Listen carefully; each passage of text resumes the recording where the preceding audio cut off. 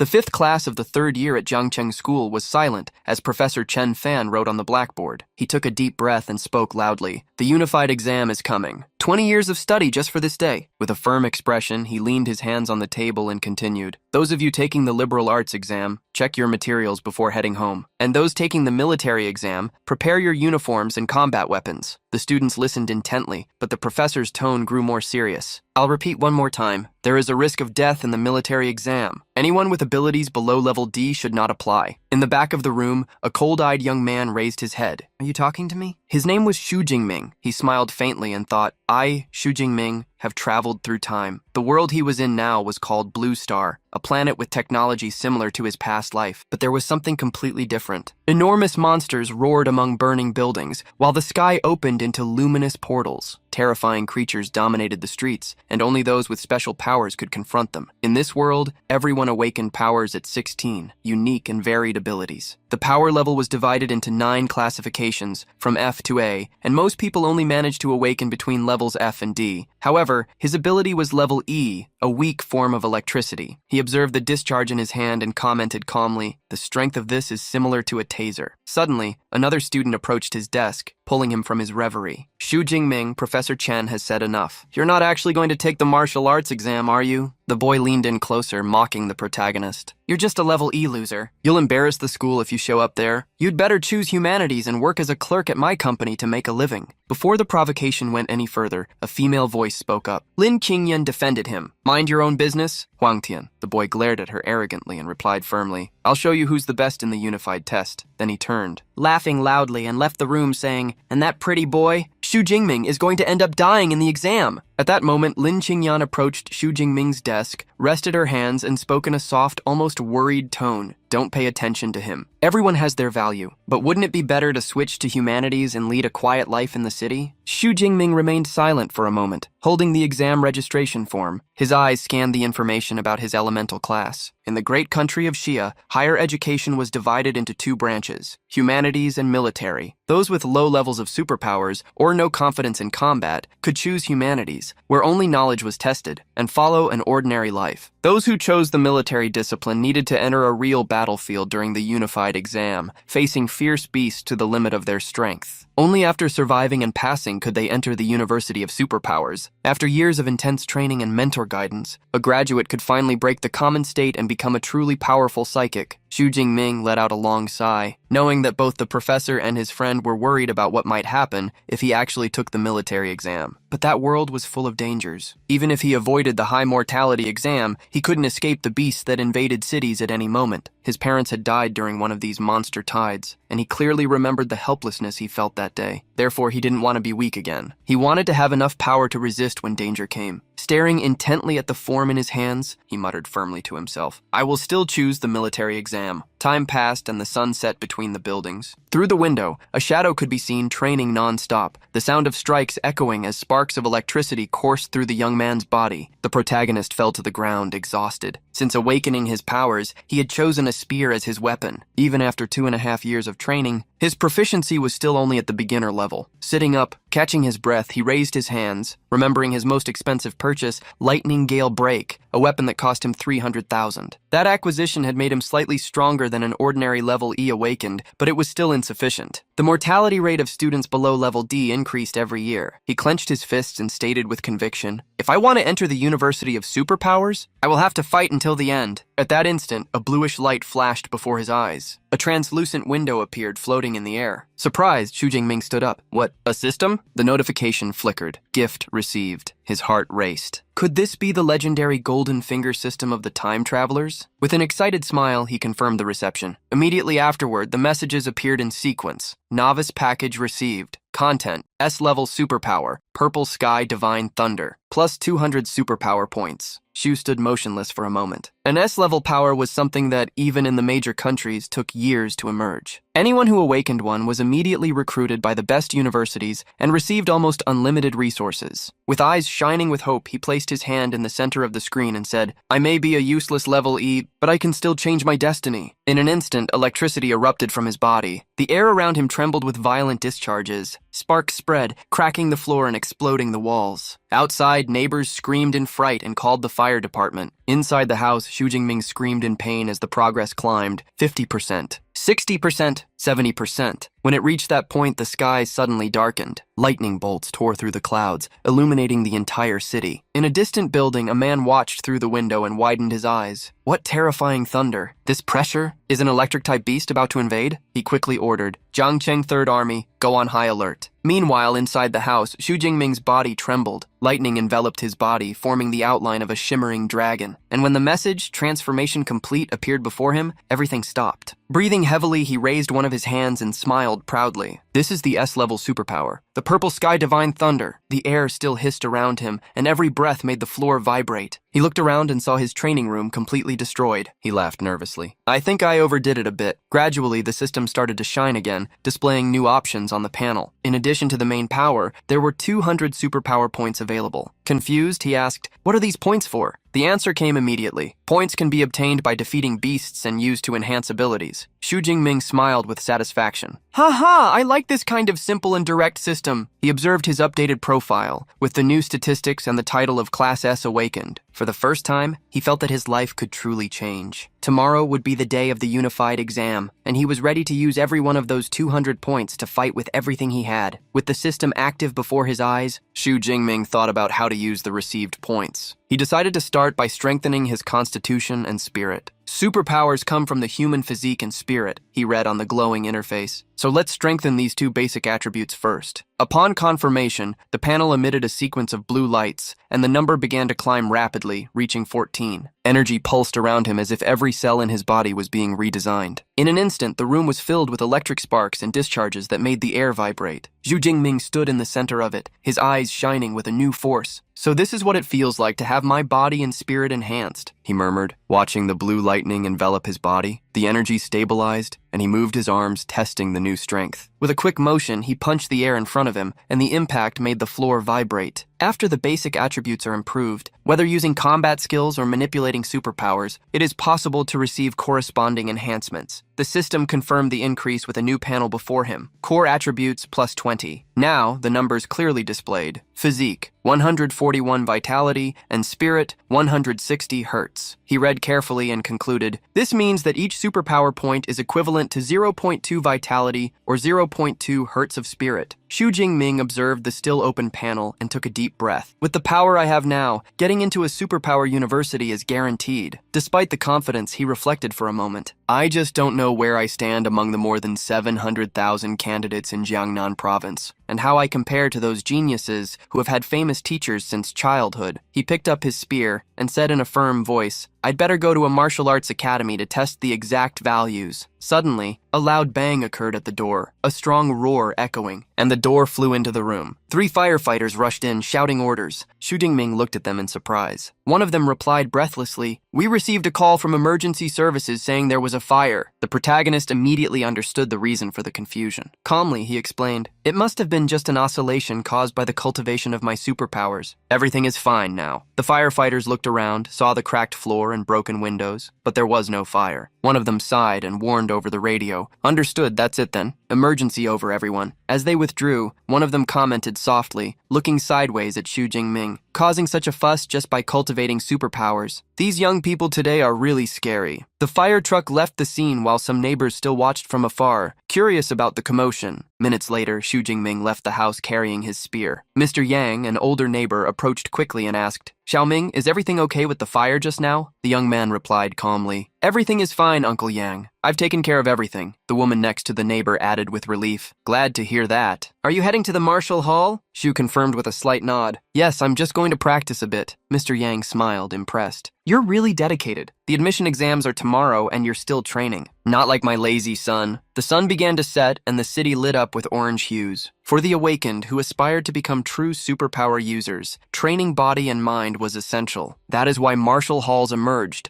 places with training facilities and specialized instructors. Not all families had a private training room, so these centers became the gathering point for young people seeking to evolve. In the Great Saya country, the most renowned were the Thunder Martial Hall and the Fierce Bear Martial Martial Hall. As he walked among other awakened, Xu Jingming stopped in front of the entrance with a gleaming metallic sign, Thunder Martial Hall. The place was busy, with young people carrying spears and swords on their backs. Some were discussing the unified exam, others were just warming up. The Fierce Bear Hall, with an annual fee of 100,000 wen, is aimed at students from wealthy families. Only the Thunder Hall is open for free to high school students, he thought to himself. Xu held his spear and entered the building, observing the intense flow of people. Further ahead, a group of uniformed students whispered, noticing his presence. A short-haired girl pointed discreetly and asked in a low voice, "Isn't that?" Among the students talking in the hall, one figure stood out. Long, dark hair, a firm gaze, and an impeccable school uniform. It was Tang Qi, Xu Jingming's cousin. When she noticed the curious gaze of her colleagues, she just smiled faintly, showing confidence. Recognizing her, Xu approached with the spear in hand and asked, "Sister Qi, are you also here at the Thunder Martial Hall?" Tang Qi turned in surprise but maintained her composure. "Ah, I'm just here with some friends." Behind her, her friend was flushed, observing the two. Xu nodded and replied naturally, "All right, enjoy yourselves. I'm going to the training room." As he walked away down the corridor, Tang crossed her arms, thinking, "Strange. He seems different than before." Her friend added with an animated smile, "Chi-Chi, who was that? He's quite handsome." Tang Qi replied simply and directly, "Xu Jingming, my cousin. Like us, he is a third-year student taking the military exam tomorrow." The young man nearby heard and joked, "Why so curious, Xiaoya? Are you thinking of getting a boyfriend?" She laughed without shame. "And why not? With that face, if his abilities aren't too bad, he'd make a great boyfriend to show off." Tang Qi then looked at her and replied naturally, "Then you'll be disappointed. My cousin only awakened an E-class superpower." The girl made an astonished expression and sighed. "E-class superpower? What a shame." One of the boys in the group laughed. "An E-class superpower and still going to take the martial exam? Well,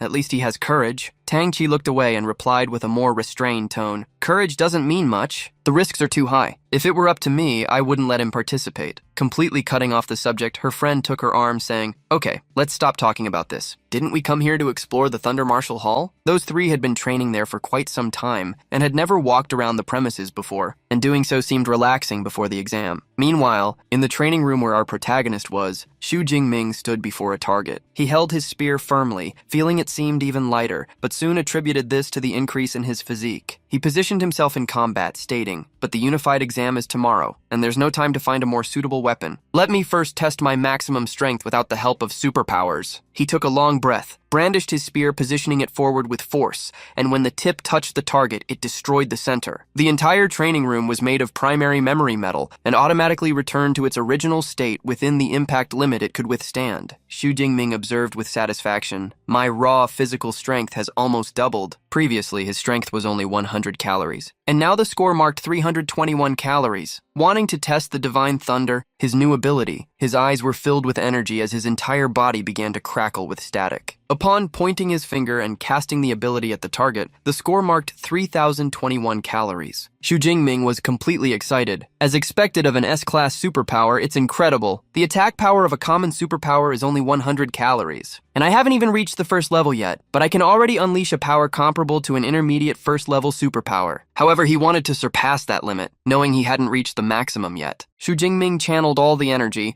wrapping lightning around his body and the spear. Physical strength, superpowers, and combat skills combined would be his lethal blows. Then, with all his accumulated strength, he attacked the center of the target. A sphere formed at the tip of the spear, and Jingming shouted firmly. The sphere became an impressive vortex. The entire floor trembled, and the impact was felt as far as the main hall. Everyone in the hall wondered if that had been an earthquake. Most lost their balance from the force emitted. The young man accompanying the girls narrowed his eyes, saying, "What a strong energy fluctuation. It's at the level of a superpower user." Qi's friend turned to him, confused. "But isn't this floor reserved for high school students? The prodigies of Jiangcheng who have reached the level of a superpower user all train at the Fierce Bear Martial Hall." The young man suggested that maybe a new student was training there or one of the veterans had returned. However, Qi, curious, suggested they go check. Guided by the energy fluctuations, she followed the corridor to the source location, while our protagonist came from the other side. When they met, she was surprised. "Xiaoming? Going home?" The protagonist replied, I want to go back and prepare a little more." She paused for a moment and wished him good luck. asking him to be careful during the exam, but was soon interrupted by her friend who shouted, "Don't worry about him! The energy fluctuations are coming from here!" Everyone approached the door, curious. As soon as they opened it, they saw a completely destroyed scene. The walls were cracked, the floor burned, and the lights flickering. Everyone was silent, looking around, surprised and shocked by what they saw. "But what happened here?" one of them murmured, unable to believe that such destruction had been caused by a simple training session. "Wow, that went right through the memory metal. What kind of power was that? Is there a high school student in Zhangcheng with that much strength?" said Chi's friend, utterly shocked. On the other side, her friend analyzed the damage, asserting that it probably wasn't a high school student, yet he could still feel an incredibly savage residual energy. Maybe it was even a second-order ability user who mistakenly entered this floor and used the training room to test their strength, he then claimed. 2 more young people joined the group, curious, giving their opinion on the case. "I knew it! No high school student could carry out such a powerful attack." They even seemed relieved. Exactly. Not even a genius from the provincial capital could do that, much less someone from Zhangcheng. However, Chi's friend highlighted something important. She remembered that Xu Jingming had been the only one who passed by and asked, "Don't you think he was the one who did this?" She believed he could be a super genius hiding his true strength and waiting for the right moment to shine. And that moment would be the martial exam tomorrow. The boys were incredulous, not believing where she got those ideas. One of them even commented, "You need strength to hide it. He's just a level E awakened. He'd be lucky if his attack power reached 300 points. Chi's other friend looked at her, analyzing a small hole made in the wall. "Both corridors lead out. That powerful person must have left through the other one, which is why we didn't see him." "Tangqi, what do you think?" She was immersed in her thoughts, stating that it might be possible, but her curiosity grew upon seeing the marks on the wall. They looked like they were made by a spear. Her heart froze at the thought of her cousin. So, is Xu Jingming really getting involved in something bigger than he can handle with this martial exam? The next day arrived, and with it, the long-awaited exam. The venue was full of warriors with their swords and spears. The atmosphere of anticipation was strong, and everyone seemed excited. Among them was our protagonist, confident with his spear in hand. Some areas were surrounded by fences, and inside, a gigantic shadow moved,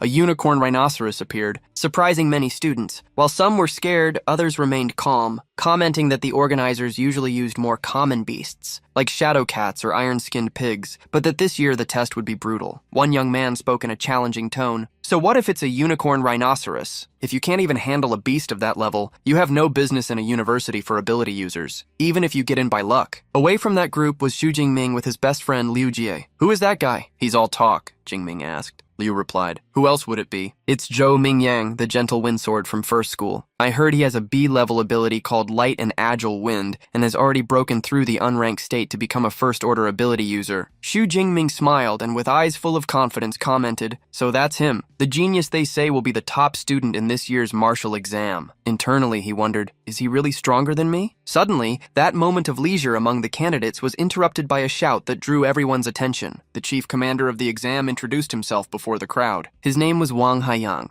a man with a firm posture and a large scar across his left eye. His voice echoed strong and imposing. "Before the test begins, I will reinforce the important points." Silence fell over the field. "The martial exam will start promptly at 9 in the morning and end at 9 in the evening, lasting a total of 12 hours. The exam will take place in the ruined city right behind me." Behind him, a holographic map opened, showing red circles that delimited the danger zones. He explained that the format would be similar to previous years. The exam location would be divided into an outer perimeter, a central area, an inner circle, and a core. Each region would have different scores based on the type and level of the defeated beasts. Wang Haiyang's tone became more serious. "The core area is like the extra points section in a normal test, reserved for the best students to face. Everyone knows their own capacities, so don't throw your lives away for a few extra points." The words echoed among the students, some more nervous, others excited. In the middle of them, Xu Jingming listened attentively. He knew that up until 2 days ago, he would never have dared to enter anywhere beyond the outer perimeter. But now with his new power, he was convinced. He would go to the inner circle and perhaps even to the core. Immediately afterward, the distribution of exam supplies began. When Xu Jingming received his kit, one of the instructors calmly explained, "There are 3 items in total. The first was a smartwatch that would track in real time the number and type of defeated beasts, automatically calculating the score. The second item was a tactical backpack containing 3 energy bars, an energy drink, and a disposable medical kit, enough to sustain the candidate during the 12 hours of the exam. And the third item was a safety sphere. When activated, it would create a high-voltage electrical barrier that common beasts could not cross. The professor responsible for the delivery reinforced, "Remember, if you use the safety sphere, the exam will end immediately, but your life is worth more than any score." Xu Jingming just nodded and thanked him. As he turned, he heard a familiar voice calling his name. He turned and saw Lin Qingyan running towards him, smiling. "Xu Jingming, you don't have a team yet, do you? Want to join ours?" she asked excitedly. Behind her was a young man with a confident expression, holding a short sword. She explained that her partner had recently awakened a sea-level ability. The young man introduced himself and completed enthusiastically, "If we form a team, I'll cover you inside." Further away, some people began to comment on Lin Qingyan's proposal, and soon pointed out that, since she was the class president, being kind all the time was one thing, but this was different. Those colleagues were part of the team and were visibly frustrated, stating that the limit was 5 people at most, and they feared not getting a high score if they took Xu Jingming along. The young man in the group immediately received a call-out from Liu Jie, who was irritated. "We already agreed. How can you back out at the last minute?" The two began to argue loudly in front of our protagonist. The truth was that they had put the team together without even knowing if Xu Jingming would actually participate in the exam, and now to the others he would just be dead weight. The discussion escalated until Liu had to be restrained by Jingming himself, who placed his hand on his shoulder and, in a calm tone, thanked him for the consideration, but made it clear, "It's all right. I was already planning to go alone." His friends were surprised, doubting that he was serious, but Lin Qingyan just took a deep breath and requested, "Then please, be very careful." The group moved away with Liu Ji still furious. Lin looking at Jingming with an expression of worry, and the other colleagues satisfied, believing he had finally understood his place. However, seeing them leave, the protagonist gave a slight smile and thought to himself, "Even without them, I can get a good score." Several drones began to fly over the exam field, recording everything in real time. The organizer's voice echoed through the loudspeakers. "Jiangcheng Martial College Admission Exam, year 2037, starting now." The event would be broadcast live throughout the country. The command was given, "Advance!" And the candidates dashed off, excited and determined, each with their own goals. Among them were Tang Qi, her group, and also Zhou Mingyang. Further back followed Xu Jingming, walking with firm steps. He pressed the display on his watch,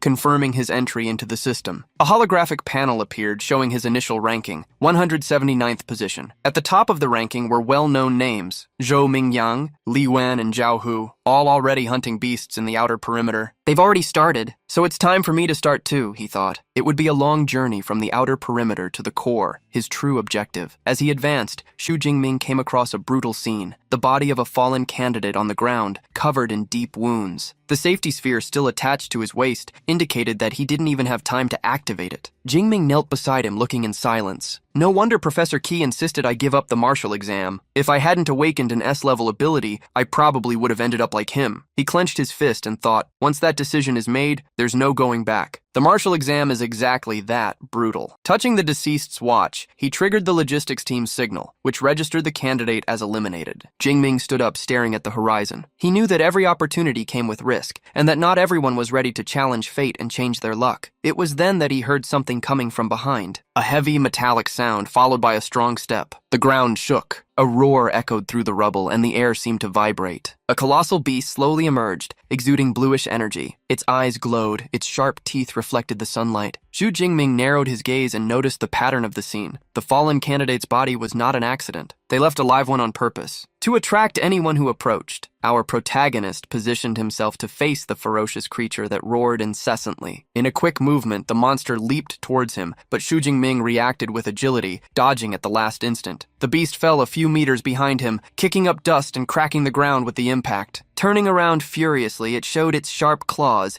each capable of slicing steel, and bared its teeth in a deafening roar. Its body was agile, muscular, and its bite force exceeded 1,000 kilograms. It was no wonder this species was called the Rookie Killer, a known terror among exam participants. The creature roared, trying to intimidate its opponent, and Jingming firm held his spear, recalling the reason why fierce beasts carried that name. They possessed a savage aura that directly affected the psyche of the awakened. Most, upon encountering one for the first time, couldn't use even 30% of their strength and ended up paralyzed, awaiting their end. Wealthy families hired bodyguards to train their children against this type of creature, but Xu never had that privilege. It was his first time facing something like this, yet the aura didn't seem to have any effect on him. When the beast advanced again, he remained firm and calm. His electricity began to manifest along the spear, and with a single strike, he pierced the monster's body from side to side. The system beeped immediately afterward, showing the message. Unranked beast eliminated. Points. +3. The enemy's body fell heavily, and Jingming observed in silence. The creature was known as a shadow cat, one of the most agile in the outer area. The system panel highlighted an observation. Beasts are divided into 9 ranks, from 1 to 9, and all those below the first are considered unranked, equivalent to common awakened humans. He quickly understood that hunting beasts of this level would earn him few points, but it was still a start. As he walked through the city ruins, he evaluated his progress. If the aura of these beasts doesn't affect me, there's no point in staying here. I need to reach the central area as soon as possible. With his spear in hand, he advanced through destroyed streets and ruined buildings, defeating other creatures along the way, shadow cats, iron-furred pigs, and other unranked beasts, accumulating ability points little by little. I've gained a good amount of points, but what I lack now is real combat experience, he thought, observing the field littered with the bodies of the defeated creatures. He knew that his divine thunder could instantly kill beasts of this level, but that didn't help him progress efficiently. Furthermore, the higher the ability rank, the greater the energy consumption, and he still couldn't keep it active for long periods. Sparks began to emerge in his hand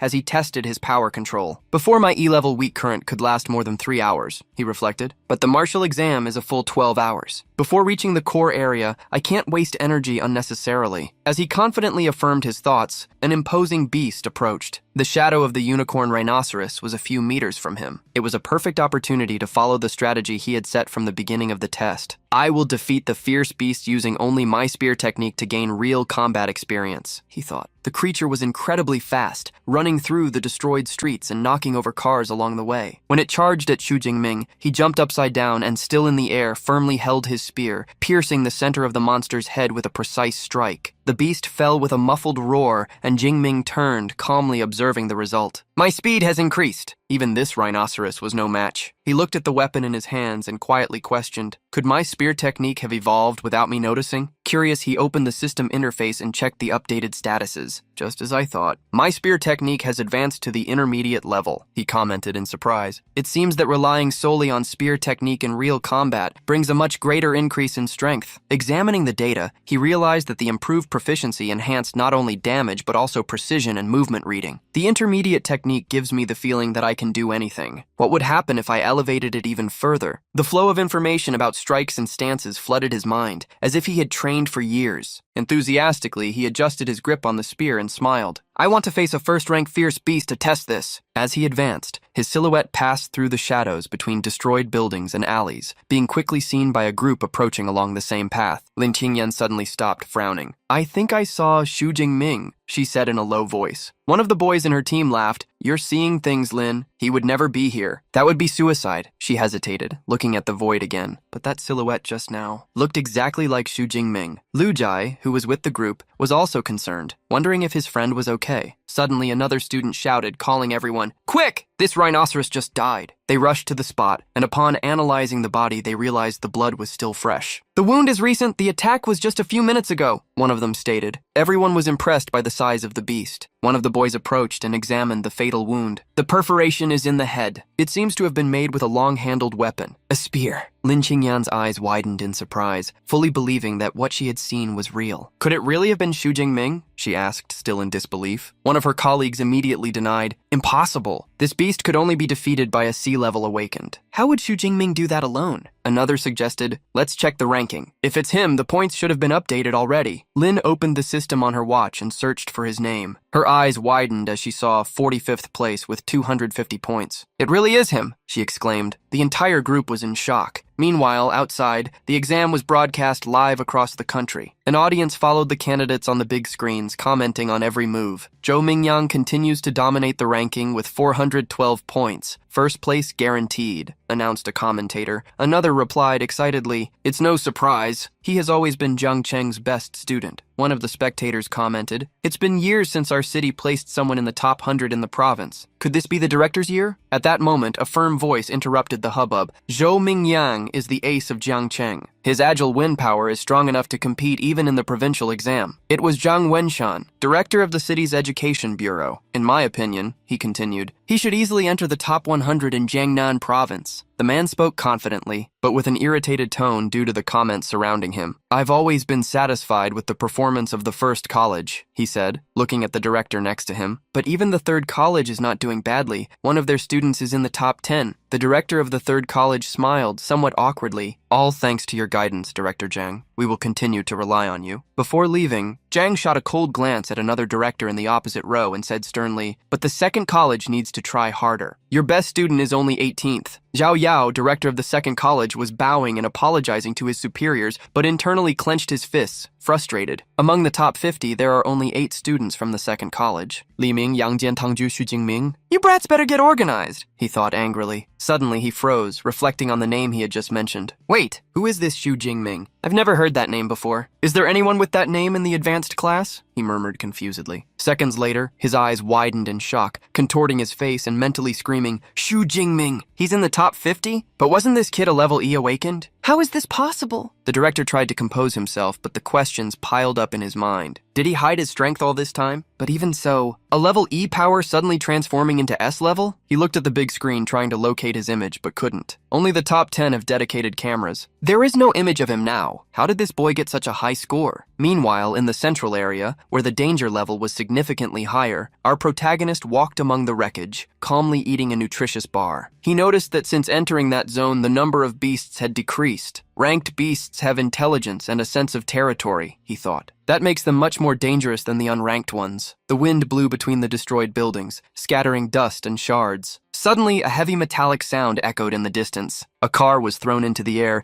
and a gigantic beast emerged from the rubble, a fierce tiger with long fangs and a tail as sharp as a blade. The creature roared loudly, swinging its tail as if wielding a weapon. From its arms, 2 bone blades extended, reflecting the sunlight. Xu Jingming maintained a calm expression, firming his spear on the ground. It seems my luck is good. I just entered the central area and already found a first-rank beast. A slight smile appeared on his face. That was exactly what he was looking for. Perfect. I can test how much my spear technique has improved. The tiger roared as it attacked Xu Jingming. The protagonist saw the tiger attack him and promptly prepared himself. Placing the spear in front of his body, Xu Jingming brandished it, meeting the tiger's claw strike. The tiger trembled after the brief confrontation. Seeing that this was all the first-tier armored tiger had, Xu Jingming imagined that only a king tiger would be a real threat. Thus, the protagonist charged at the beast. He quickly approached, hitting the tiger with a clean spear strike. The tiger roared one last time before falling. The protagonist was preparing to put away the spear when he noticed something. His sharp eyes met the tiger's, which still held some energy. The tiger rose one last time, jumping onto Xu Jingming in a desperate final attack. The protagonist showed extreme agility, dodging the beast's continuous attacks. The tiger's attacks became fierce, taking down even utility poles. The protagonist praised the tiger's vitality in such desperate attacks, but he wouldn't stand still and be attacked. Holding the spear firmly, he released electricity to spin around it. The energy on the spear exploded, launching lightning attacks at the tiger. The beast couldn't dodge, and the explosions hit its body. In an instant, disintegrating parts of the beast, Xu Jingming decisively defeated it. Having defeated the armored tiger, Xu Jingming obtained 14 more ability points, more than double what he got from defeating unranked beasts. Leaving the tiger's body behind, Xu Jingming set off to look for new treasures that would make him evolve in level. As opportunities like these didn't come easily, he planned to hunt as much as possible to obtain ability points. While the youths hunted in the destroyed city, in a room, the teachers analyzed the scores. The director discovered that Xu Jingming, currently in 32nd place, belonged to Professor Chen Fan's class. The director and many others gathered around him, congratulating him and talking about a promotion. Without even understanding the situation, Chen Fan tried to attribute all the merit to the students. Suddenly, someone pointed to the screen. Xu Jingming had risen in the ranking again after obtaining 44 points all at once. The bureau director, Zhang Wenshan, commented on the scores earned by defeating each type of monster. Chen Fan completed the idea,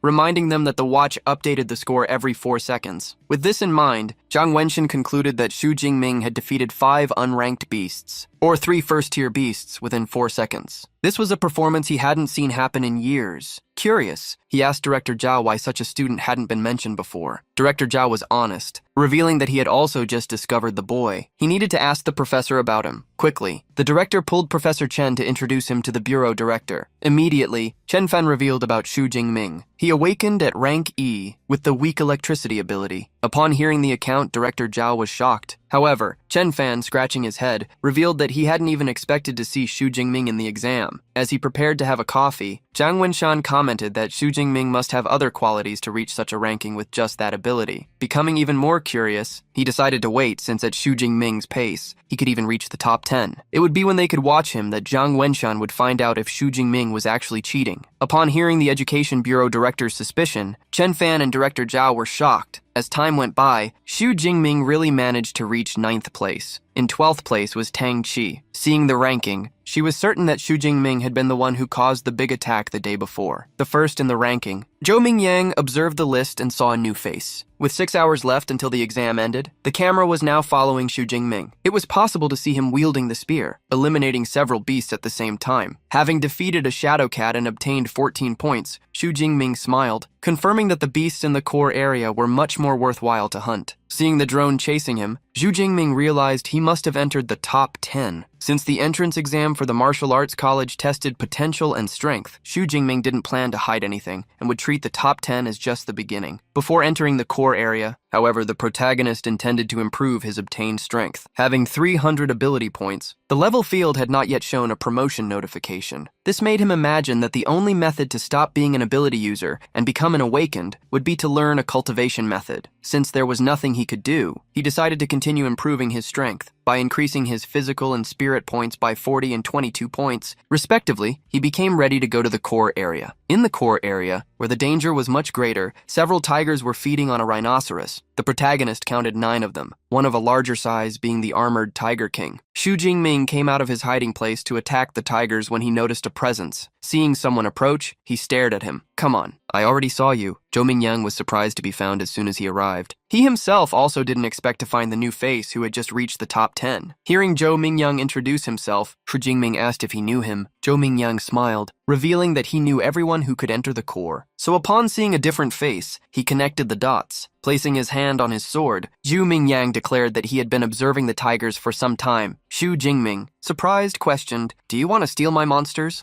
Zhou Mingyang tried to correct himself quickly. "Don't get me wrong, the Tiger King is a medium-grade first-tier beast. With 8 more armored tigers along with it, one person alone won't be able to defeat it. We can cooperate." The protagonist refused. Exercising his neck, he declared confidently, "I can do it alone." The protagonist took a step forward, climbing onto an overturned bus and drawing the attention of the armored tigers. The tigers snarled at the human, revealing their teeth. The protagonist frowned, seeing the tigers form a formation, showing that they possessed at least some intelligence. With the roar of the Tiger King, the subordinate beasts charged. They ran quickly towards the bus where Xu Jingming was. Hidden, Zhou Mingyang gritted his teeth. "Let's see if this guy is just giving up his life or if he has something special." Calmly, the protagonist spun his spear like a propeller. Its speed increased fiercely, creating a whirlwind of wind. With the blade spinning so quickly, the tigers that faced it suffered, as their claws hit the spear and were repelled. At the same time, with the spear's centrifugal force, Xu Jingming brandished it with an energy-laden blow, heavily cutting the beasts. In an instant, the protagonist obtained 10 to 15 points for each armored tiger he defeated. Upon seeing its family eliminated, the Tiger King stepped forward amid the bodies. Xu Jingming was not entirely satisfied with his performance. Due to lack of strength, he couldn't defeat all the tigers instantly. However, he still had the Tiger King to face. Before the human, the Tiger King roared fiercely. Its roar reverberated, breaking the windows of the surrounding buildings due to the great pressure. Even Zhou Mingyang, who was distant from the location, had to cover his ears. Seeing the Tiger King try to intimidate him, Xu Jingming scoffed. "It might work with other people, but not with me." Leaving the small talk aside, Jingming advanced. When the human approached, the Tiger King tried to hit him with a heavy paw, but the attack was blocked by the spear's shaft. He spun his body, attempting a strike with his tail, but upon jumping, Xu Jingming blocked it once more using the spear. The Tiger King became even more irritated. The expression on the beast's face showed its displeasure. Acting quickly, Xu Jingming drew the spear back and, spinning his body, attacked from top to bottom, smashing the Tiger King against the ground, raising the spear and pointing it downward. Xu Jingming launched the final blow with a darkly sharp gaze. Watching the entire battle, Zhou Mingyang was speechless. No way, he actually managed to defeat them all at once. What kind of monster is he? The protagonist celebrated the large amount of points he obtained. At this rate, who knows how many points I will accumulate until the entrance exam is over. Xu Jingming was thinking of looking for another group of monsters when Zhou Mingyang ran towards him. "Wait! How did you manage to crush this group of tigers just with a long spear? Is your ability a reinforcement type?" Revealing himself to be just an electric type, Xu Jingming leaped away, jumping onto a building. Having not seen Xu Jingming use any kind of electric ability, Zhou Mingyang gritted his teeth thinking he was being deceived. Recalling how many points Xu Jingming had obtained, Zhou Mingyang realized that he would soon catch up to him. Upon opening the ranking, Zhou Mingyang was surprised as Xu Jingming had actually already surpassed him. In the viewing room, the Education Bureau Director, Zhang Wenshan, clapped his hands. What a dominating spear skill! Xu Jingming is only 18, but he's already a high-level spear master. This confirms it, he is a genius among geniuses. The director placed his hand on Professor Chen Fan's shoulder, praising him. Xu Jingming will certainly be able to represent Jiangcheng and get into the top 100 in the province. As soon as the exam ends, I will make a proposal for the city to give your school a recommendation. The professor cried with emotion. Thanks to Xu Jingming, their school would finally shine. Towards dusk, only 3 hours remained until the end of the test. Zhou Mingyang looked anxiously from side to side, wondering where all the beasts in the core zone had gone. A group approached. Answering his question, you need to ask the number one person about that. Confused, Zhou Mingyang asked why the people were together. Wu Hao, the top 3, Tang Qi, the top 9, and Meng Di, the top 4, had gathered. They were irritated because Xu Jingming had defeated all the beasts in the inner zone. Zhou Mingyang was shocked by what they told him. That's impossible! There are countless beasts in the core zone. Tang Qi, looking at her watch, commented, I can tell just by looking that even you haven't obtained points for a while. Now look at Jingming's score and you'll understand. Upon seeing the score on the hologram, Zhou Mingyang was speechless. Xu Jingming had already surpassed 3,400 points. Sighing, Tang Qi asked if Zhou Mingyang now understood the situation. Xu Jingming had entered the core zone with 700 points, but had already obtained 2,500 there. Now Zhou Mingyang understood why Xu Jingming didn't want him to defeat those tigers, as he planned to defeat all the monsters alone. Commenting that there were still a few hours left, Tang Qi revealed that they planned to gather and challenge the innermost core zone. Surprised, Zhou Mingyang tried to warn them that the beasts in that place were at the highest rank of the first tier, while the king beast had even reached the second tier. It was not possible to hunt there alone. Meng Di snapped his fingers, reminding him that that was why they were forming a team. Hearing the decision, Zhou Mingyang joined them. A few hours later, with the moon illuminating the region, Xu Jingming found himself on top of a mountain of bodies. Eating a final snack, he saw all the supplies run out. It was time for the combat exam to end. Knowing that to gain more points, he needed to go to even inner areas, he was aware that he would need more strength to challenge the second-tier beasts. Opening the information, he discovered that he possessed over 2,400 points. Wondering where to invest them, he decided to put them all in one place. Feeling the energy inside his body grow, he became even more animated. With this, I should be able to handle the final test of this year's combat exam. While Tang Qi's group ran towards the innermost area, a giant beast emerged from between the buildings. Oblivious to it, Xu Jingming already imagined what kind of second-tier beast he would face. When Tang Qi's group arrived at the monster's location, they were shocked. They found the thirsty wild bear. With every step of the thirsty bear, cars were thrown up due to the resulting tremors. Zhou Mingyang saw that as a huge problem. Eating a chocolate, Meng Di gritted her teeth. A rare and fierce beast. Its hide is comparable to electronic-grade alloy. Not even missiles can pierce it! If it hits us with its paws, it will be the end of us. Faced with such a monster, Tang Qi stated that they should abandon the mission. Besides the thirsty bear, there were countless high-rank first-level beasts. It alone was enough to wipe them out. Thus, Tang Qi decided to leave, as there was no way for them to gain more points. Irritated, Zhou Mingyang yelled, "What's the point of being pretty when I can't even face a horde?" Suddenly, Meng Di drew the group's attention. "Someone is coming! It's Xu Jingming." Hearing her cousin's name, Tang Qi quickly turned around. Xu Jingming crossed the streets and jumped over the fallen buildings, advancing rapidly. Meng Di was impressed upon seeing Jingming. He is so handsome. Seeing him fall in front of the fierce horde, Meng Di became extremely worried. Xu Jingming, however, was fearless. With his spear in hand, he attacked the beasts. However, the number of monsters increased with every second. In an instant, Xu Jingming was surrounded. All the beasts leaped onto him, engulfing him in their attacks. Worried, Wu Hao wondered if this would be the end of Xu Jingming. Concerned for her cousin, Tang Qi decided to run to help him. Everyone turned to stop her, reminding her of what she herself had just said, that they wouldn't be able to defeat the monsters. However, Tang Qi revealed the reason for her great concern. "Jingming is my cousin. I can't just stand by and watch him perish at the hands of the beasts." It was at that moment that a lightning energy surged from beneath the monster's attack. A chain of lightning exploded from the main street towards the sky. Zhou Mingyang put his hand in front of his eyes to shield himself, still surprised. "Don't tell me that's the lightning power Jingming mentioned." The monsters surrounding the protagonist disappeared. They were completely disintegrated by the lightning he unleashed. Using such power, the protagonist commented to himself, "Relying solely on physical strength to deal with so many beasts would be too much. I can use my power now." Sighing, the protagonist was impressed with the S-grade power. Besides being overwhelming, it was tremendously beautiful. At that moment, heavy footsteps echoed, catching Xu Jingming's attention. A large wild bear had approached before he could see it. The thirsty bear roared furiously while staring at Xu Jingming. Faced with the wild bear, the protagonist recalled the information he had. Although enormous, it was not agile. However, along with the wild bear, there were other smaller monsters. Deciding what he would do before fighting the giant bear, the protagonist unleashed lightning around his body. "I'll clear the whole area first." Xu Jingming charged forward and, with his spear, attacked the common monsters. Be they tigers or shadow cats, he faced them, knocking them down with a single attack. He took advantage of the lightning power, remembering that he couldn't use it for too long consecutively so as not to overload his body. However, the short time he used it was enough to move and eliminate the beasts. After defeating one last minion monster, Xu Jingming retreated. However, unexpectedly, the giant bear's paw was heading towards him. The bear's attack hit the ground, and with its strength, the entire street was destroyed. Xu Jingming had managed to retreat, and where he went, he caught the bear's attention. Booms fell onto the bear's body as attacks hit it. The protagonist took the opportunity to jump onto it. Ignoring the bear, he continued to attack another group of monsters that had appeared. Being tricked, the wild beast roared furiously. The protagonist smiled in response, provoking it. Angry because your subordinates are being eliminated? Continuing to follow the plan, Xu Jingming ran towards a rhinoceros that was close to the bear. The bear stood up on two legs, trying to use its body to crush Xu Jingming before the rhinoceros was hit. The palm attacks caused a powerful tremor, sending debris flying everywhere. The bear's palms opened, and what should have been there disappeared. Carrying a spear, Xu Jingming emerged above the giant monster. With no minions to interfere, he had made the bear his target. "Let's see if your fur is really like an armor strong enough to handle my lightning." The attack landed on the bear and caused an explosion of lightning. Whether it was the drones or Tang Chi's group, everyone was forced to retreat. The broadcast had become chaotic. Shocked, Zhang Wenshan questioned Director Zhao if Jingming's abilities were truly only rank EA professor from another institution approached, pointing out how Xu Jingming's ability was far superior even to a rank A curious. Director Zhao asked if it could be a mutated ability. No one knew the answer, but Zhang Wenshan knew one thing. Starting today, the whole country will be shaken by Xu Jingming. The protagonist's attack had landed on the bear's forehead, but almost no damage was caused. The bear became irritated and roared fiercely, throwing him far away. Spinning his body, the protagonist landed skillfully. He frowned upon seeing the damage caused. As expected of a rare species among second-rank beasts, they are resistant to blades and, crucially, suddenly, a dark energy began to be released by the bear. It stood up, with an extremely dangerous aura enveloping it. The protagonist was surprised to see that strength. The bear crouched and charged fiercely towards him, at a much greater speed than normal, like a runaway train. The bear destroyed everything in front of it as it attacked. Debris flew towards Jingming, who tried to protect himself. He was surprised. It activated the berserk ability so quickly. "It seems the thirsty wild bear really hates me." Having already destroyed half the street, the bear looked at Jingming with red eyes and roared once more thunderously. For the next few minutes, the bear continued to charge at the protagonist, who dodged the claw attacks. Despite running, Xu Jingming was not afraid, but praised the bear's strength in the berserk state. The monster had lost its intelligence, becoming a hunting machine. This made the attacks easier to dodge, as they were too crude. After retreating, the protagonist held the spear tightly, looking for an opportunity to incapacitate the giant bear. As soon as the bear charged one more time, Jingming managed to dodge and move to its back. There, he extended the spear, charging a sphere of lightning on its tip. The attack landed on the bear's back, pushing it forward and making it fall. With the monster immobile, Jingming prepared an ability. With two fingers pointed upward, lightning enveloped him as he declared, "Divine lightning of the 9 heavens." Explosion! A rain of lightning fell upon the wild bear, making it roar in suffering. The entire area was devastated by the attack, which eliminated the beast. The protagonist approached the bear when it was already motionless. Even the defense of the rank 2 beast didn't withstand 30 seconds of continuous attacks. However, Xu Jingming was wrong. The bear opened its eyes suddenly, raising its front paw. It took a step forward to attack. However, in the middle of the attack, a state of paralysis hit the bear. The protagonist smiled, already expecting this. Now, preparing a new attack, he charged the spear, pointing it forward while murmuring, "Gale!" At the spear's tip, lightning gathered, spinning as the storm fell upon the bear. The tornado hit the beast, throwing it dozens of meters away. As soon as it fell onto a building, the bear caused an explosion that swallowed it. The bear fell to the ground. Although it was sitting up, it had been eliminated. On the wild bear's chest, the mark of the attack still persisted. In the kill notification, 24 points had been provided to Xu Jingming. The protagonist sighed, relieved that the fight was over.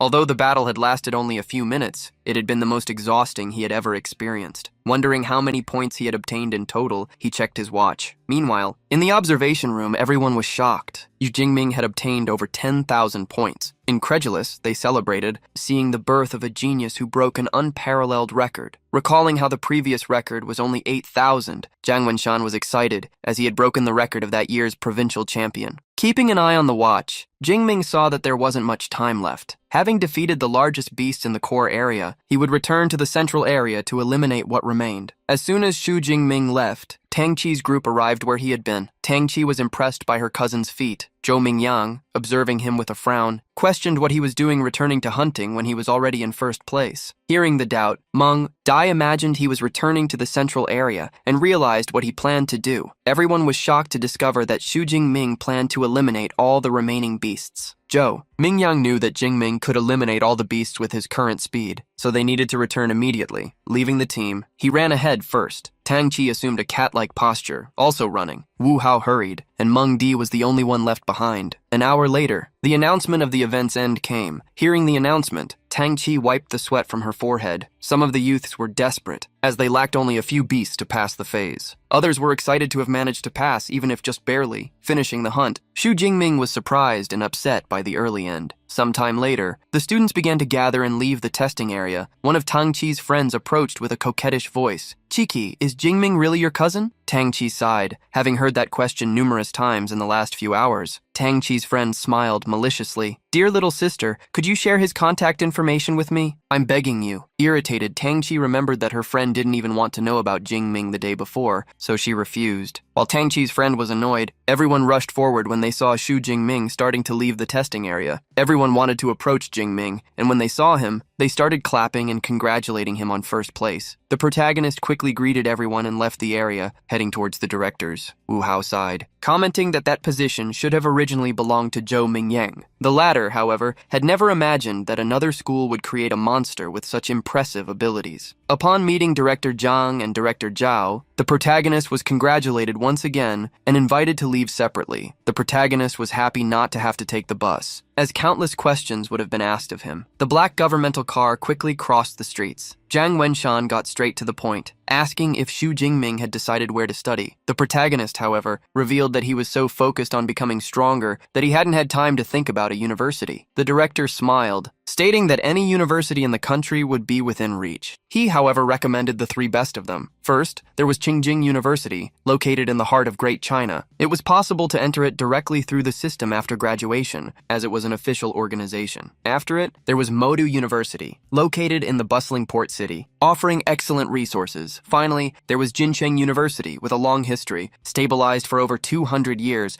possessing ancient traditions. Knowing the needs of the awakened, the protagonist asked which ones possessed the best cultivation methods. Hearing the young man's interest, Jiang Wenshan tried to explain. Training methods have different levels. Using a beginner method, most awakened need 4 years to evolve. However, practicing a high-level method takes only half a year for an awakened to transform into a superpower user. The director reassured the young man, stating that he would get a special admission where even the 3 best universities would offer him favorable conditions. While they talked, Xu Jingming arrived home after the ride. The next day began with a hot bath. Still wet, Xu Jingming observed the ability points he could distribute. The more than 2,500 points would be enough to make him stronger and fit to enter a university. As he dried himself, he dreamed of participating in more monster hunting competitions. Meanwhile, some people entered Xu Jingming's apartment. The door seemed broken, and that became the opportunity for the visitors to surprise him. Xu Qingwan, Xu Jingming's aunt, as well as Tang Qi, surprised him upon seeing him. Surprised Jingming, the protagonist, dressed only in a towel, was startled to see the two. Tang Qi quickly put her hand in front of her face, trying not to see her cousin, who rushed away, blaming them for secretly entering the apartment. Since the day Xu Jingming's parents left, Aunt Qingwan had taken care of him and fulfilled the role of guardian. After gathering at the table to drink soda, his aunt commented, "I don't know much about martial arts, but I know you worked hard to get where you are. Your score is not the most important thing, even if you are not accepted." Seeing how his aunt thought he had failed, Jingming questioned his cousin. "Sister Qi, didn't you tell her?" Winking at him silently, Tang Qi let him reveal the score. himself. The protagonist nodded and timidly revealed to Aunt Qingwan his score above 10,000 points. The surprise was so great that Aunt Qingwan spat out all her soda, thinking she hadn't heard correctly. She asked him to speak once more. Her daughter ran to help her, revealing that Xu Jingming was telling the truth. Qingwan still trembled in surprise. Crying, she hugged Xu Jingming, relieved as she knew his parents would be proud if they saw him. At the same time, in a meeting room, Xu Jingming's image appeared on a screen while people debated about him. Upon hearing about the score, one man declared that they needed to recruit him immediately. Another was confused, as he didn't believe someone could reach over 11,000 points with a rank E ability. A third person refused to believe such a rank. For her, Jingming's ability should be at least rank A to clarify. A fourth person raised the point that he might have used steroids during the exam. Seeing how everyone was arguing, the woman presiding over the meeting stopped them. For now, let's list Xu Jingming as a special S-class recruit. If his score is genuine, I will investigate it myself. Sometime later, the protagonist received a message from the Jiangnan Education Association confirming Xu Jingming's score and placement, confirming first place. He celebrated as he had become the best student in the province. At the same time, the news spread through the newspapers, and people debated about him. An awards ceremony was taking place. The first interviewed was Director Zhao. Facing the online doubts about student Xu, what do you have to say? Many people claim there is a conspiracy regarding the authenticity of the results. The director was direct in his response. Our school's website has already published the video of Xu Jingming's martial arts exam, and everyone can verify it. The fairness of the entrance exam is beyond any doubt. Quickly, all the reporters took out their phones, shocked by the scenes they were seeing, treating the video as proof. Director Zhao declared that the results were real. Standing up, he approached Professor Chen, revealing that there was a prize for Xu Jingming's contributions. Under the red cloth was revealed a check for 1 million yuan that the young man would receive. In addition to it, the young man would also receive a bonus equivalent to a luxurious villa in the city. While the reporters took photos, the woman who wanted to investigate Xu Jingming arrived. Getting out of the car, she commented to herself that the recording didn't prove that the young man hadn't used steroids, something crucial to confirm his level. While the photos were being taken, the director asked the professor why Xu Jingming hadn't arrived yet. The professor replied with something that surprised the director. Xu Jingming was training, even after the exams had ended. Sometime later, the director himself served tea to 3 important people. Trembling, he placed the drinks on the table. He was trembling due to the aura of those people. They were like powerful dragons and beasts, quickly fleeing the room. The director internally begged that a fight would not happen. Zhang Zhaoyue, in office attire, admissions director of Madu University, placed her hand on her chin, asking, "It seems we haven't met for a long time. Who are you two aiming for?" In traditional Chinese clothing, Su Yun, the director of Qingjing University, joked, "No need to pretend you don't know. As long as Xu Jingming's results are real, Qingjing University will have him." Finally, the admissions minister of Jin City University joined the conversation. "Hey, Su Yun, just because you say that, do you think you'll get him?" Sharp glances clashed between Wu Yuan and Su Yun. Zhang Zhaoyu realized how complicated these meetings were. At that moment, with a confident look, Xu Jingming entered the room, greeting the professors. The student's sudden entrance surprised the 3. Seeing how the young man exuded confidence and had his weapon with him, Zhang Zhaoyu concluded that he hadn't become sloppy just because the test was over. Finally, she observed how the young man didn't suffer any pressure from the aura of the 3. Director Zhao accompanied the protagonist, introducing the 3 professors. Zhang Zhaoyue was the first to stand up, revealing that they had watched the exam video and praising Xu Jingming's techniques. Investigating something she wanted to know, Zhang Zhaoyu reminded him that Xu Jingming's power no longer seemed to be classified as rank E. She asked him to explain, already imagining that they would ask such a thing. The protagonist answered as he had planned. Before the college admission exam, while training at home, I was struck by a natural lightning bolt. After that, I realized that my superpower had become stronger. Su Yun and Wu Yuan agreed. He had gone through a superpower mutation. Director Zhang Zhaoyue retrieved a superpower detection instrument, asking if Xu Jingming would like to find out what he currently possessed. The protagonist approached the metal ring and used his superpower on it. The lightning struck the meter thunderously. Faced with the extremely violent lightning, Director Su Yun trembled, her hair becoming a mess as she felt palpitations. Soon, the instrument finished detecting the Purple Cloud Divine Thunder superpower. However, in the middle of calculating the rank of that power, the instrument began to shake. Unexpectedly, it exploded, startling everyone. Director Zhao trembled, frightened. What happened? Su Yin and Wu Yuan stood up excitedly. The detection equipment had exploded, which confirmed that the young man's ability was, at the very least, Rank S. Zhang Zhaoyu looked at Xu Jingming with confidence and excitement for having bet on the right person. Before she could make a proposal, Wu Yuan shouted, "Student Xu, our Jin City University offers an admission bonus of 1 million and a set of C-class equipment. 4 years of university. All superpower training methods and combat techniques are free." He was surprised, however, when Su Yun mocked, "Are you only offering that?" Seductively, Su Yun made her proposal. "Student Xu, if you come to Qingjing, the admission bonus is 6 million for 4 years of university. All equipment, superpower training methods, and combat techniques are yours to choose, all for free. How about that?" Even the protagonist was surprised by the generous offer. This time it was Zhang Zhaoyui's turn to scoff. Modu Superpower University does not offer cash bonuses or equipment, but for cultivation methods and combat techniques, we can match anything they offer. Furthermore, we will provide an S-class cultivation resource annually. Upon hearing the other director, Su Yun and Wu Yuan were shocked. Xu Jingming, however, didn't understand what they were talking about. Approaching him, Zhang Zhaoyu asked if he had ever heard of dragon-type beasts, beasts with innate power. These types of beasts are born at tier 4 or 5, much higher than other beasts. S-class resources include the heart blood of an adult 8th-level dragon-type fierce beast. After consuming dragon blood, the physique will be greatly enhanced, and the physical strength will be comparable to that of dragon-type fierce beasts. Each S-class resource is at the level of dragon blood. Upon hearing the other director, even Su Yun was tempted to jump ship. Wu Yuan knew how precious such resources were. He didn't understand how Zhang Zhaoyue offered them to a novice. With each one making their offer, they waited for Xu Jingming to make a decision. The protagonist was direct in his answer. "I choose Modu Superpower University." The protagonist was excited to see that all the universities wanted him. However, he had to apologize and thank 2 of them for their consideration. Director Zhang used her spatial ring to retrieve a card. She handed it to Xu Jingming, welcoming him. "The date for the recruitment of new students would be in September, but you are special. You can register early. We will provide your accommodations." Intrigued, the protagonist asked if he could go to the library to train combat techniques and methods. Zhang Zhaoyue nodded, revealing that there were private study rooms at the school. She passed a contact card to the young man, asking him to contact her when he arrived at Magic City. Looking at the card, Xu Jingming couldn't wait to register. After packing his bags, the protagonist went to the train station. Aunt Xu Qingwan was comforted by Uncle Tang Daolin, as she would miss her nephew. Thinking about Jingming's departure,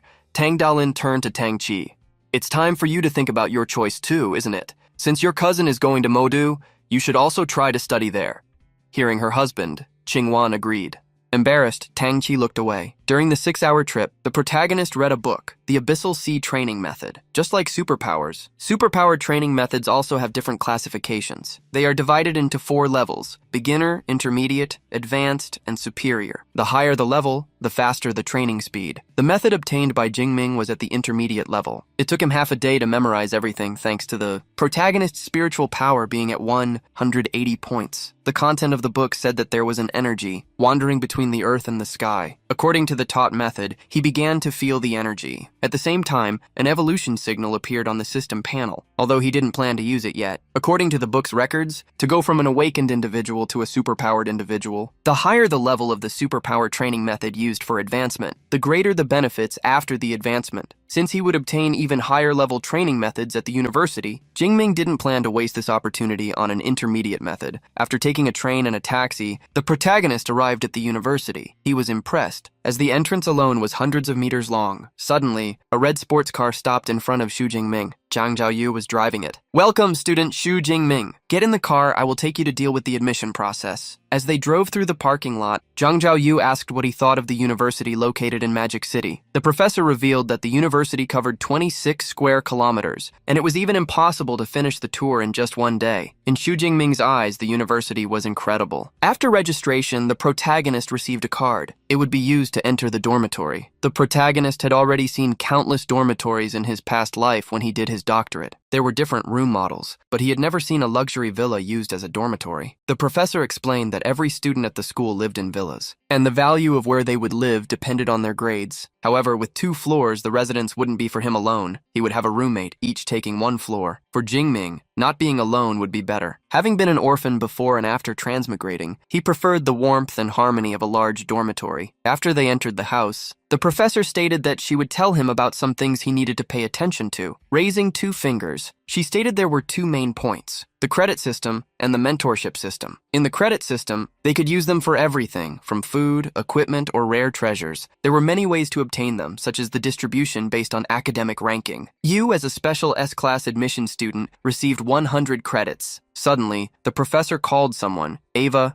was in fact a robot, which floated towards her. She explained that Eva was an artificial intelligence equipped in every dormitory. Her main body was elsewhere, and those in the dormitories were subunits. Although she was of such a level, she possessed level 4 intelligence, which was more than enough to help with daily life. The protagonist was surprised by the level of technology on the Blue Star, even more advanced than in his world in his past life. Moving on to the second topic, Zhang Zhaoyu talked about the mentorship system. Every student can choose a mentor they admire and ask them to become their teacher. If they accept, of course. The protagonist was confused, not believing that as a freshman, he could already receive mentorship. Proudly, Zhang Zhaoyu stated that the mentors at the university were high level, where most had even developed their own combat techniques, which were not transmitted to outsiders, but only to their disciples. The professor revealed that there were 4 instructors for the electric element, and among them the dean of the Armament Academy, Yang Zhentian, the one she recommended Xu Jingming choose. Eva created a hologram, transmitting Yang Zhentian's information, showing the information of the other 3 as well. The professor let Jingming choose. Since Dean Yang was also a spear expert, Jingming was happy to choose him. Later, the protagonist went to a large, traditional-style residence. That house was extremely more luxurious than the students. Suddenly, a student appeared questioning, "Are you here looking for mentorship?" He raised his eyebrow in scorn. "Are you still just an awakened, a specially recruited student?" The protagonist answered affirmatively, listening to what the other had to say. In previous years, specially recruited students were high or medium level 1. I didn't expect there to be an awakened among the specially recruited students this year. I'm in the Armament Academy in my 2nd year. No, I should be in my 3rd year now. A junior student, Tan Mingyang. The protagonist just introduced himself too. Hearing that Xu Jingming had just registered, Tan Mingyang seemed surprised. To know about seeking mentorship immediately after enrollment, Junior Xu, you're quite fast. Normally, freshmen only find out about seeking mentorship after the freshman competition. The protagonist didn't know about this competition, so Tan Mingyang pointed out, "The freshman competition is a tradition at our university. It is usually held 3 or 4 days after the official enrollment. All the teachers at the school will attend. Freshmen who perform well will be sought after by various academies, and some are even directly accepted as disciples by mentors." He put his hand on Xu Jingming's shoulder, commenting, "Of course, it's not impossible for a specially recruited student like you to seek mentorship in advance." Internally, however, he scoffed, "Even for a specially recruited student, trying to become the dean's disciple right after enrolling is as hard as winning the lottery. You'll probably just make a wasted trip." The protagonist just thanked him and asked if the senior was also looking for Professor Yang's mentorship. Tan Mingyang nodded and arrogantly commented, "I've made several visits in the last 6 months, but I've always been refused. I was about to give up, but I still don't feel willing." Suddenly, someone opened the door, surprising Mingyang. The man there greeted the boys, telling them to enter. As Professor Yang was already waiting, Tan Mingyang was confused, as he had never seen the butler so enthusiastic. The two soon entered the hall. There was the professor with an imposing presence, accompanied by a student with a disinterested look. The dean of the Armament Academy, a 7th-tier individual, went straight to the point. "You must be Xu Jingming. Director Zhang told me about you. Follow me. I will take you to the training room." Upon gathering, the dean went straight to the point. "I watched your video for the martial arts college entrance exam. Your combat skills are indeed very strong,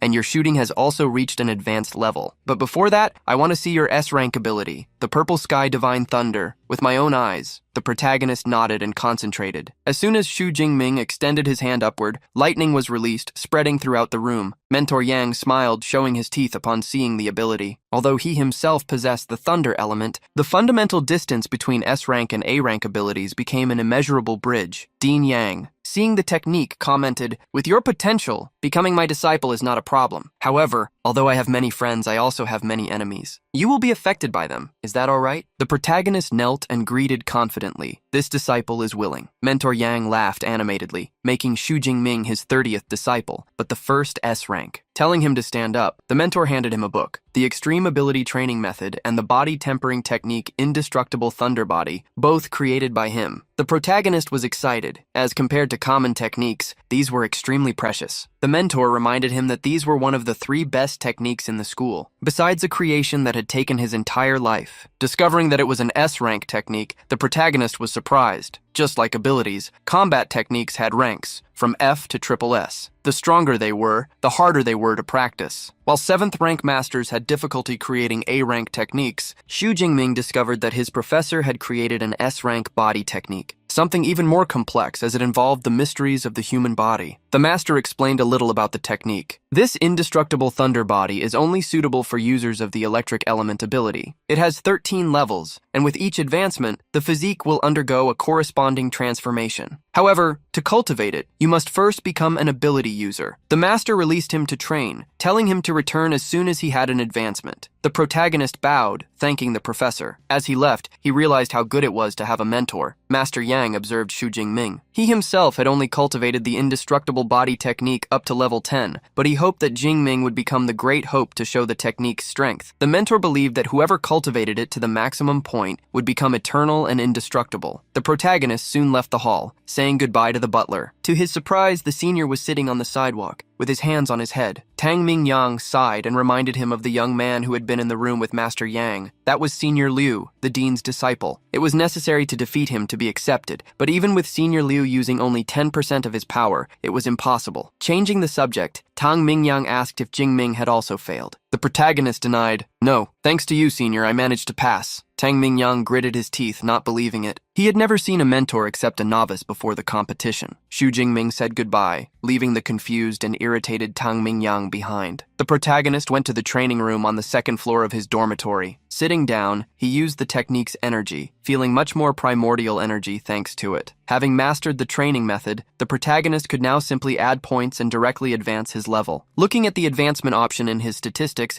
he clicked the level up button. The energy around the protagonist gathered, entering his body. Xu Jingming gritted his teeth as it seemed his body was being torn apart. The spatial and electric energy exploded inside him, making him advance. The protagonist gasped heavily, but managed to evolve into a first-tier, low-rank ability user. Raising his fist, he saw electricity run through his body. Lightning exploded with a simple flick of his fingers. Confident, he could feel his body's power increase at least 4 times thanks to the training method. He believed that if he encountered the violent bear again, he wouldn't even need to use the spear to defeat it. The protagonist also looked at the other statistics. Thanks to the body technique, his spirit and vitality points increased by almost 100 points at once, approaching 300. The advancement had only cost 300 points, but Jingming decided to save the rest for future combat techniques he learned. There was the indestructible thunder body technique, an even more important training method. The S-rank combat technique, the more power it acquired, the more points it would consume to evolve. The next day, the protagonist returned to Master Yang's residence, who was shocked to see him return so quickly. He scratched his beard, commenting, "As a professor, I've been teaching at the university for decades, but among the best geniuses, none managed to comprehend the technique in less than 24 hours. The protagonist scratched his head, being humble in revealing that, despite having advanced thanks to the cultivation technique. When trying to learn the body technique, he faced a challenge already in the phase of forming the foundation. Hearing the young man, the mentor tried to help him. The so-called foundation forging is the process of using the blood of a lightning element fierce beast as a guide, and the lightning capacity itself to temper muscles and bones. The final strength of the indestructible thunder body is intimately related to the degree of the lightning element fierce beasts. Blood used to forge the foundation at the beginning. He then decided to help the young man form the foundation. Activating a slight energy in his ring, Master Yang commented, "High-level electric element fierce beasts are extremely rare. Originally, I was going to prepare the essential blood of a 7th-level storm giant bear I killed at the time. But I heard from Zhang Chaoyu that you can receive an S-rank resource every year. So I made the decision to combine the two, and begged the director for a double S-rank resource, the blood essence of an 8th-tier beast, the Thunder Tyrannosaurus." The protagonist was excited to see the vial, and recognized the professor's effort in obtaining such an item. Happy for the recognition, Master Yang didn't want to delay in helping him. In the training room on the 2nd floor, the dean poured the liquid from the vial onto Xu Jingming's head. The protagonist felt his body burn, but the mentor told him to endure the liquid's toxicity. Using the Red Wind True Fire, his awakened ability, Master Yang prepared to unlock the foundations of the indestructible body. He launched a strike against Xu Jingming's body, releasing energy for him to try to absorb it. Red thunderbolts ran through the protagonist's veins. He screamed fiercely, maddened by the pain. In a tea room, Senior Liu commented to the butler, Uncle Fu, on how resilient the new disciple was, as 5 days had already passed. "It is really true that comparing yourself to others can kill you with envy. I only lasted 2 days before, and I was using the essential blood of a 7th-level, lower-ranked fierce beast. Junior Disciple Shu's performance really deserves the essential blood of that 8th-level dragon-type fierce beast. Even Senior Liu was anxious to see Xu Jingming's indestructible thunder body. Suddenly, a sound of something breaking caught their attention. The senior rushed over, curious to know if the junior's foundation had been established. Upon opening the door, however, he was shocked. Xu Jingming was immersed in shadows and lightning. From him, the menace of a fierce beast overflowed. Unexpectedly, Xu Jingming attacked Senior Liu. At that moment, the mentor yelled, "Wake up, Jingming!" The protagonist stopped his advance. The dark aura dissipated, and regaining consciousness, he asked what had happened. Master Yang approached, stating that his consciousness must have been influenced by the Thunder Tyrannosaurus's blood. However, he asked the young man not to worry. As long as his emotions did not fluctuate intensely, everything would be fine. The protagonist was relieved, as he didn't want to lose control of his emotions and do something he would regret. Master Yang encouraged him. This forging was perfect. You absorbed 98%. Among my other disciples, the highest absorption rate had been 92%. You are the record holder now. Senior Liu also congratulated Xu Jingming for successfully forging the foundation of the indestructible body. As it was the first time they met, Master Yang introduced Liu Ming, who was already at the peak of the 3rd tier, someone with whom Jingming could clarify doubts. Since Liu Ming hadn't prepared anything, he decided to transfer some student credits as a gift to Jingming. Upon receiving 200 credits, he was surprised. "That is too much, senior!" Master Yang, however, revealed that it wasn't that much for someone like Liu Ming, but reminded him that when Jingming received the next juniors, he would also need to prepare gifts. As 5 days had passed, Master Yang told Jingming to go back home, take a bath, eat something, and rest, returning the next day for spear techniques with Senior Liu. When the protagonist returned to the villa, he found someone on the sofa playing on the living room TV. Upon seeing Jingming, the young man with spiky white hair greeted him. "You must be my roommate, right? I'm Liu Wentao. Nice to meet you." The protagonist greeted him in the same way. "Hello, I'm Xu Jingming." The simple introduction surprised Wentao, as he recognized Jingming as the highest scorer in the province. Wentao circled the protagonist, revealing himself to be called Mr. Know-It-All, incredulous at meeting the underdog in person. Changing the Yao Boy subject, Wentao put his hand on the protagonist's shoulder. "By the way, are you really from the barren region of Jiangcheng, Jiangnan province? And were you really an awakened person during the college entrance exam? And your ability looks nothing like an E classification." The housemate was a chatterbox, but Jingming believed it would be good to have someone like that, so as not to feel so lonely. In his past life, the protagonist had grown up as an orphan and was never adopted. He had never had the feeling of belonging somewhere. Having made some friends in high school, he considered college the most nostalgic period, especially because of his roommate. After graduating, however, he never imagined that, after the graduation party, he would wake up in another world. He decided to take advantage of Wentao's enthusiasm so as not to feel alone. The excited young man spoke a little about himself. "I am one of the top 20 in Sichuan province, with an A-rank spiritual ability. I am a first-tier mid-rank ability user, and I chose the tactical college. In the future, I will command an army of 1,000,000 forces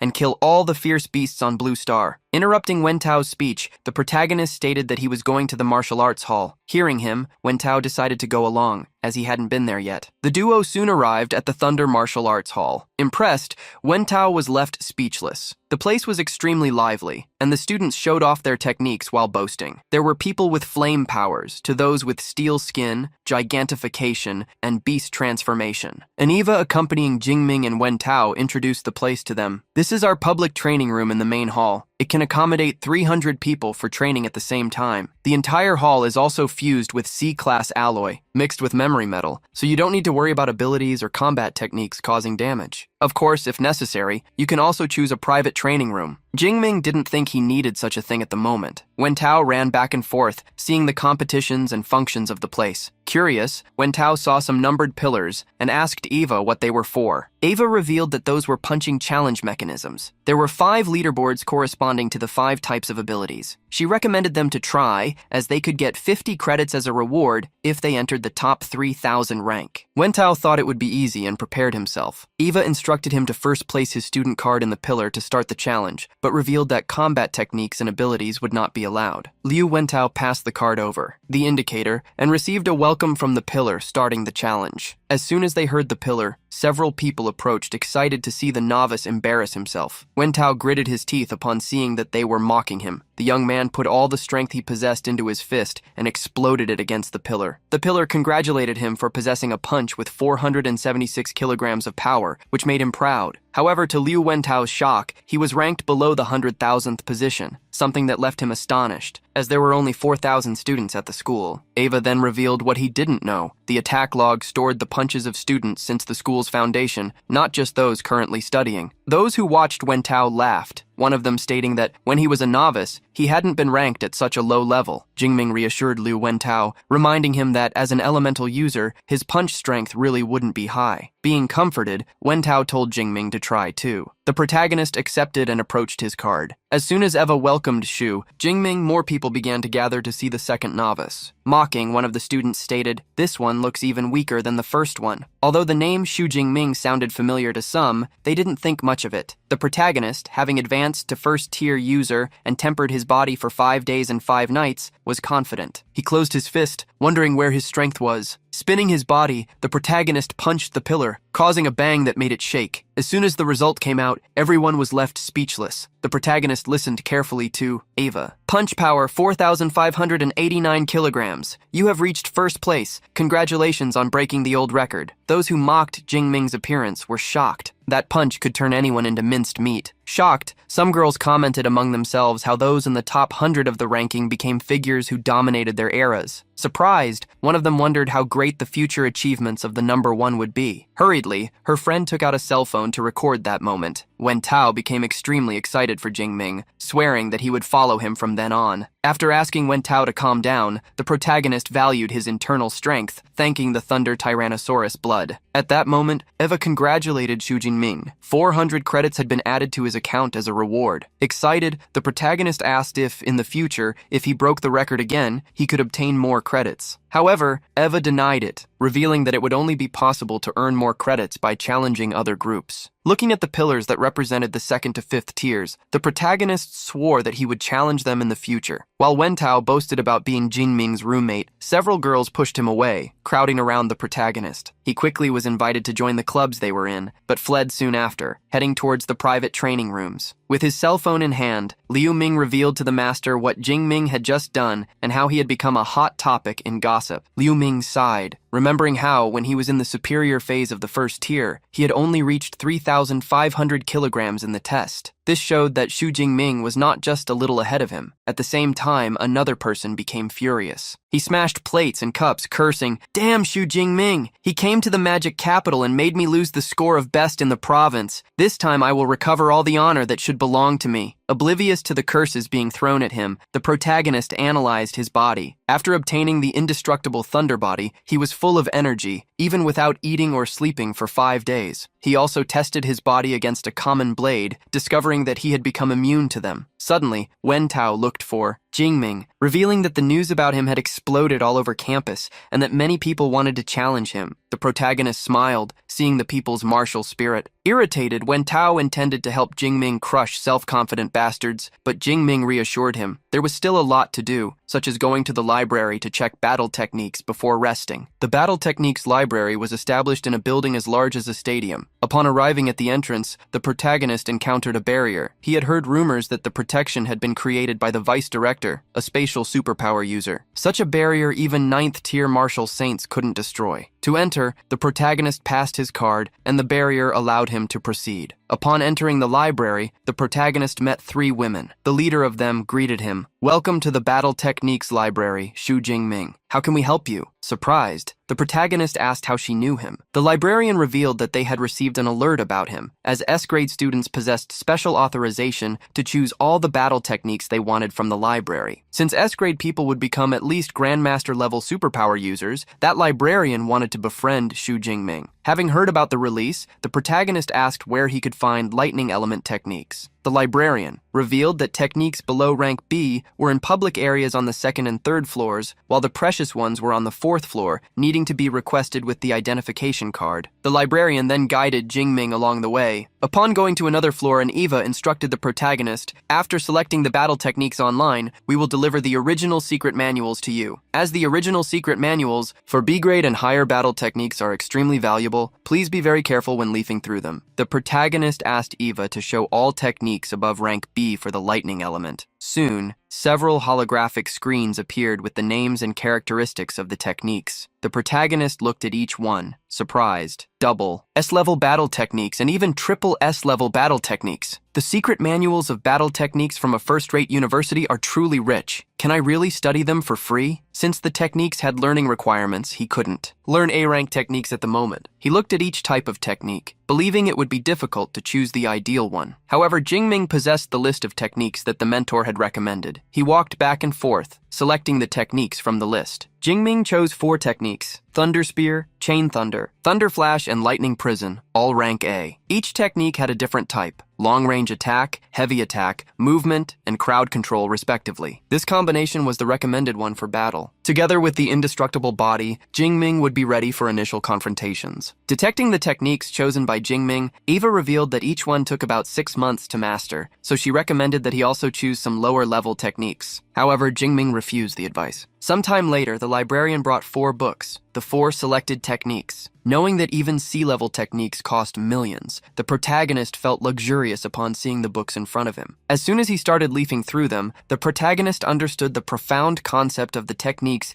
that could only be learned from the original manual. The hours passed quickly. Jingming remained immersed in reading, while the afternoon faded and the beginning of the night arrived. There were no signs that he was going to stop studying. However, when he fully comprehended all the techniques, he ordered, "Add points." The system immediately spent 200 points on each technique to evolve them to the elementary level. The protagonist opened his information window. His skills tab was full, and he still had 1,400 points remaining. Collecting such power, the protagonist wondered who would be the first lucky person to taste his fist. When Xu Jingming returned to the villa, it was already night. He met with Wen Tao, who revealed that they had received the notification that the assembly for new students would be the following morning. A chat group had also been created, and Wen Tao recommended him to participate. While accepting the recommendation, Jingming asked which technique levels Wen Tao had chosen, as he himself had accepted 4 rank A combat techniques. Wen Tao was shocked by Jingming's unconcerned comment, as it should take a year for someone to learn them. Curious, Wen Tao asked if Jingming had rank A permission to choose such techniques, but the protagonist revealed that his permission was rank S. The revelation left Wen Tao shocked, as he didn't know a permission of that level existed. Wen Tao's surprise made Jingming tease him. It seems the know-it-all just learned one more thing. Wen Tao was impressed with Jingming, as he knew that all the other top-ranked students had only received rank A permissions. Wen Tao praised his own intelligence for deciding to become a follower of Xu Jingming. The protagonist went straight to the training room on the 2nd floor. He picked up a practice spear provided free of charge for training, as his old spear was in bad condition. Thinking about something, the protagonist asked Eva to show him the spears being sold. Eva showed holograms of various items, most of them between ranks D and F. The higher the rank and the heavier the weapon, the more expensive they were. The protagonist ended up buying a rank E long spear, a combat suit, and combat boots for about 237 credits. The items would be delivered the next day, until he obtained the new spear. The protagonist decided to rely on the practice spear to train his rank, a combat technique. The next day, hundreds of new students arrived at the building where the assembly would take place. Upon seeing Xu Jingming, several girls recognized him. Suddenly, someone shouted, "Xu Jingming! I Lei Zhou challenge you?" Everyone looked at the man named Lei Zhou, the 2nd place in Jiangnan province, someone who had scored 9,300 in the ranking. Whispers said that he had been born with a silver spoon and that his parents were in tier 4. Faced with the challenge, the protagonist simply ignored him. "I'm not interested." To try to convince him, Lei Zhou approached. "Don't rush to refuse. I remember your uncle's family sells exotic flowers, right?" Maliciously, he whispered, "Coincidentally, my family is your aunt's biggest buyer, and she also owes us a large loan. If the payment isn't made on time, your aunt's family might be in trouble, you know?" Jingming's anger was instigated. He released only part of his energy, asking a question. "Are you threatening me?" Instinctively, Lei Zhou jumped several meters back, retreating. Feeling the aura of an erupting beast, he went on guard, stammering, "It's just a warning." The protagonist was simple, asking for the time and place. Lei Zhou had already planned everything. 7 days from now, at noon on the 3rd transmission platform, the protagonist confirmed his presence, but advised Lei Zhou not to regret it. Upon hearing that the 1st and 2nd place would battle, everyone became excited to watch. At that moment, a man on the stage touched the microphone. "Dear students, welcome to Madu University, the Magic Capital's university. This welcome assembly is officially open. We have gathered everyone to answer some questions about the exclusive credit and mentor system. However, the first thing I want to focus on is the presentation of the school's combat power ranking. You will use a virtual immersion tool to fight in a holographic simulation, and the ranking will be determined by the number of passes you achieve. Everyone strive to climb the ranking, as the rewards are very generous. As soon soon as the host finished speaking, a professor went up to the stage, explaining some matters to the novices. Many, like Jingming and Wen Tao, slept through most of the time and only thought about using the immersion tool. Jingming, however, would need to meet with senior Liu Ming and mentor Yang for daily training. In the following days, the protagonist did as planned, meeting with the senior to learn the movements of the techniques, as well as with the master to study the use of the lightning element. 7 days passed quickly. On the 7th day, Liu Ming approached surprised, asking how Xu Jingming had advanced to the mid-level of Tier 1 so quickly. The protagonist attributed such a feat to luck. In fact, Jingming had deliberately waited a few days so that the point cost would drop below 400. If he hadn't waited, Liu Ming might have suffered a heart attack due to the surprise. Changing the subject, Liu Ming remembered the confrontation Jingming would have at noon, hoping that Jingming would finish the combat in 3 minutes. He said, "I will go with you, junior brother. I'm eager to see exactly your strength, as you are at the peak of your condition." In the hall, a ring had been prepared. Around the ring, some people who remembered the novice tournament that would happen in a month commented that this was a good opportunity to check the strength of the best candidates. One of the people, who had noticed that Xu Jingming came from a remote region, bet on Lei Zhou, but another reminded him of how Xu Jingming had broken the record for punch power. Even so, he received mockery upon being reminded that fists were nothing against superpowers. While everyone was discussing, Xu Jingming appeared wearing his battlesuit and carrying his new spear. Accompanying him, Liu Ming clicked his tongue, wondering how many junior sisters would be attracted by Xu Jingming after he showed his power. Upon seeing Xu Jingming, Lei Zhou felt that his rank had increased, but remained confident as he had made preparations. Trying to take advantage, Lei Zhou made a proposal. "Just fighting is boring. How about we bet our credits?" Upon discovering that he had fewer credits than Xu Jingming, Lei Zhou stated that he would pay the rest with real money and recommended that the transfer be made to the arena's master professor to ensure the bet. He was referring to Zhou Yun, the 6th-tier healing-type professor. The protagonist made the transfer without much thought. He also understood that the school worried about the disputes, as they were dangerous, which is why they sent someone to ensure safety. Around the ring, people were excited to see the bet. Zhou Yun nodded, stating that she had received the credits from both, and told them to prepare. If one side admits defeat or loses consciousness, the other must not continue to attack, or there will be severe punishments. Understood? The protagonist simply nodded upon hearing the rules. He carried the spear and faced Lei Zhou, who maliciously drew a sword. Immediately after combat was authorized, Lei Zhou shouted, "Xu Jingming, I will take the honor you made me lose." From Lei Zhou's sword, flames surged like a forest fire. The terrifying power of the flames pressured even those who were outside the arena. Even distant, they felt they could melt. Using the Furious Flame Slash's ability, Lei Zhou charged against Xu Jingming without even investigating the opponent. The protagonist stood still as Lei Zhou approached, as if he didn't even care about the attack. At the last instant, the protagonist raised his spear, blocking the slash delivered by Lei Zhou with the shaft of his new battle weapon. The people around were shocked. Xu Jingming hadn't even used a combat technique, and yet he had blocked the attack. Lei Zhou gritted his teeth, trembling, wondering how that was possible. With a lethal look like lightning, the protagonist responded with profound mockery. Nothing is impossible against someone so weak. With a simple movement of the spear, the protagonist deflected the angle of the attack, hitting Lei Zhou heavily with a blow charged with lightning, which made him be thrown away like a kite falling on a stormy day. Lei Zhou coughed heavily as he was hit by the spear and was thrown against the ropes. He fell to the ground, powerless to get up. The people in the vicinity were shocked. Most novices would not be able to handle Lei Zhou's flames, but Xu Jingming destroyed him with simple movements. Liu Ming sighed, bored, as the junior didn't even use a tenth of his strength. The instructor was about to announce the winner when Lei Zhou interrupted her. He wiped his mouth, stating that he hadn't admitted defeat. Lei Zhou took a red pill, shocking Zhou Yun. "Blood Fury pill? Are you going to throw away your life for a common match?" Upon seeing Lei Zhou take such a pill, the audience was in shock. The pill, which momentarily increased strength, had a heavy side effect. It would be terrible for him to use it when the novice tournament would happen in just a month. However, Lei Zhou didn't care. He was going to risk everything. At that moment, when Tao shouted, "Hey! Is it allowed to use pills in a match? How is that different from cheating?" Several people supported him in his shout against the arena instructor. She replied to everyone, stating that, as it was an unofficial duel, everything would be available to be used. As soon as Lei Zhou consumed the pill, fire fiercely overflowed from his body. Even the professor was surprised, as the pill had made Lei Zhou advance to the low rank of the 2nd tier. She believed that Xu Jingming would have problems, but saw his fighting spirit become even more vigorous. The protagonist held the spear with both hands and, after a step forward, advanced with everything. At a surprising speed, he approached Lei Zhou, raising the spear. Lei Shu hastily lifted his sword, blocking the attack. but the force behind Jingming's blow unbalanced him, making him fall. He gritted his teeth, irritated, because even reaching the second tier, he couldn't compete with Xu Jingming in strength. Knowing that facing Jingming head-on was useless, Leizhou retreated, attacking from a distance with fireballs. The protagonist just swung the spear, however breaking the attacks. Leizhou, indignant, couldn't believe that Xu Jingming had such impeccable electrical power. However, he was confident that Xu Jingming wouldn't be able to approach, which would give him time to use medicine and heal himself. Leizhou continued to throw fireballs at the protagonist, who extended his hand, creating an electrical spear. The protagonist launched the attack against Leizhou, making him be hit with a glancing blow. Leizhou held his injured arm, incredulous upon discovering that Xu Jingming possessed long-range attack methods. While still trying to understand what was happening, Leizhou looked up and saw a cloud of lightning form. Extending his hand, the protagonist used the ability Lightning Prison. Forming a cage, the lightning fell around Leizhou. In response to the crowd control magic, Leizhou used all his firepower. The flames created a barrier around him, which gave him confidence. Let's see who will be able to last longer. With a dark look, Jingming walked while responding. The flame wall's defense seems decent, but let's see how many attacks it will take to pierce it. The protagonist charged against Leizhou. Midway, he conjured several lightning arrows. The innumerable amount of electrical attacks advanced violently. Faced with those attacks, Leizhou was certain that if he were pierced, it would be the end of him. He quickly raised his arms. I admit defeat! Stop! Xu Jingming's spear was already in front of Leizhou, but didn't stop in time. The protagonist pierced his enemy, making him roar in pain. Leizhou fell to his knees on the ground, while the arena instructor declared Xu Jingming the winner. In the audience, everyone was shocked by the speed of Xu Jingming's technique conjuration, his dominance, and his understanding of martial arts that novices shouldn't have. Talking amongst themselves, some people tried to analyze the techniques Xu Jingming had demonstrated. There were 4 of them, and they supposed they should be at least rank B Liu Ming's side upon hearing that they were underestimating his junior. Those were rank A techniques. Having dared to choose only the Thunder Flash technique, Liu Ming remembered how it took him 4 months to learn it. Admitting defeat, Leizhou thanked Xu Jingming for deflecting the last attack and sparing him, and swore that he would pay his aunt's flower shop on time. The arena professor joined the conversation, informing Xu Jingming that the credits and the value of the bet had already been deposited into his account. Liu Wentao ran to the arena, congratulating Jingming for now being a rich guy and inviting him for a tour of the city center. Xu Jingming stated, in response, that he would need to train with his senior brother, but Liu Ming released him to have a rest. Smiling at Liu Ming, the protagonist thanked him. Following Xu Jingming's gaze, Liu Wentao was shocked to see Liu Ming, the vice president of the Ashes Association and possessor of the rank A ability, True Jade Axis Thunder. Appreciating Liu Ming's appearance, Liu Wentao soon followed the protagonist, arranging the meeting. Brother Ming, just follow me. I will organize the schedule. The protagonist was confused by the point mentioned by Wentao. Liu Wentao was about to organize the event that could not be forgotten upon entering the university, the group outing. Various dishes from bread, pizzas, and roasted chicken were spread across a table, carrying a plate with a snack. Wentao praised Jingming's popularity. I posted an invitation for the outing on the forum, and guess how many people replied? Wentao confirmed over 100 people wanted to go to the outing, which made it incredibly difficult to try and choose partners for everyone. Wentao's comment made Jingming curious to know who his roommate had chosen. At that moment, Wentao noticed the guests were arriving. A girl wearing glasses and a refreshing yellow dress was the first to enter. She waved at the duo, introducing herself as Qi Dongxia. Behind her was her roommate. With dark gray hair and a midriff-bearing shirt, Song Chuyun introduced herself. Wentao introduced the two to Jingming. Qi Dongxia was a rank A beast-type enchanter, while Song Chuyun was a natural-type light element user, both rank A. The protagonist introduced himself to the two with a smile. Immediately, Song Chuyun became excited. Are you interested in a duel? You can choose the time and place. Shyly, Qi Dongxia reminded her friend that they were on an outing, asking her not to be a battle maniac. Kyuyun, in response, revealed the truth. I only came because I thought I might get to duel him. Smiling awkwardly, the protagonist stated that there must have been a misunderstanding and asked them to sit down. After eating, the group walked to the shopping street in the magical city center. Kyuyun became the most excited in the group upon seeing how vivid the place was. Dongxia focused a lot on seeing beautiful clothes, while her friend was interested in finding swords. Looking at the blades that were being sold, the protagonist realized how much more complete the place was than Jiangcheng. The group had fun eating skewers, besides visiting clothing stores. Jingming also accompanied the duo of girls to choose some jewelry. Holding their bags, the protagonist was surprised by how much they spent, millions in a single night. Qiuyun dressed in simple clothes, but unexpectedly was a compulsive shopper. Wentao added something Jingming didn't know. Qiu Yun had an incredible background. Before he could explain, however, Qi Dongjia called them, asking them to carry one last bag. After the outing, Wen Tao and Xu Jingming accompanied the girls to the villa where they lived. They thanked them for the company before the guys said goodbye to leave. Before they left, however, Qiu Yun declared, "Xu Jingming, what I said earlier is what I really want." I hope one day in the future we can duel. The protagonist heard the comment and nodded. "No problem. I will be waiting." His response left Qiu Yun extremely satisfied. She was observed by Dongxia, who teased her. "Qiu Yun, since enrollment, I've never seen you treat a guy so gently, but you were great with Xu Jingming. Inviting you to the mixer was definitely the right decision." Qiu Yun's morning light ability provided her with sharp perception. She could sense when guys looked at her with impure thoughts. Xu Jingming is different. He only had appreciation in his eyes, no lust. He is certainly special. Qi Dongxia smiled, creating a fanfic in her own head upon imagining that her friend's heart had already been snared. While returning to their own villa, the guys started talking. Xu Jingming brought up the topic of Song Qiu Yun. She is a freshman and is already at the high rank of the first tier. It seems I still have to work very hard. 15 days later, after a lot of training, the protagonist saw the opportunity to advance his realm. He immediately ordered the Deep Blue system to add the points for him. Immediately, the lightning in the protagonist's body trembled, his stats increased, and finally, the indestructible thunder body technique reached the second stage. The protagonist sighed after the advancement. The second stage had focused on his bones and muscles. According to the book of the technique he trained, advancing to the third stage would unlock a special state, the intense thunder mode, where he could temporarily have his power and speed increased. The protagonist was eager to reach such a point. But now it was time to ask the professor for permission to go out to the hunting zones and thus obtain a few more skill points. The next day, upon discovering that Xu Jingming had advanced again, Mentor Yang was shocked. The protagonist revealed about the advancement, as well as the fact that he had reached stage 2 of the immortal body. The mentor watched the young man talk about his advancements as if they were nothing. Liu Ming approached, reminding the mentor what he had said before, that the junior was a monster. Since, besides advancements, real training was important. Master Yang asked Xu Jingming to duel Senior Liu Ming, warning that he would suppress his own power to the second tier. Liu Ming asked Xu Jingming to give his best. The countdown began as the two prepared. As soon as the signal was given, both released their lightning, charging at each other. The tips of the spears clashed, creating a whirlwind. Liu Ming frowned upon seeing that the junior was on par with him. The protagonist struggled, because since obtaining the system, that was the first battle where he felt suffocated. Changing strategy, the protagonist conjured the lightning prison. The cloud soon appeared above Liu Ming, releasing lightning in the shape of a cage. At the same time, Xu Jingming advanced using a combination of electrical spears. Knowing that this was the combo Jingming had used to defeat Lei Zhou, Liu Ming showed that he was underestimated. In response to the attack, he shouted, releasing jade-colored lightning energy, "True Jade Axis Thunder." 20 minutes of intense fighting passed. After all that time, the protagonist heavily gasped, admitting defeat. Liu Ming praised him for not losing in skill, but only for running out of energy. Master Yang was extremely disappointed when the fight ended, as he was enjoying watching it. "Your performance was exceptional, Jingming. I thought Liu Ming would win easily." Emphasizing the master's comment, Liu Ming asked Xu Jingming if he knew what strength level he had reached. Curious, Xu Jingming heard the answer, "Invincible second tier." Facing the combat, Master Yang asked them to take a rest. He requested the butler to bring some Qingling spirit fruits, excellent for dispersing fatigue after training. The protagonist approached Master Yang,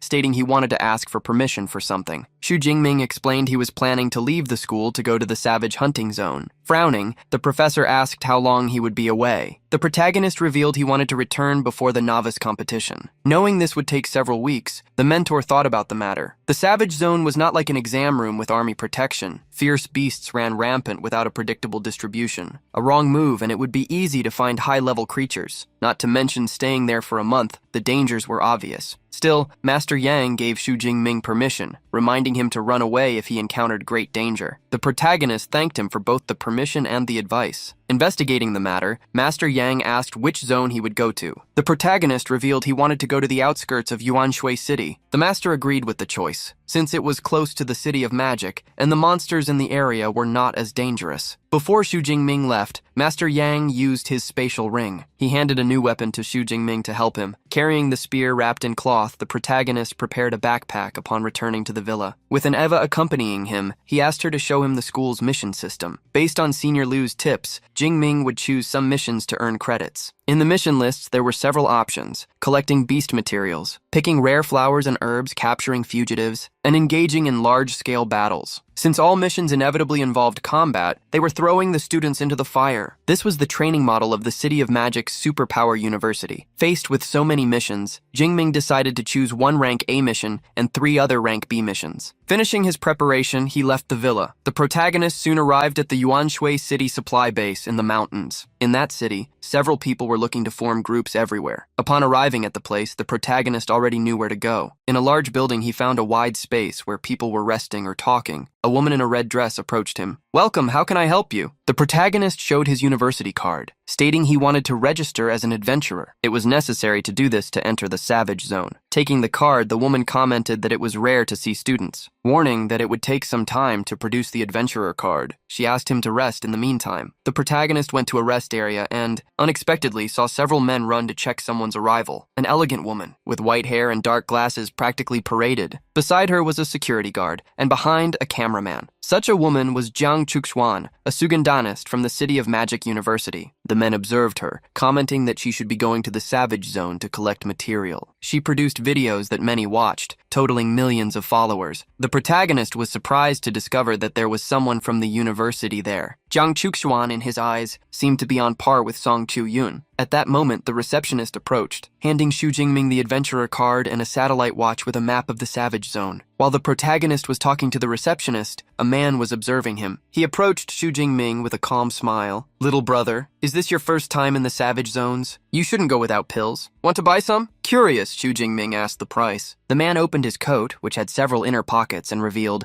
"Grade 1 healing pills are 20,000 each. Antitoxin pills cost 15,000. Grade 2 ones cost double." The protagonist pretended to be fooled, commenting that the price didn't seem expensive. However, he knew that was suspicious. The man was probably a scammer looking to hook novices. The moment the seller asked how many pills he wanted, the protagonist responded with a question. "You fooled a lot of novices with that trick, haven't you?" Irritated, the man approached. "Since you found out, are you by any chance trying to force me to leave?" The protagonist just smiled, letting him imagine what he wanted. The man smiled maliciously upon seeing the young man try to coerce him. However, before he could do anything, a woman appeared. "Zhao Chunlin, you are trying to fool novices again." Upon seeing Wang Qian, Zhao Chunlin fled. However, before leaving, he smiled maliciously, whispering to Xu Jingming, "It's better if you don't leave the base during these days, or you will regret it." Upon seeing Zhao Chunlin threaten someone, several people in the vicinity treated Xu Jingming as someone who had gotten into trouble. Wang Qian approached the protagonist, explaining that Zhao Chunlin never forgave slip-ups, which is why she recommended that he not leave the place. Thanking her for the advice, the protagonist asked why no one stopped this Zhao Chunlin guy. Revealing that he had connections with the black market, no one dared to do such a thing. She reminded him once more to only make purchases through official channels and not to leave the base for some time. The protagonist thanked Wang Qian, commenting internally that she was a kind-hearted person. Leaving the subject aside, he pointed out that he needed to make purchases for what he would face during the next month, from healing pills, antitoxin, and other things. The protagonist went to the counter, where with Eva's help, the items he could buy were shown. After filling his bag with items, he was ready. The protagonist left the base in silence, but as soon as he stepped out, he encountered Zhao Chunlin. He was warming up, preparing to attack. "You really don't believe in warnings!" "I told you not to leave the base, and yet you dared. Do you think you can ignore me, Zhao Chunlin?" Confidently, Xu Jingming questioned what he wanted to do. Remembering how he had been embarrassed, Zhao Chunlin intended to make the young man spend the rest of his life in a wheelchair. Wang Qian hurriedly ran out of the base, wanting to help Jingming, but a woman held her back. "Don't rush. Let him learn a lesson for ignoring warnings." In an instant, Zhao Chunlin's arms changed appearance, transforming into steel. Confident, he declared, "If I, Zhao Chunlin, can't teach a novice a lesson, how will I manage to remain here?" Using the rank C metallization ability, he said that no one would pass his defense. "Unless you pay 1 million as compensation, I won't let you go." The protagonist warned just once. "Shut up." Zhao Chunlin realized something was wrong. However, when he understood, he had already been struck by Xu Jingming's lightning. Red painted the square, ground as Zhao Chunlin bounced across the floor. He only stopped when he hit a wall heavily. Wang Qian was shocked by what she saw. The protagonist then just ignored what had happened and left Zhao Chunlin's body behind. Everyone who saw the scene was stunned. They hadn't even understood what had occurred. Speechless, Wang Qian wondered how the young man had done that. The woman who stopped her commented, "It was a quick kick." Zhao Chunlin's lower body was completely crushed. Even if he survives, he will spend the rest of his life in a wheelchair. Thinking for a moment, the woman added, "That's why he's at Modu University. He's strong and ruthless." Wang Qian asked how her base companion knew about this, and the woman replied that she had figured it out from the cape the young man was wearing, a product developed and exclusive to the university. As another companion companion approached, Wang Qian asked if they should invite the young man to the squad, but her friend scolded her. "Little Qian, when we formed our squad, didn't we agree that we would only accept women?" Several other girls approached Wang Qian, making her blush as they asked if she had fallen in love. At the same time, Zhu Jingming reached the exit of the base city. He swiped a card through a turnstile and obtained permission to enter the Yuanshui savage lands. The local forest had a somber air, and Jingming soon heard roars in the distance. The roar, which seemed to be from a level 4 beast, was not his goal, however. Walking through the forest, the protagonist recalled how the region was divided into two areas, the forest and the destroyed city. The beasts in the ruined city were a little weaker, so he decided to go there. Opening a holographic map with his watch, he saw several red dots in the city. Most of the beasts there were at rank 2, while there were few above or below that level. Targeting the place, he advanced quickly through the trees. As soon as the protagonist arrived at the ruined city, he found the first challenge. A completely furry quadruped monster growled upon encountering him. That was a rank 2 shadow cat. Faced with the beast, the protagonist felt his emotions being affected by the Tyrannosaurus blood running through his veins, clamoring for the hunt. This time, Zhu Jingming set aside the need to restrain himself and let his lightning flow all over his body. In front of him, the shadow cat's fur stood completely on end, like a kitten. A month later, a group of adventurers arrived at the city. A member of the group had a question. "Captain, what's going on with Ping'an City lately?" Having walked for several minutes, they hadn't found a single beast. However, the bald captain had no answer. A group member recalled that the ruined city should have over 500 beasts. They shouldn't have migrated. While they were discussing, a large tiger emerged from a corner, surprising them. They became excited upon seeing the beast and prepared for battle. However, before they could act, a spear-shaped lightning bolt crossed the entire street. The attack hit the tiger, decimating it with a large explosion of energy. That blow raised dust and released lightning over a vast expanse. Faced with the smoke, a group member shouted, "What is that? A laser weapon by any chance?" The group leader, however, realized that it was some combat ability, knowing that the area had probably already been taken by someone else. The leader called his companions to go somewhere else, while fleeing in fear of the lightning. The leader scolded them, "Stop talking and run! If we are too slow and irritate this person, it will be a big problem." The protagonist was on top of a building and had just obtained 19 ability points by defeating that tiger. With the advancement of the Thunder Spear, the attack range had exceeded 1,000 meters, facilitating the hunt. Looking at his statistics, Zhu Jingming pointed out that in a month, over 8,000 points had been conquered. Besides reaching the superior phase of the second rank, the indestructible Thunder Body had also evolved to the third stage, and his rank A abilities had reached intermediate proficiency. Having cleared the entire area, he prepared to pack everything he had collected to then return to the base the next day, in order to obtain more supplies and go further into the savage lands. Upon returning to the Yuanshui supply base, Jingming carried a huge bag, twice his size, which startled many. Luckily, he had bought a reinforced backpack. He carried over 400 kilograms of materials in it. Upon entering the base, the protagonist asked a receptionist what materials he could sell. She recommended him to first place the items on a nearby counter. As soon as he opened the bag, dozens of items could be seen. Zhu Jingming asked her to check which ones he could sell. Upon checking the items and finding tiger tendon, rhinoceros horn, and many other materials, she was speechless. She asked him to wait a bit, as there was so much material that it would be necessary to call for help. Sometime later, the responsible purchasing manager, Zhao Yi, arrived to greet Zhu Jingming, accompanied by two subordinates. The protagonist introduced himself, shaking hands with Zhao Yi, who was impressed with his hunting capacity. Stating that he would organize the items, Zhao Yi asked if he would like to sit while waiting. Several EVAs were controlled by the receptionists, cataloging the items Jingming wanted to sell. Zhao Yi handed a platinum membership card to Zhu Jingming, something that also granted him a 5% discount. Sometime later, the receptionist who had assisted Zhu Jingming approached. "Sir, the materials have been counted. 89 pieces of superior tier, 107 of medium tier, and 221 of second-rank beasts." The sales manager was shocked. As the value would be just under 24 million, Zhao Yi offered 25 for everything. The protagonist thanked him and confirmed the sale, receiving 25 million, which added to what he already possessed, totaling just over 29 million. After the sale, the protagonist said goodbye to Zhao Yi after taking his business card. Zhao Yi intended to become friends with the young man, as he knew he had a great future. Suddenly, Zhao Yi's phone rang. With a somber look, he answered, "Zhao Chunlin, why are you calling me?" On the other side, Zhao Chunlin shouted, "Manager! I saw the person who hurt me return to the base. You need to avenge me." Remembering the first-rank person Chunlin had mentioned, Zhao Yi questioned what he wanted to do. Zhao Chunlin, who had practically his entire body cast, screamed, "Let the Tiger Shark squad deal with him. I want him to suffer terribly. Hearing the request, Zhao Yi replied, "All right, the squad will be lent to you, but from now on, we have no more connection." Thanking him, Xiao Chunlin firmly stated that after what he did, he would leave Yuanshui City forever. Hanging up the call, Zhao Yi felt a vague discomfort. The Tiger Shark squad was composed of elite second-rank users. Dealing with a first-rank person shouldn't be a problem. Upon leaving the base, the protagonist sneezed. He wiped his nose, wondering if someone was talking about him. Back in his office, Zhao Yi called someone. "Manager Wang, I just found someone promising named Xu Jingming. The spoils he brought alone exceed dozens of teams combined." Hearing about the novice's name, Wang Lun, the base's chief manager, picked up the computer to check the information. Wang Lun was surprised to discover something and shouted into the phone, "Manager Zhao! This Xu Jingming you mentioned is very important to me. If he comes again, notify me immediately." Zhao Yi nodded, although surprised. He hadn't imagined that Xu Jingming could excite old Wang so much. It seemed the young man had incredible support. Checking Xu Jingming's information, Wang Lun was even more impressed, as he didn't expect another disciple of Yang Zhentian to come to his base. A second-ranked talent, even stronger than Lu Ming, made him a prodigy. While the protagonist walked through the streets, he checked the price of spatial rings. They cost 10 million, but their capacities were no greater than a common suitcase. Still, as they were convenient, Xu Jingming intended to look for one to at least store his spear. Suddenly, the protagonist received a call. Wen Tao contacted him after a long time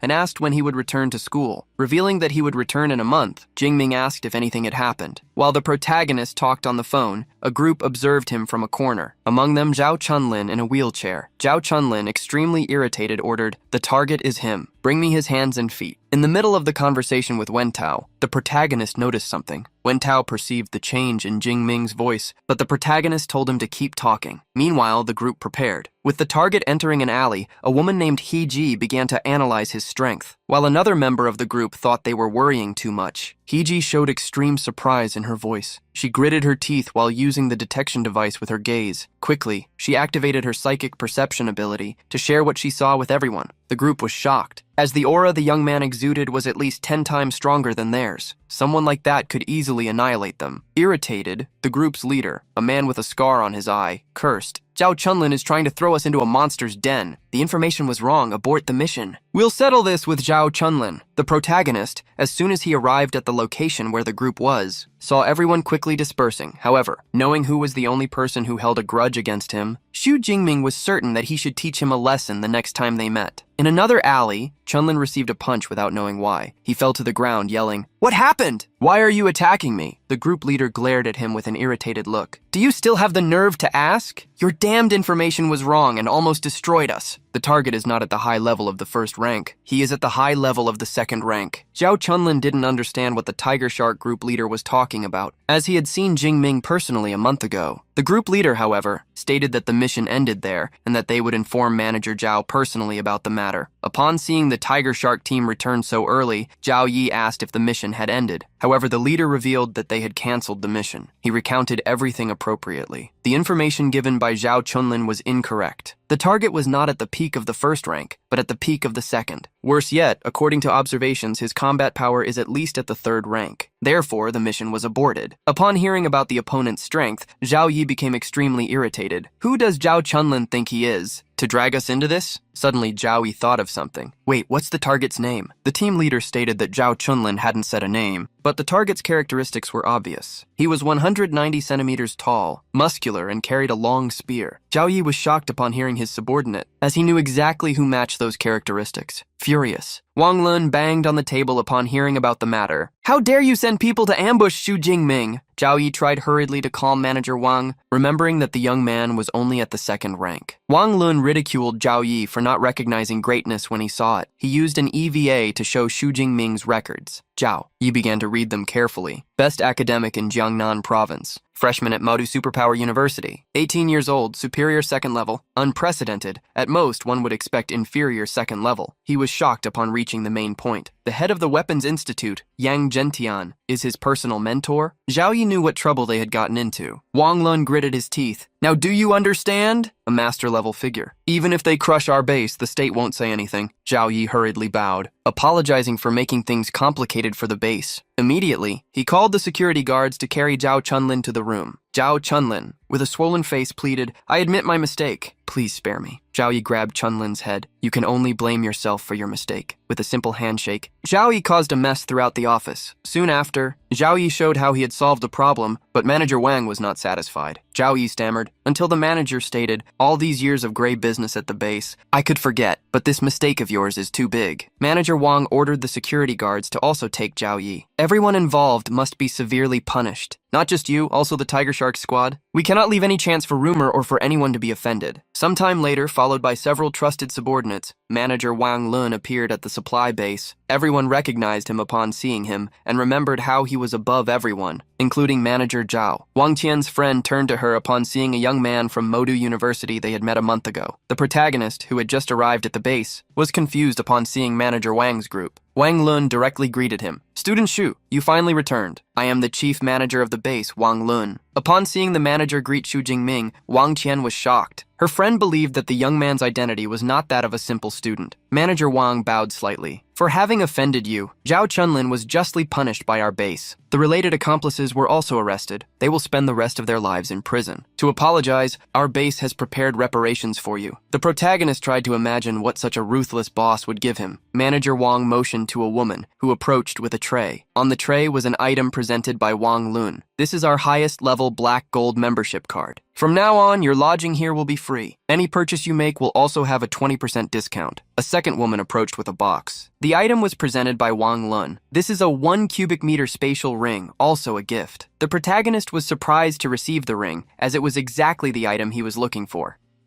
Xu Jingmin could see the sincerity of Pavilion Wang when dealing with the ring that cost at least 50 million Daxia coins. He did not dare refuse the gift. Wang Chuan, upon seeing him accept, commented, "It is not surprising that you are a student of Professor Yang. You truly know what generosity is." Xu Jingmin was surprised to hear his teacher mentioned. Wang Chuan went straight to the point, saying, "And your senior brother Liu Ming has trained in our base before." The two ended up continuing the conversation, talking about the academy and the base, until a long time passed. In the end, Xu Jingmin was presented with access to the best room, with the black gold rank card. It was much more luxurious than the villa where he lived in the academy. After training for a month, he would be able to rest properly. Wang Chuan, while they were talking, asked Xu Jingmin to hire him if something happened. That was the power of having someone to support you. Putting the spatial ring. On his finger, Xu Jingmin used part of his spiritual power to mark it as his. Xu Jingmin's power had already reached 972 Hz, much higher than other second-rank users, who were at most in the range of 600 or 700. Once he finished engraving the ring, he tried to use it. It seems I can drag things into the ring just by thought. As long as my body touches the item, it can be stored, although I cannot store living beings. This thing was really convenient. After testing the power of the ring, Xu Jingmin sat on the sofa. He called the teacher to inform that he had gone to the wild zone, and especially to report something from the other side. Master Yang grunted irritably. How dare they send people to ambush you? Compensating you with a spatial ring is the least. If something had happened to you, I would have destroyed that base completely. Changing the subject, Master Yang asked why the second-rank elite squad had given up on pursuing him. He revealed that he thought they had given up because they noticed that he was also at the higher stage of the second rank. Upon hearing the level the disciple was at, Master Yang was shocked. So fast! You have only been training in the wild zone for a month. Upon hearing from the young man that he had ranked up just a few days ago, Master Yang laughed, boasting about it. You are my student, a student of Yang Gentian. Your cultivation progress is even faster than mine. Xu Jingming warned that he would return before classes started. He planned to go to the advanced areas for one last battle. I have high proficiency in thunder advancement. Beasts of the 4th rank won't even be able to catch me. If I do encounter a 5th rank beast, I can still use the blood rage pill to survive. So I want to try my luck to gain new experiences. Master Yang praised Jingming's decision, but reminded him to be careful. As soon as they finished the call, one of Professor Yang's disciples approached him, commenting on how long it had been since he had seen him so happy. Master Yang revealed Xu Jingming's achievements, stating, "They say life-threatening crises are the catalyst for us to become stronger. This applies to Jingming. It's almost a life cheat." Meanwhile, Xu Jingming entered the range of the mountain forest and could already hear the roars of countless beasts. Looking at the treetops, he saw how beasts soared even there. Compared to the ruined city, the resources for beasts in the forest were much more abundant. While walking through the forest, Xu Jingming ended up stepping on a twig. This alerted the beasts, and a gust of wind suddenly emerged. Using his lightning power, the protagonist managed to accelerate his body, dodging the danger. However, the airstrike passed by him, hitting the trees and slicing through them as if they were just paper. A wolf with sharp fangs and an aquamarine fur emerged. Its teeth grinding matched its name. Terror Gale Wolf. This was a beast of the third rank that typically possessed abilities similar to those of skill users. As a wind-type beast, Shooting Ming judged it to be in the mid-phase of the third rank. It was at that moment that Shooting Ming heard a voice emerging from among the trees.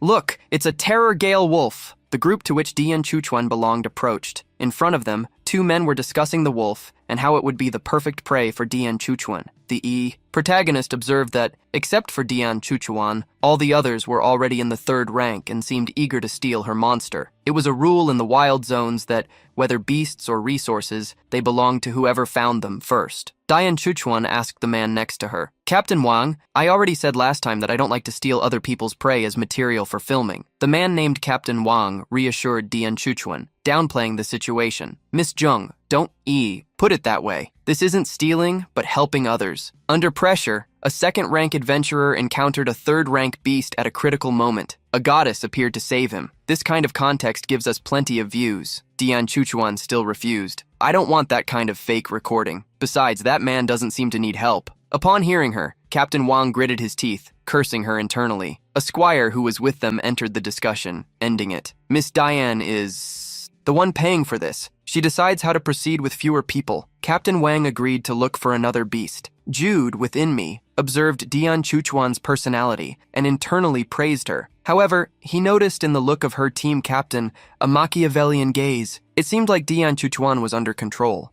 Regarding her team, it wasn't that big, despite thinking so. Shooting Ming left the matter aside. He didn't need to get involved. In the next moment, Shooting Ming had to dodge the Gale Wolf. As soon as the wolf realized that the third-rank users had retreated, he attacked. Shooting Ming seemed weaker to prove that he could not be underestimated. Shooting Ming drew his spear and, at its tip, created a buildup of energy, attacking the wolf from behind and burying it in the ground all at once. With a single attack, Shooting Ming defeated the terror wolf and gained 34 skill points, not a bad amount. With 10 days left until he had to return to the academy, anxiety took hold of him to continue hunting. 7 days later, in an area of large trees, the red-eyed gorillas were moving in a pack. When a strong, purple light appeared, it was a spear attack that flew toward the monsters. With the falling of the attack, an explosion occurred, subsequently engulfing the monsters within its reach. In the blink of an eye, all the monsters were taken down by the single attack. Despite falling, the gorillas, however, survived. This showed their strength and, more importantly, that of the giant third-rank monkey leader. Shujing Ming didn't care about the small prey. His focus was entirely on the big monkey, wielding his spear while attacking, defending, and countering with sharp strikes. It didn't take long for even the monkey leader to be eliminated,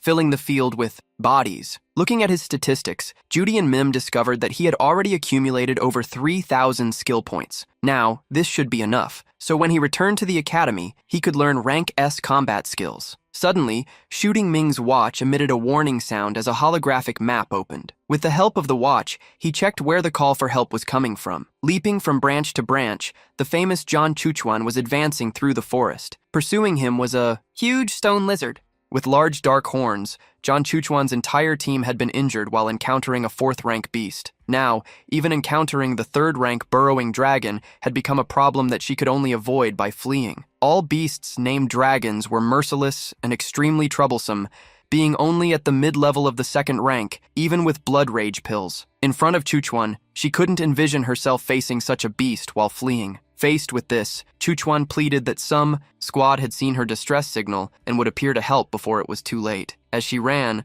John Chuchuan realized she had exited the tree area. Now, in an open field, she would surely be caught with no place to hide. She saw the burrowing dragon open its mouth to devour her. However, at the last second, a bolt of lightning struck between the beast and Chuchuan, halting the monster's advance. John Chuchuan was left speechless upon seeing the young man she had hurriedly encountered days before. John Chuchuan shouted, "Run! That's a third-rank burrowing dragon. You won't be able to defeat it." However, the protagonist remained silent and struck his spear on the ground, intimidating the monster with his presence. Not understanding the actions of the unknown man, John Chuchuan was shocked. She didn't want to drag innocent people into her problem. Hastily, John Chuchuan ran, stepping in front of Shooting. "You run! I'll hold it off!" As soon as she saw it, John Chuchuan once again noticed the burrowing dragon open its mouth, and with a roar, unleashed a gust of wind against her, nearly knocking her over. At that moment, Zhang Chuchuan felt a terrifying energy surge behind her. Shooting, in me, had raised his spear filled with electricity,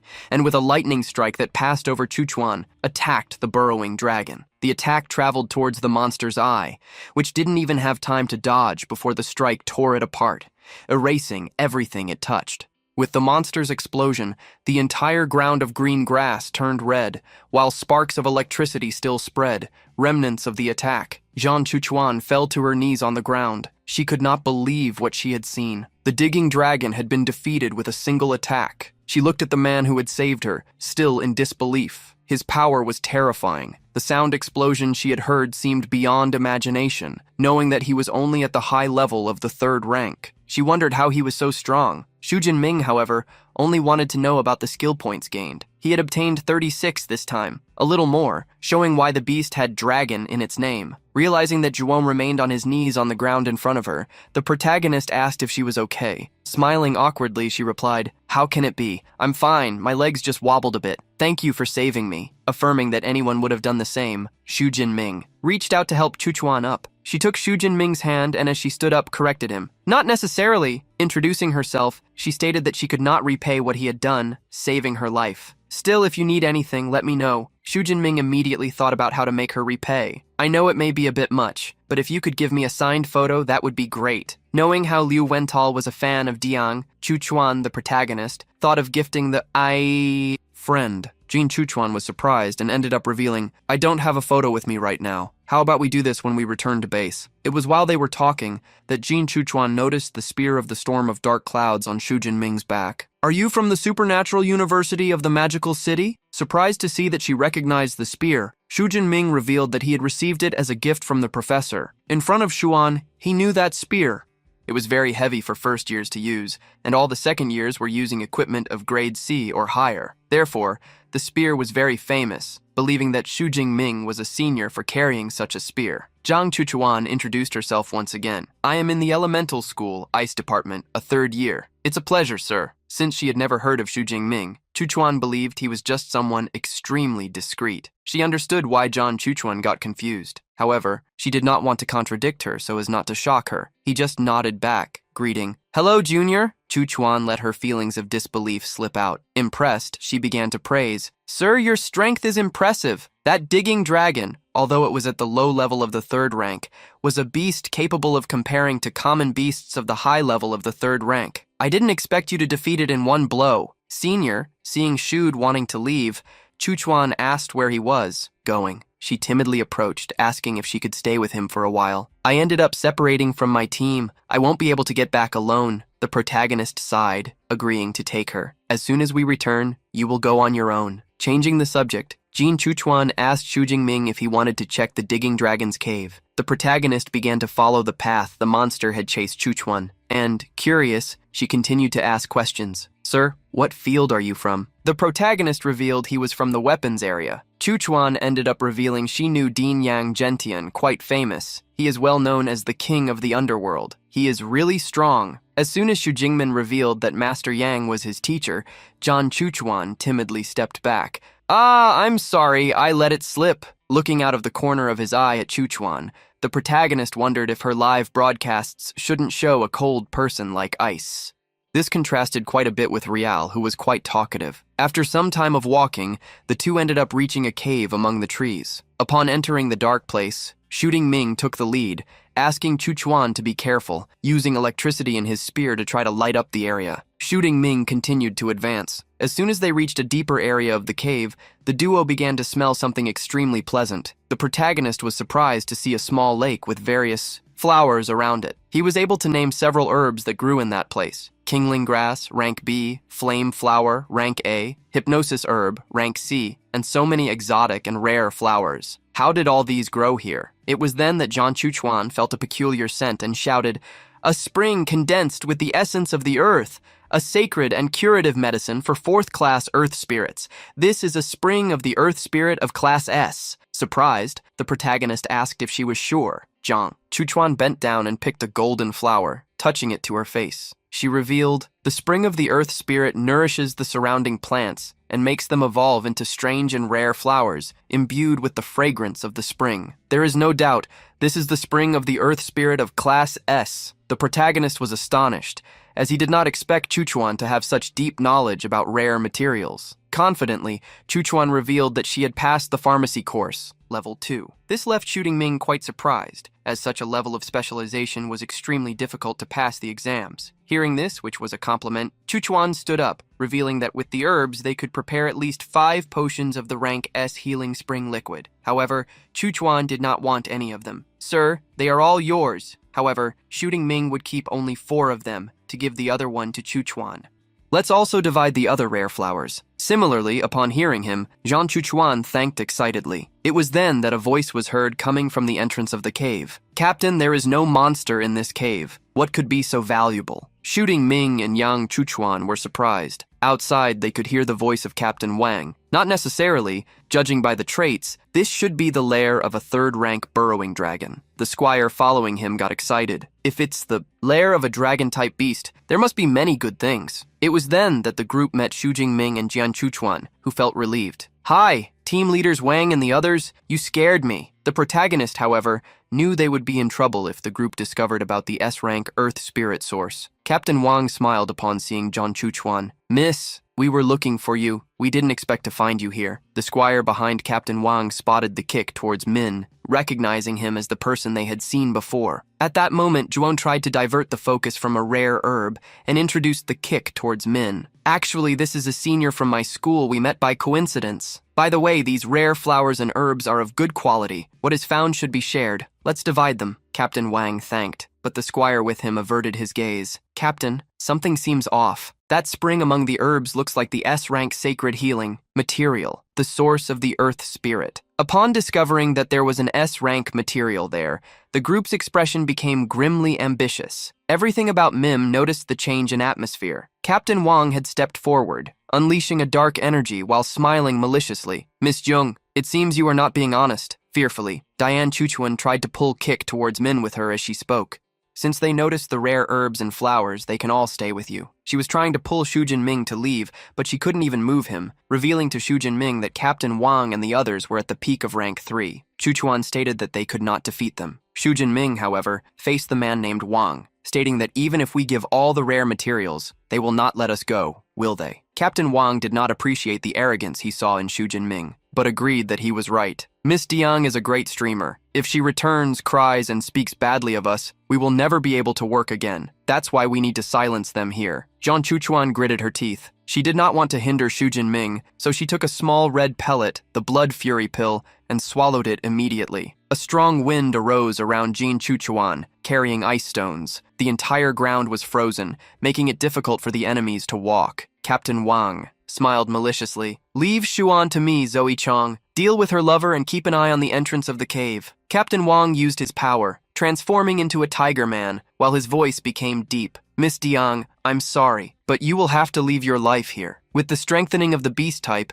the C-rank ability, Wang also wielded the tiger teeth saber. The rest of the team smiled as they filmed. John Chuchuan cursed him internally, fearing that it would really be her end, as well as for having dragged the senior into this situation. It was then that, thinking about the senior, John Chuchuan realized that he had disappeared from her side. When Captain Wang noticed, Shujin Ming had already moved, and Zoe Chong was being lifted by his spear, having defeated an enemy with a single blow. Shujin Ming mocked. "It seems that even a third-rank fighter is not much." The squire was surprised at how fast Shujin Ming had been and took a step back. Joe, being at the intermediate level of the third rank, Captain Wang knew he was not someone who would be defeated so easily. Facing the kick towards me, he then declared, "You are the troublesome one. I misjudged you." Immediately, he lunged forward, swinging the tiger tooth axe. The protagonist moved quickly, propelled by his lightning power, observing Wang's attack. The protagonist realized that the enemy was stronger than him, so he could no longer hold back. A viscous purple energy emerged. Throughout the cave, it gathered around Shooting Ming, who shouted, "Extreme mode! Thunder!" Shooting Ming's muscles grew, bursting his shirt with the energy taking shape. Even transformed into a tiger, Captain Wang was shocked. "What kind of monster is this?" Shooting Ming's eyes had narrowed. On his head, 2 horns twisted backward. Feeling that extreme power, he laughed. "That feeling of power is amazing. Discovering that this was just a special mode, Tiger Wang became furious for being deceived. He charged at shooting Ming, but the protagonist did the same against him, wielding the spear. He used the combat skill Lightning/Gale in a downward thrust. At the last second, before being struck, Tiger Wang roared, using the skill stone tiger, reinforcing his body. However, when the tip of the spear touched the stone skin, it pierced through, shattering it into 1,000 pieces and throwing Captain Wang backward with a great impact. With the extreme power coursing through his shooting, Ming revealed, "My body is 3 to 4 times stronger than before. Even your stone skin won't stop me." However, at that moment, a hand of fire emerged behind shooting Ming. Against it, the protagonist raised his hand, unleashing electricity to stop it. His control over the abilities he possessed had reached an extreme level. The mage who launched the attack was shocked. "My flame claw was blocked. This is a rank B skill that I mastered at an advanced level. What kind of monster is this?" Ignoring that, the protagonist chased after Captain Wang, who could no longer maintain his transformation. Captain Wang was crawling on the ground as he pleaded, "Please let me live. You can keep the spirit of the Earth Source. I will even give you 100 million of my savings. It's all yours." However,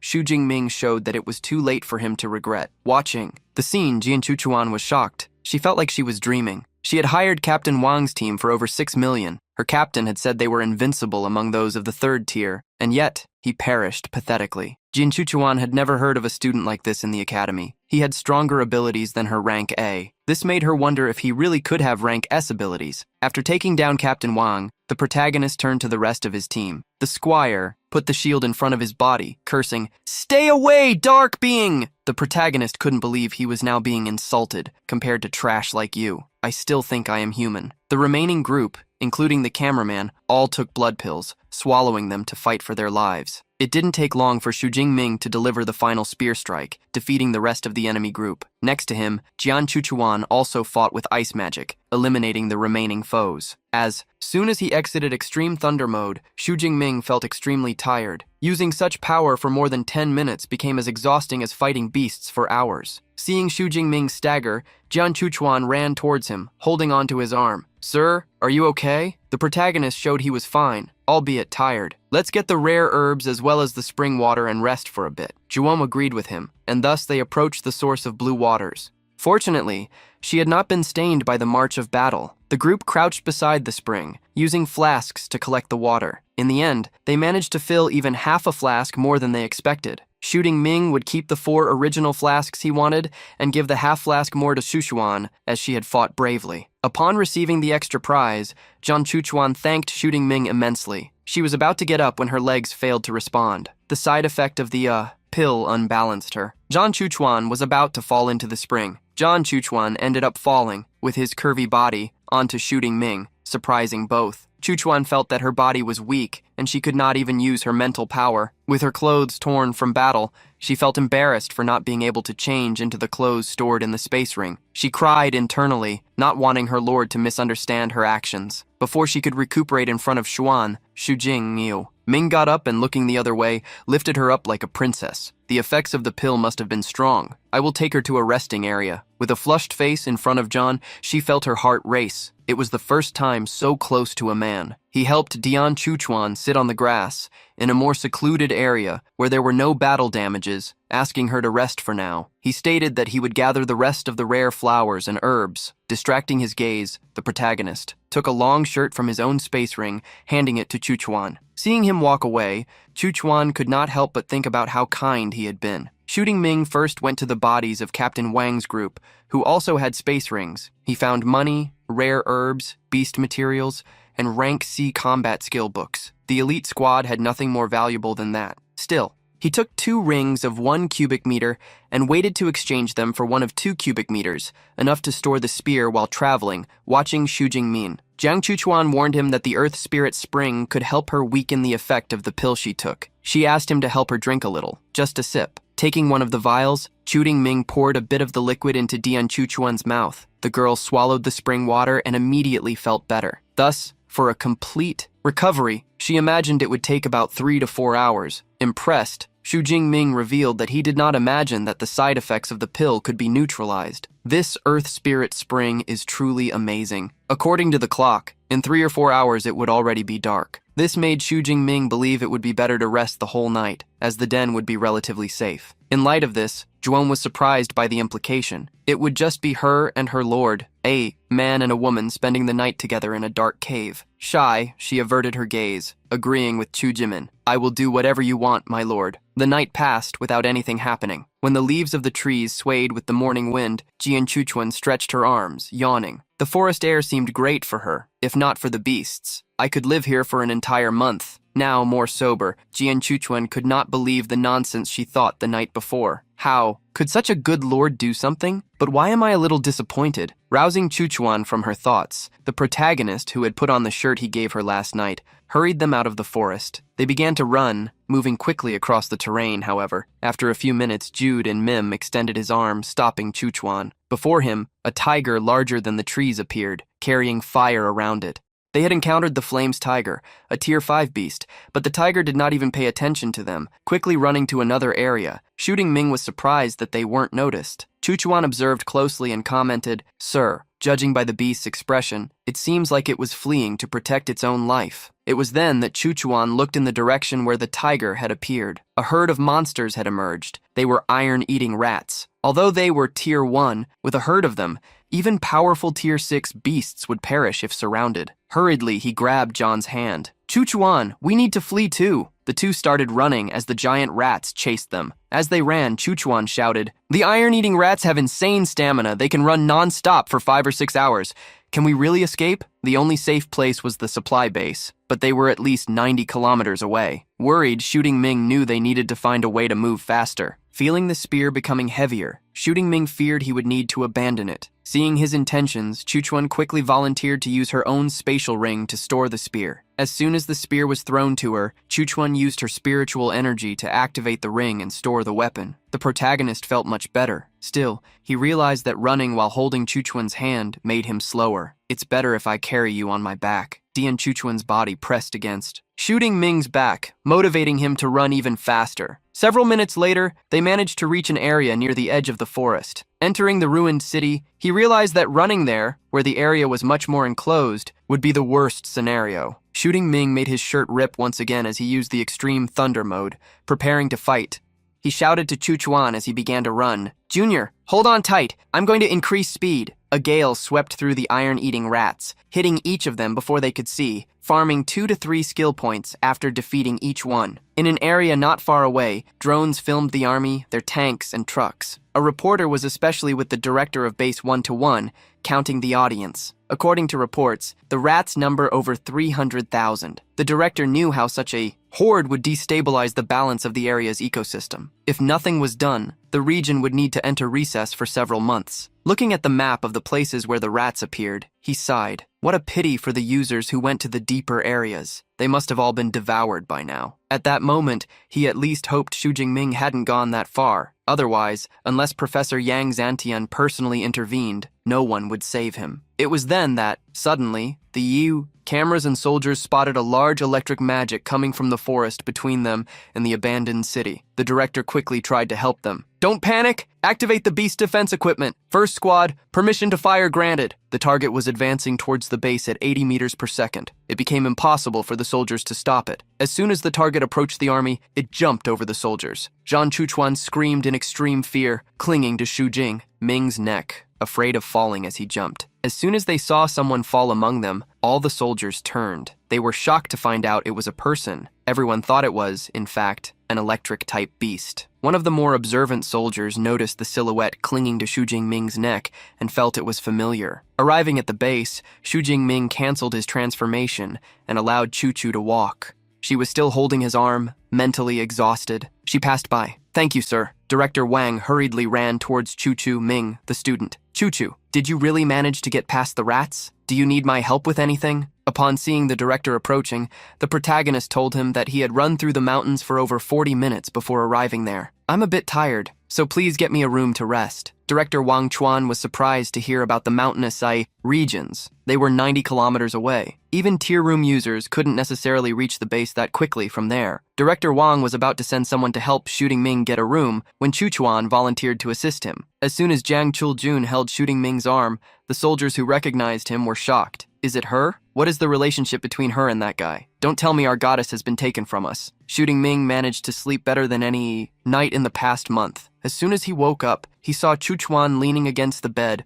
watching him excitedly. Sir, you finally woke up. You slept for 2 days and 2 nights. I almost fed you with the earth's spiritual spring water. Chu Dim was surprised to hear that he had slept for so long. Worried, he asked how the situation in the wilderness zone was. Chu Chuan revealed that the rats had not retreated yet, and the areas were under lockdown. Even when the battle ends, there will be no monsters for a long time. Remembering that the semester would start soon, Xu Jinmin intended to return to school. Upon hearing his intention, Chu Chuan wanted to accompany him. The two then reached an agreement. It was at that moment that Jung Chu Chuan thought of something. She handed a signed photo to Shooting Ming. There was a peculiarity, however. In the photo, she was wearing only a sensual nightgown. While closely examining the photo, Shooting Ming revealed that he had asked a friend, "Isn't this photo a bit too much? You usually take photos like this." Discovering that the request had been made for a friend of Shooting, Ming Chuchuan realized that he had misunderstood. The girl was perishing from embarrassment. She blamed herself for imagining that the senior could have feelings for her. Hastily, Chuchuan handed another signed photo to Shooting and tried to take back the previous photo, however, holding the photo. Shooting Ming ended up asking, "Can I keep this photo?" Smiling. Slightly, Dian, Chuchuan felt her as she rejoiced internally. Shooting Ming quickly tried to change the subject. "I have tons of things to sort out. After sleeping for 2 days, I need to take care of them first. Oh right, I still have to schedule the train trip home." Staying with a smile for Shooting Min, Chuchuan relieved him of his troubles. "I'll give you a ride. You can go back with me, senior, in a yellow 2-seater sports car." Dian, Chuchuan sped down the road. Shooting Min was not, impressed. As expected from a famous influencer, owning a global limited edition car worth tens of millions is totally possible for you. It's my first time experiencing an autonomous driving trip, getting to know the car itself. Chuchuan revealed that he possessed a level 5 artificial intelligence. Full autopilot was not a problem for him. Hours later, the golden car passed through the gate of the Magical City Academy. John Chuchuan got out first, and while retrieving his spear, Shooting Min got out after her. While walking alongside Chuchuan, Jing Min caught the attention of many people. He had grown taller and his aura seemed dangerous yet charismatic. Finally, back, Shooting Ming remembered how his power had soared in just a month. Curious, Chuchuan asked which area of the dormitory Jing Ming was living in. The protagonist revealed he was in Zone 3, just as Chuchuan was in Zone 2. She realized that they would have to say goodbye sooner. However, she asked him to call her if he needed help with that farewell. Xu Jingming prepared to leave, but before he realized it, Jin Chuchuan approached him and gave him a kiss on the cheek. The protagonist appeared frozen, yet his cheeks were warm and flushed. Zhan Chuchuan quickly stepped back, thinking of it as a small gift for saving my life. She waved goodbye, leaving the flushed Xu Jingming behind. The protagonist touched the kissed cheek, still incredulous. As soon as he returned to his village, Zhan Chuchuan took a shower and, still with a towel around her hair, picked up a computer. She believed that someone as strong as her lord shouldn't be someone unknown. She intended to dig up information about him, but all the information she found was strange. A freshman breaking records at the top of the first year, the best rookie. In the end, she managed to find a file with his complete information. Zhan Chuchuan pouted. Upon discovering the truth, it turns out he is a freshman and is already in the second tier. I have been calling him senior for several days. What a liar. Next time I see him, I'm going to teach him a lesson. Junior. Back in his room, the protagonist placed numerous items on the bed. Blazing flowers, giant wolf skins, gathered mission materials, 2 space rings, over 25 million yen in the bank. He had achieved all this and much more. He felt sad for having encountered the rat swarm, as he could have obtained many more points. Thus, obtaining over 3,700, he believed it would be enough to learn 2 rank S combat arts. Suddenly, someone rushed into Xu Jingming's room, his village mate, Liu Ental Ming. You finally returned! You didn't even greet me! I heard a rat swarm appeared where you were. I was worried. The protagonist revealed to Wentel that they had already dealt with the monsters. Now, observing the fight up close, Liu Wentel was surprised by his aura. Wow! You advanced to the second tier, the protagonist corrected him. To be precise, I am at the high level of the second tier. Liu Wental celebrated for the friend who revealed, I went through some tense moments, but I was lucky. I managed to escape with my life and got back on my feet listening to the summary. Liu Wental was not impressed. That is to be expected from you, Ming. You are on another level, so getting into danger really does make someone stronger. Maybe I can try the fight. Ming advised Liu Wental not to do so. My case was a bit special. The wilderness zones are very dangerous. You should wait until you reach the second tier. Indicating that he was just joking, Liu Wental had no intention of going anywhere. He then changed the subject. By the way, Song, Yun has been looking for you several times. You should contact her. Surprised, the protagonist stated that he would get in touch with her once he finished what needed to be resolved. He also remembered the gift he brought for Liu and extended a photo to hand it over. Receiving the photo personally signed by the goddess Diang Chuchuan made Liu Wental's eyes turn into heart eyes. Sometime later, in the sparsely populated library, Xu Jingming had gone to look for some books. Completing 4 missions had given him 871 credits. He then asked the electronic assistant Eva, filter all electric-type combat arts of rank S. The artificial intelligence found some options for him, among them, the Thunder Tribulation Seal, the Furious Thunder Fist, and the Thunder Prison Realm. He noticed that even in the best academy, there were only about 20 Thunder arts of rank S. Still, choosing the right rank S art was key to his future growth. The protagonist spent some time analyzing the skills one by one. He ended up choosing one skill for ranged attacks and another for defense. Balanced choices. Others could specialize in just one magical field or melee attack, but Shooting Min intended to do both. He chose the technique of Heavenly Thunder, a prerequisite for the only triple S rank lightning art from the Academy, the Divine Thunder of 10,000 Prisons. As expected, it was incredibly deep, far removed from another S rank art he knew, the immortal body of Thunder. The protagonist felt that the complexity of that technique reminded him of his old days as a student in foreign research during his PhD. 6 hours later, Shooting Min had fallen asleep over the book, and after that long time, had only managed to scratch some understanding of the technique. At least he could let the system take care of the rest. The protagonist clenched his fist and raised his hand. Deep blue lightning emerged, strengthening Shooting Min's mind and understanding. The protagonist was surprised to find that evolving an S-rank art to the basic level cost 1,600 points. Apparently, all his effort would grant him a maximum of 2 magical arts. At that moment, the virtual assistant Eva approached, advising Shooting Min to take some rest, as it was already 1 in the morning. Remember, do not use skills inside the library. Since it was too late, Shooting Min realized he would have to leave learning the Thunder Armor for another time. Meanwhile, a young woman, Song Kyung-yun, was running through the fields. It had been a month since she had started training at night, and felt that her progress had improved to a shocking level. As soon as Shooting Min returned, she intended to challenge him and prove who the real #1 novice was. Suddenly, Song Kyung-yun spotted a shadow in the sky. A black-feathered hawk with a white ring was soaring over the university fields. This left the young woman quite irritated. A beast is bold enough to hunt within the city, thanks to its speed and camouflage. Judging by its speed, it must be Tier 3. It would be difficult to defeat it. While observing the bird, Song-kyun noticed that lightning began to emerge in the sky. Of course, the lightning struck the black-feathered hawk, causing the beast to be destroyed mid-air. Someone had attacked. No one knows from where. Having eliminated the black-feathered hawk, he received 34 points. The Heavenly Thunder technique proved to be stronger than he had imagined. From a distance of almost a kilometer, it had obliterated the beast without leaving a trace. Walking through a forest in the middle of the night, after testing his new ability, Xu Jingming didn't realize that someone was secretly observing him. The next day, Wental was still eating when he saw Jingming get up. Are you leaving so early? As the rookie competition was starting in a few days, he wanted to go to the skill library once more. Wental couldn't believe Xu Jingming. He had just returned from the Wild Zone and was already extremely diligent. This motivated Wental to train as well. After breakfast, as the protagonist was leaving home, he heard someone call him, followed by Kaidan, Chia, and Song Kyun, who ran towards him. I'm glad you returned from the Wild Zone safely. Upon seeing the training, clothes that Song Kyun was wearing, the protagonist was confused. His expression made Song Kil ask him, you should remember that you promised to have a duel with me, right? Remembering the promise, Xu Jingming asked if she was sure she wanted to duel. Confident, she put her hands on her hips. I am also a champion of the City 1 province. Don't underestimate me. As she insisted, Xu Jingming agreed with a smile. All right, we can find time later for a duel. However, Kyuyun quickly grabbed him by the arm, pulling him. We're doing this now. Let's just go to the training room.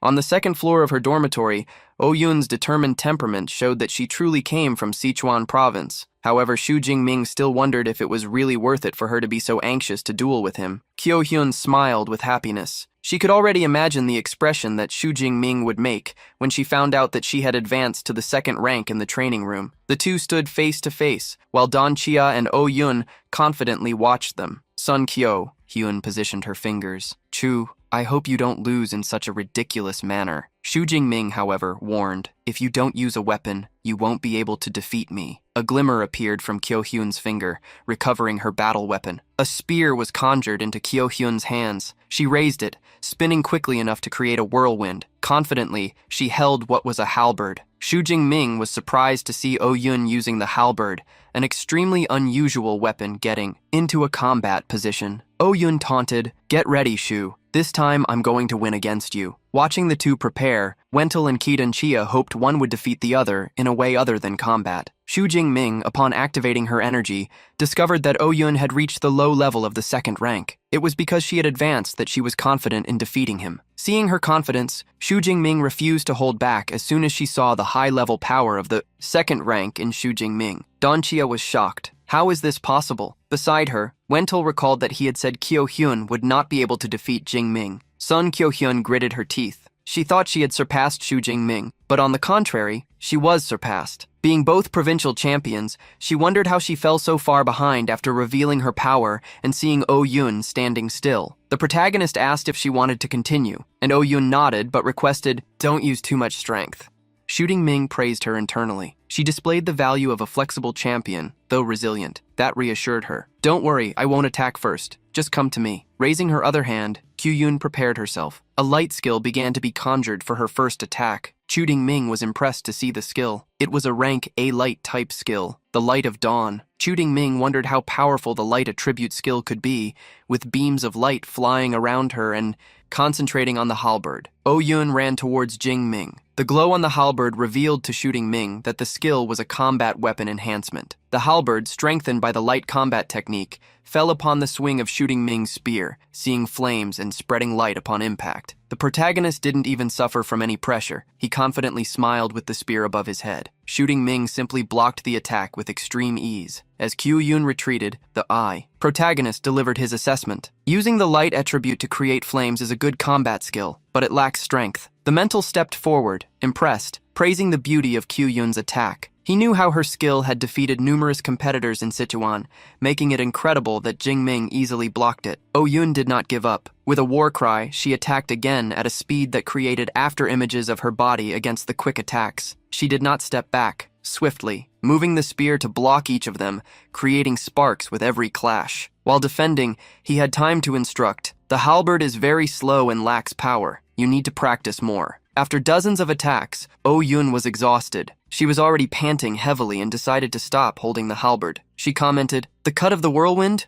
The skill I used is a rank S skill along with the dawn light. It can attack hundreds of times in a few seconds, and you managed to deflect it without even using a skill." Now that the duel had stopped, Kyuyun questioned how far the proficiency level in Spear of Jingmen went, which seemed to have already surpassed the advanced level. Her divination proved correct, as Jingming revealed that my spear proficiency had reached the master level. Such a level left Oh-Yun shocked. "How old are you?" "I started practicing with the halberd when I was 8 years old, and after 10 years of training, I only reached the advanced level." Oh-Yun ended up giving up against someone with a rank S skill and insane comprehension talent. She couldn't surpass him before she left. Jingming asked if she would like to test any other combat skills, which Oh-Yun already knew that Jingming's level and spirit were at a higher level than hers, just as her spells could not break his defense. Grateful, Oh-Yun invited, "Thank you, Xu, for being my training partner today. How about lunch being on me?" As they woke up, they left together to have lunch. Oh-Yun left with Dong Chia, who ended up commenting, still thoughtful, "It seems that Xu Jingming is still a bit stronger." As soon as they were alone, Wentel showed how impressed he was with Jingming. "As expected among the champions of the provinces, you are the strongest." Xu Jingming didn't brag much, believing that only Kyuyun's strength was not that high. Despite his level, Jingming's words seemed more of a joke to Wentel. "Only you would think that. You don't know, but she is part of the family of someone of rank S, with light-type abilities, belonging to the 8th position that appears in history books. She is the great-granddaughter of Song Da-O-Yuan. Jingming was shocked to remember the story from 80 years ago about Song Da-O-Yuan. Wentel, quite informed, revealed that he insisted the rank S abilities of Song Da-O-Yuan. They were known by everyone. She was extremely favored by him, so leveling up became easy for her. Shooting Ming was able to understand now why, at the last social event, she bought numerous things, even a ring that could hold the Funchin halberd. After the duel, Shooting Min said goodbye to Wentel. Now he could continue learning martial skill techniques. The sun illuminated the Grand Library on a quiet day. In an isolated room, Shooting Min tested the thunder armor, discovering that it consumed 20% of his energy and lasted about half an hour. However, it not only reduced impact damage by 90%, but also counterattacked immediately, like a reactive armor. 4 hours later, after training the skill, Shooting Min managed to unlock the option to add points. He chose the Thunder Armor to evolve. Then only about 700 skill points remained. To gain more points, he imagined that he would need to find the opportunity to go to more wild areas, such as those near Yangchang and Tongxiang. Now Shooting Ming was ready to prepare for the rookie competition. Days passed, and soon the 1st of September, the day of the competition, arrived. Upon meeting Kaiden Chia and seeing her carry iron claws,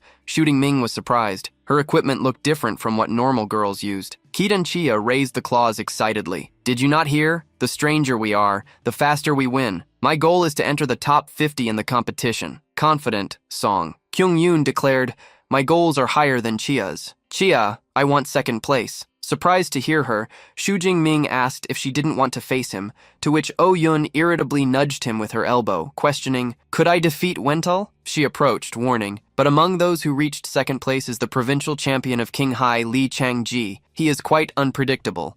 After fighting against Jingming a few days ago, I was eager to see how strong that Li Changge could be," interrupting as Don Chia drew attention, pointing to a place. "Look, it's the competition arena." The competition arena covered the area of an entire stadium in Area 3 of the Academy. In another area, the voice of a woman filled with surprise could be heard. John, I didn't expect you to care about the rookie competition. I thought you didn't like this kind of content." Next to her, friend, Deontay Oshuan revealed she was interested in a participant. This caused her friend to tease, "Are you interested in someone? Would it be a man?" Confirming what her friend thought, Chuchuan recognized someone in the arena. "He is a man! Look, there he is!" Shooting Ming walked with his hands in the pockets of his hoodie, impressed by the size of the arena. Wentel was left speechless seeing everything. Although the school area is immense, they are being very extravagant. The protagonist ended up revealing to him that Professor Yang had said that there would be 100 participants in the rookie competition. Therefore, a large arena would make sense. Shooting Ming intertwined his fingers with a confident and eager look. A battle of 100 people? This rookie competition will be interesting. Seeing the entire bleachers full, Wentel was shocked when he also saw extremely important people, like the presidents of the 2 best clubs in the school, the Ashes Club and the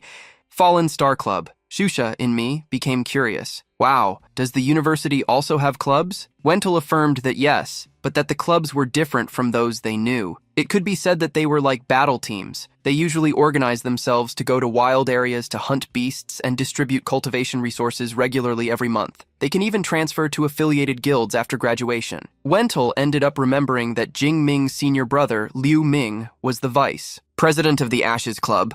He tried to look for Liu Ming in the audience but couldn't find him. The protagonist frowned with concern, as since his return, he had been unable to contact either the gentleman or the master. He had heard that both had gone south, but he did not know if they were safe. In an inner area of the arena, a man with a trench coat draped over his shoulders, Wei Rei, president of the Ash Club, was followed by 2 suited individuals. One of them, a man, commented, "President, I heard about the battlefield attention in the south. Thank you for returning to the field, despite the schedule. The recruitment could have been left to us, you didn't need to come." However, Wei Rei corrected, No, nothing else matters. I have returned now for a single purpose, and that is to recruit Liu Ming's junior brother Jing Ming at any cost. Looking around, Wei Rei was also worried to see that the Fallen Star Club was present. Recognizing Wu Yuan, the president of the Fallen Star Club, it was the same person who had observed Xu Jingming in the forest a few days ago. Wei Rei wondered if he was there to recruit Jing Ming. Suddenly, a magic circle appeared in the sky above the combat arena. The deans of each discipline were preparing to enter from the magic circle. A structure with a large gate materialized. The people in the audience were impressed by the spatial superpower. They also wondered who the professor would be that would come through the portal. Soon, a foot wearing a high heel appeared. A woman in traditional clothes passed through the spatial gate, drawing attention. Owenthal informed Jingming and the others that she was the vice principal, the one who managed the library of battle techniques. Jingming was impressed, especially because the vice principal seemed extremely young. Yoon explained that it wasn't quite like that. Superpower users have a strong physique, and they age slowly. She must be in her 40s. The vice principal looked at everyone with her green eyes and gray hair flowing in the wind, introducing herself. My name is Ling Shuang. As one of the 3 vice principals, I am usually in charge of guarding the library of battle techniques, since the principal is not at the academy. The other 2 vice principals also have important matters to attend to. The opening ceremony will be conducted by me as teachers appeared beside her. I continued with a speech. First of all, welcome to the City of Magical Superpowers University. This year we have 1,024 newcomers, in addition to 6 provincial champions. 56 have rank A superpowers, 832 rank B, and 135 ranks C and D. Furthermore, there is a rare awakened of rank S. The vice principal's eyes swept across the arena and soon found Shooting Ming. The protagonist attracted slight glances that turned back to the vice principal. Immediately, with the help of assistant robots that created holograms, she continued. To help you become stronger, the Academy will distribute resources each year based on your rank, from D to S, 5 levels in total. It is the rookie competition that will define your rank. In the first year, the Academy had a ranking system, a credit system, a power ranking, and a mission system. The amount of information the students needed to memorize would make life intense. One of the students ended up commenting in a low voice, "It would be better to cancel these systems. That would be fair to us." However, his voice did not escape the vice principal's ears, who asked, "Fair? When did I say that the City of Magical University was fair? What we cultivate are the greatest powers. Their births must be through tough competition. So fight, grow." A hostile atmosphere was already beginning to arise among the competitors. This made Shooting Ming believe that choosing the Magical Academy had been the right choice. Changing the subject, the vice principal instructed not to hide their strengths. The stronger you show you are, the more resources you will receive. Explaining about the competition, the vice principal sent various drones hovered over the competitors as it explained that the competition would be divided into 2 sessions. The first is a battle between 100 people. Ava will count how many enemies each person has defeated. The top 5 from each round will enter the second round. The rewards were displayed for all participants. First place would receive a 10 cubic meter spatial ring, rank A cultivation resources, and 1,000 credits. Second place would receive a rank A battlesuit, rank B resources, and 900 credits. Lastly, third place would receive a rank B technique, rank B resources, and 800 credits. Tal was shocked by the prize of the 10 cubic meter spatial ring because it was extremely expensive. With his mouth agape, Don Chia corrected him. "It's impossible to even buy something like that with money." The vice principal stated that the competition would determine everyone's ranking. The top 50 would be placed in rank A, positions up to 200 would enter rank B, and up to 500 would receive rank C. The S ranks would be hand-picked by her. After explaining everything, she bid farewell, returning to the magic gate and leaving the rest for the principal Sam to resolve. The principal, who had a long braid that extended to her feet, crossed her arms while looking at everyone. Sankings now was the principal of the Elemental Academy. With a slight smile, she announced the start of the competition and reminded the students that those who perform well may be taken as internal disciples by the professors, so do your best. Among the new students, many began to feel motivated. Announcing the start of the first of 10 rounds, the principal called all those selected by Eva to come up to the stage. Observing the stage, Wentel noticed that Li Chang would fight in the first round. He was a student with a mischievous look who, licking his lips, made a deadly sign in a direction. Don Chia noticed he was looking at Shooting Ming and recommended, "Shooting Ming, he's provoking you." Irritated in place of Jing Ming, whom Oh Yun cursed arrogant and ridiculous, he is asking for a beating. The Ental smiled maliciously, mocking lichens in heavens among all the people. To provoke, he chose precisely the one person you absolutely cannot provoke. And now, the second person you cannot provoke also holds a grudge. I hope he doesn't get crushed too much afterward. When the 100 competitors climbed onto the stage, a strong wind blew through the open roof of the arena, surrounded by several doctors. The vice principal stated, "Don't worry, if you enter life-threatening danger, Eva will automatically create a protective barrier. Don't worry about injuries either. As long as you don't have a cut above your shoulders, you can be saved." Thus, she ordered after a countdown, Begin. With the start of the battle, all non-freshmen used their powers. A great chaos ensued above the arena. Spears, spells, whips, and all kinds of attacks could be seen. Someone with a knife caught the attention of the audience for already having advanced to the second rank. They recognized him as Li Changji, the champion of Qinghai Province. He dominated the battlefield with a malicious smile and his tongue sticking out. Li Changji ran across the battlefield, delivering blows with the short sword. Wherever he passed, a trail of defeated opponents appeared on the ground. As he eliminated numerous opponents, he went down the stairs, provoking, "Kick me!" As a rank S awakened, I wonder if his result in the first stage could surpass mine. The Ental couldn't believe little Enji's actions. He had seen people beg for a beating before, but no one was so determined. Behind William, a student asked, "President Li Chenji advanced to the second stage? Shouldn't we target him for recruitment first?" William firmly denied. "The first target is still shooting me." Curious, William's companion asked if he had any leaked information, and it ended up revealing not exactly information told to me by third parties. I personally heard the assistant Eva, and then the selection for the second stage began. This time, I had been selected, and everyone encouraged me, especially the brother Ming. "Show that guy Liu Changji your true power." As soon as they saw Xu Jingming enter the arena, everyone nearby felt his power overflowing.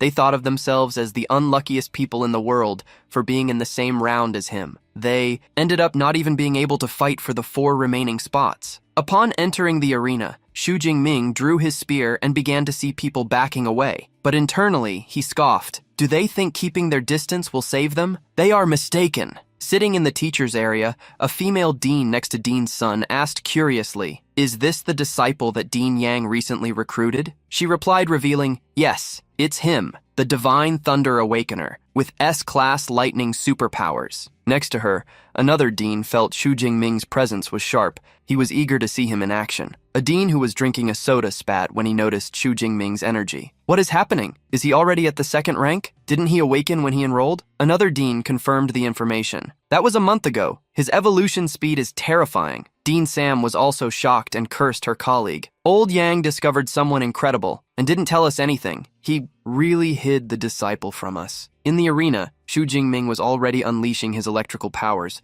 while everyone around retreated. A countdown began, and as soon as he received the signal, he started spinning the spear in front of his body like a propeller. The feeling inside Xu Jingming's chest at that moment showed him that instead of fighting beasts, he preferred to fight against humans. The terrible and powerful aura released by Xu Jingming forced everyone around him to retreat. Soon they realized they were not facing an ordinary second-rank individual, but someone who had already reached the higher levels. The shock spread as they faced the awakened with electrical attributes, who they found out was at the high level of the second rank, while they didn't even know how to compete against Xu Jingming. The protagonist started walking towards them, hearing incredulous comments. "Is this really the rookie competition? We are all rookies, but we are facing someone at a completely different level." Surprised, the man accompanying Yuan asked if he already knew about Xu Jingming's strength. All the while, Yuan had responded vaguely, more or less, "But now you can see Xu Jingming's potential, right?" In the stands, Chu Chuan couldn't help but smile. "Wait, should I call him Junior? He really fooled me for a long time. He hey hey hey hey hey hey hey hey hey hey hey hey hey hey he. High level of the second tier. Damn, I originally wanted to crush him and step on his reputation as an S-rank awakened, and thus make my name famous in the school. Now it seems things have changed. However, suddenly, Li Chenji noticed someone's presence and smiled. With him here, Jude and me won't have a chance. If it were in another round, he could definitely win, but against that guy, we can already see what will happen. Suddenly, a vibrant voice ran throughout the arena. "Guys, Xu Jingming is an awakened of the high level of the second tier and has S-rank skills. No one can rival him. Why don't we unite to eliminate him first?" People began to agree with the voice and formed a combat group. Jude and me noticed that the voice carried a strong power that stirred the minds of others. This meant that his real opponent was possibly a user of mental-type abilities. In the midst of several people, a young man with purple hair conveyed his voice with skill. "There are 103 of us present here, excluding Xu Jingming.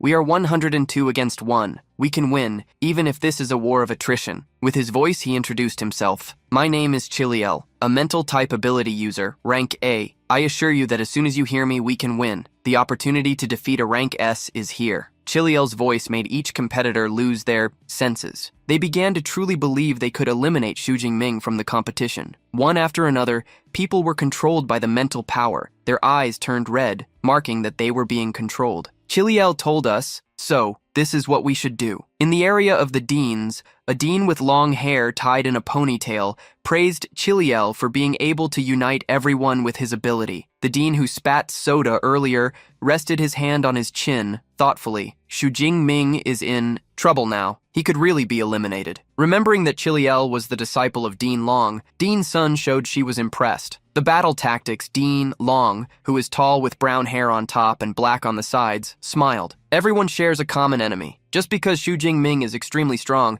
little Liao just got lucky. It would be difficult if this situation weren't happening. Dean Sun, however, spread compliments. Luck is also part of someone's strength. However, Xu Jingming will go through tough times now. If a rank S Awaken can't even make it past the first stage of the rookie competition, that would be a big joke. In the arena, Xu Jingming saw the group of opponents begin to approach in a coordinated manner, continuing to use their mental power. Chiliel mocked, "Xu Jingming, if you had eliminated me before I finished my second sentence, you could have escaped.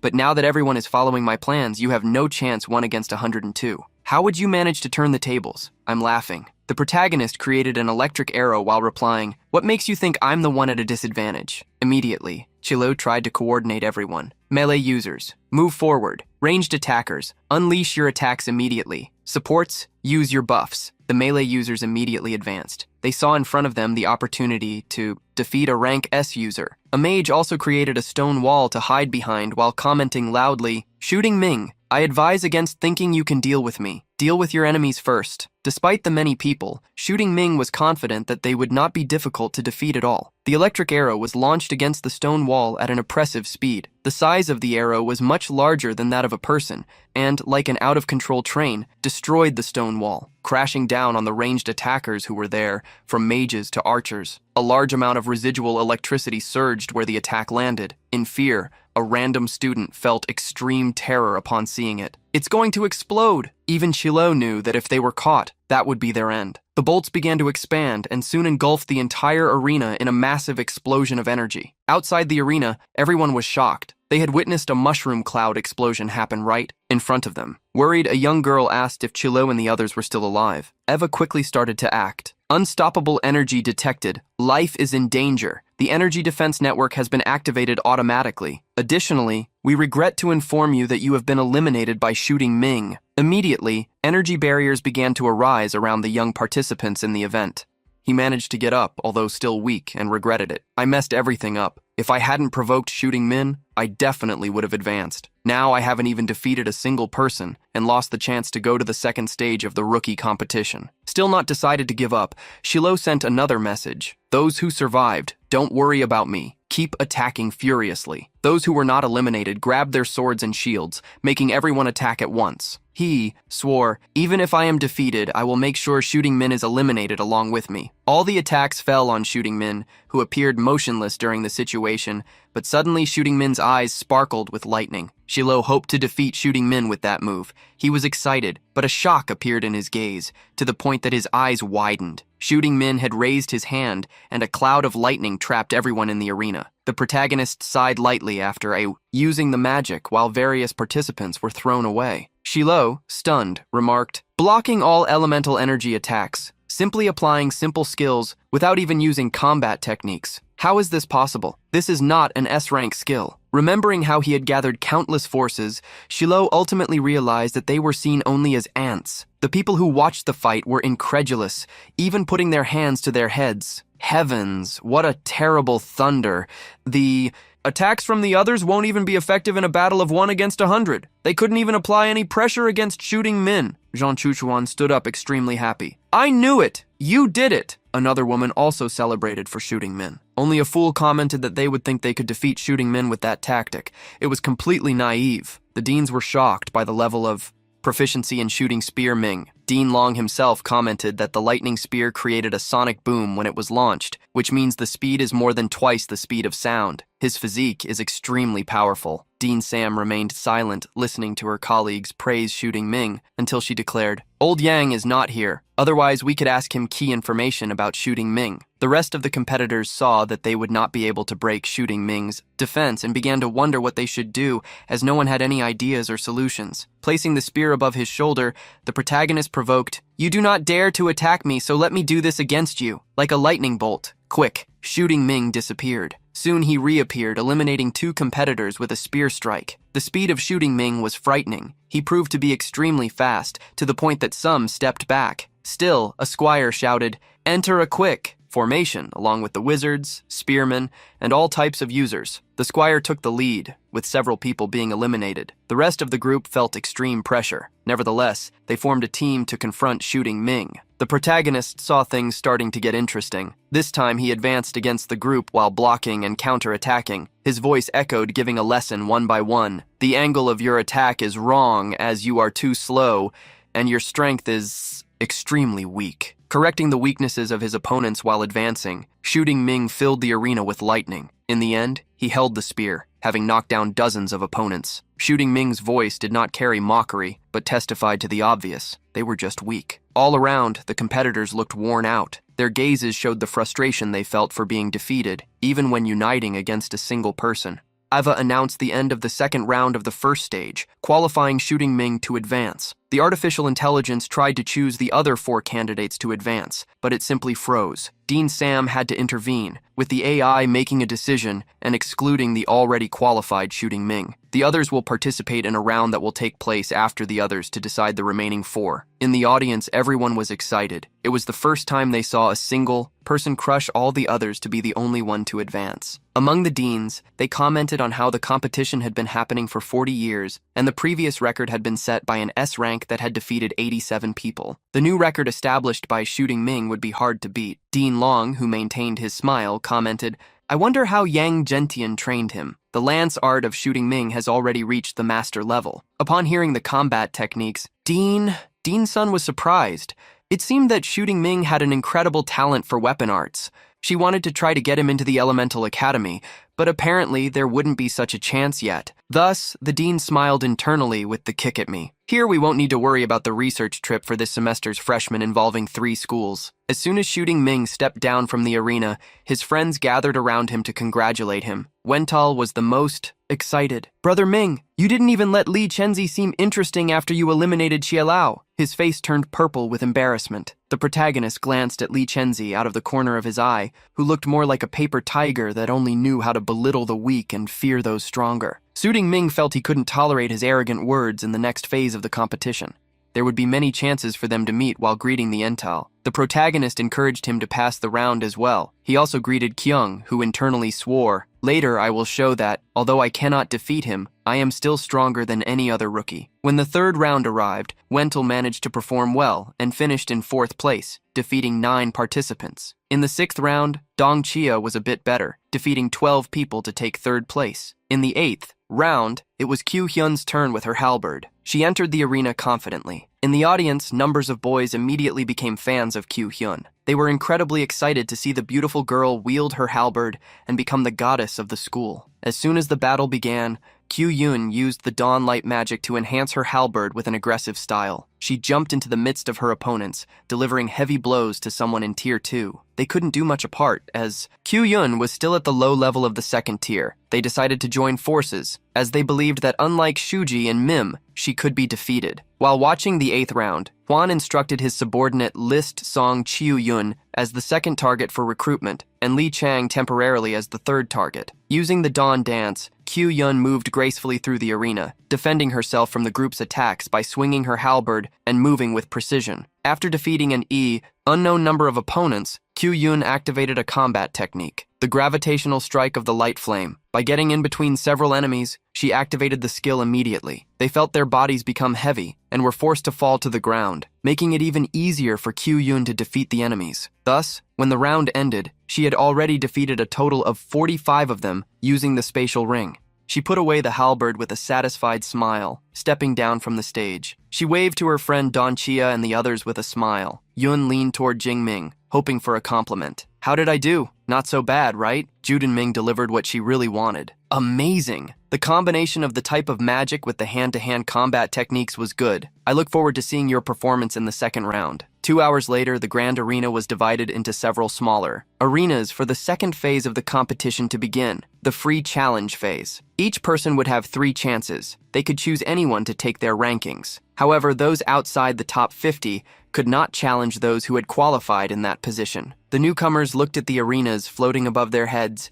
and began to think about their choices. Li Changzi gave up challenging Shooting Ming and wondered if she should choose the one who came in second. It was at that moment that a voice emerged. "Ava, I want to challenge." The third place was shocked to hear his name. He saw that he had been challenged and became frantic. "You are in first place. Why are you challenging third place?" The protagonist simply replied casually, "The rules do not say that it's prohibited to choose someone from a lower rank. Besides, don't you think I'm someone you can provoke at will?" Some misinformed people were confused and asked if there was a conflict between the two. Someone who saw what happened earlier ended up revealing to someone in doubt. "Don't you know?" Earlier, Li Changzi made a throat-cutting gesture, provoking Shooting Ming. Hitchens ground his teeth upon seeing Ava agree to the challenge and assign them an arena. Irritated, he accepted. "Then, let's see how powerful you, a rank S, can really be." As soon as the two climbed into the arena and grabbed their battle weapons, Eva immediately began the countdown. Li Chenji used a ranking skill of the strengthening type and feral style, transforming into a berserk lion king, a beast with a mane as red as blood. His powerful roar echoed throughout the arena. Upon transforming, he charged at Shooting Min. "You forced me to this with a sharp gaze, causing faint lightning to appear." Shooting Min contradicted him, his arrogance causing disaster. Li Tengji advanced toward Shooting Ming, but he disappeared in the blink of an eye. When Li Tengji realized, Shooting Ming was already behind him. Ichenzi managed to turn around quickly, swinging his sword while roaring, "An electric-type user dares to confront me head-on? That was your mistake." The sword struck Shooting's spear in a fierce clash. However, as a result, powerful energy rebounded against Li Changzi, knocking him back. The novice transformed into a lion was shocked. He couldn't believe that Shooting Ming had more strength points than he did. Pointing the spear forward, Shooting Ming released lightning once again. A large formation appeared, and the divided lightning from the purple cloud fell upon Li Chengyi, completely engulfing him in a wave of suffering and pain. Li Chengyi roared furiously, trying to withstand the attack. From the stands, everyone watched the electric sphere surrounding Li Chengyi and was shocked, as even though he was a user of the second rank of the strengthening type, he could not endure the pain of that attack. For many, the most terrifying was Shooting Min. He controlled the lightning to avoid harming Li Chengyi, merely causing him pain. Therefore, Ava could not intervene, as Li Chengyi had not yet been defeated. After being unable to endure mentally, Li Chengyi fainted. Thus, the victory of the battle was claimed by Shooting Min. With a look of disdain, Shooting Min was disappointed as he wanted to play a little longer. So, he waited for Li Chengyi to learn his lesson.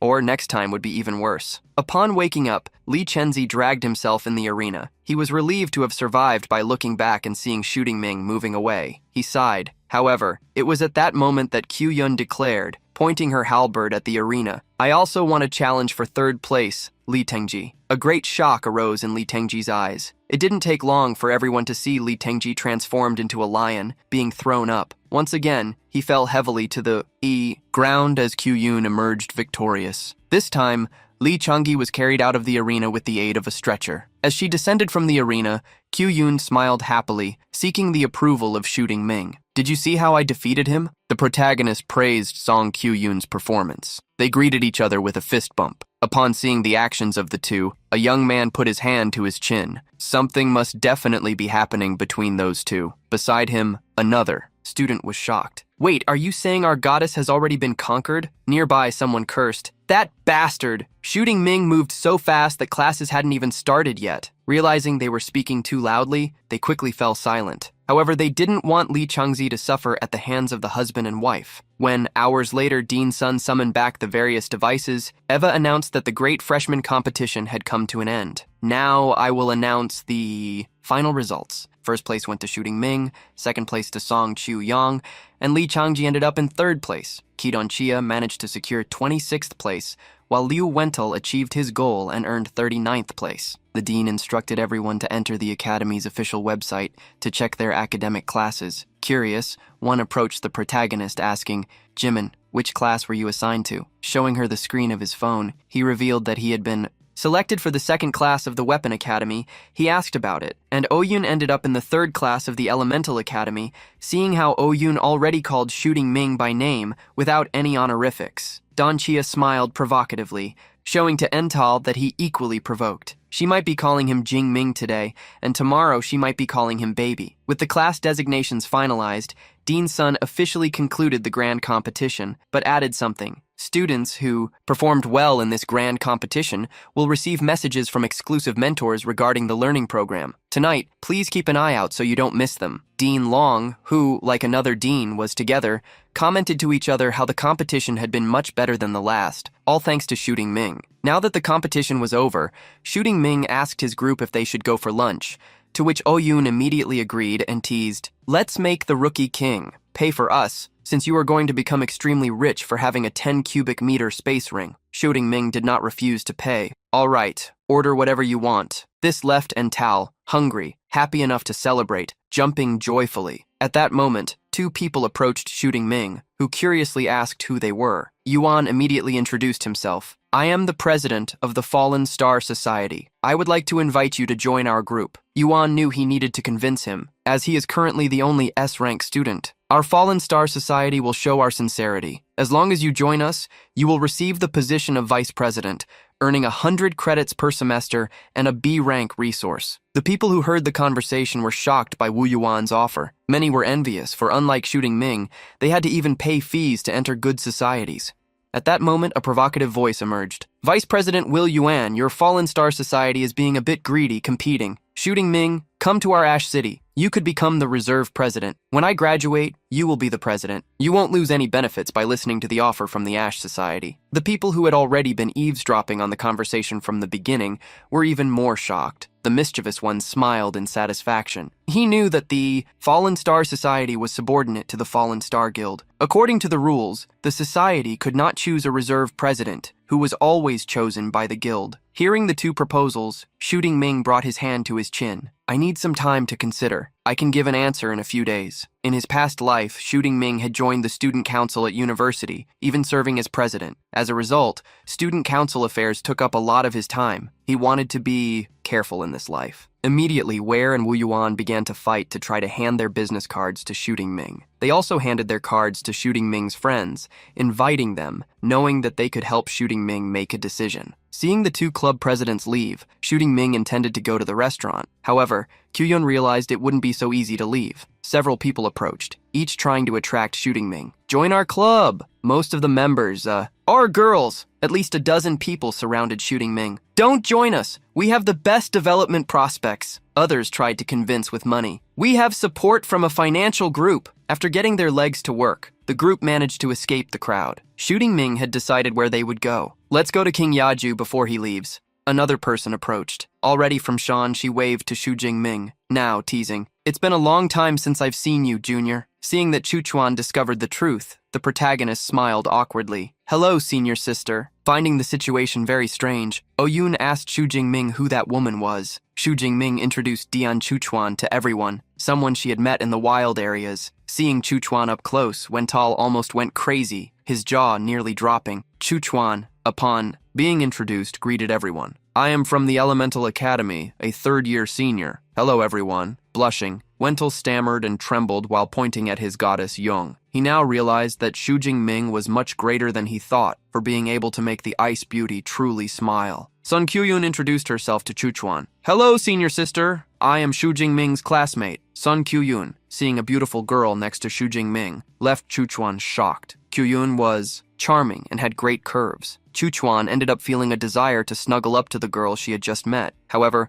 recognizing her thoughts, she quickly shook her head negatively. What a terrible girl. She really knows how to be appealing to both men and women. Unaware of Chuchuan's thoughts, Oyun stated they were going to eat and invited Chuchuan to join them. The group ended up going to a nice restaurant. Immediately, the group ordered drinks and toasted to celebrate the end of the rookie competition. Chuchuan particularly sat next to Shu Jingming, and with her arms intertwined with his, she called for a special toast. Already with her face flushed, Oyun sat across from him, asking for them to drink together as well. Dongchia was once again beside Wental, who whispered to her, "These two seem to be interested in Brother Ming. We need to leave immediately so we don't interfere with this love battle." The two got up and bid farewell to Shu Jing.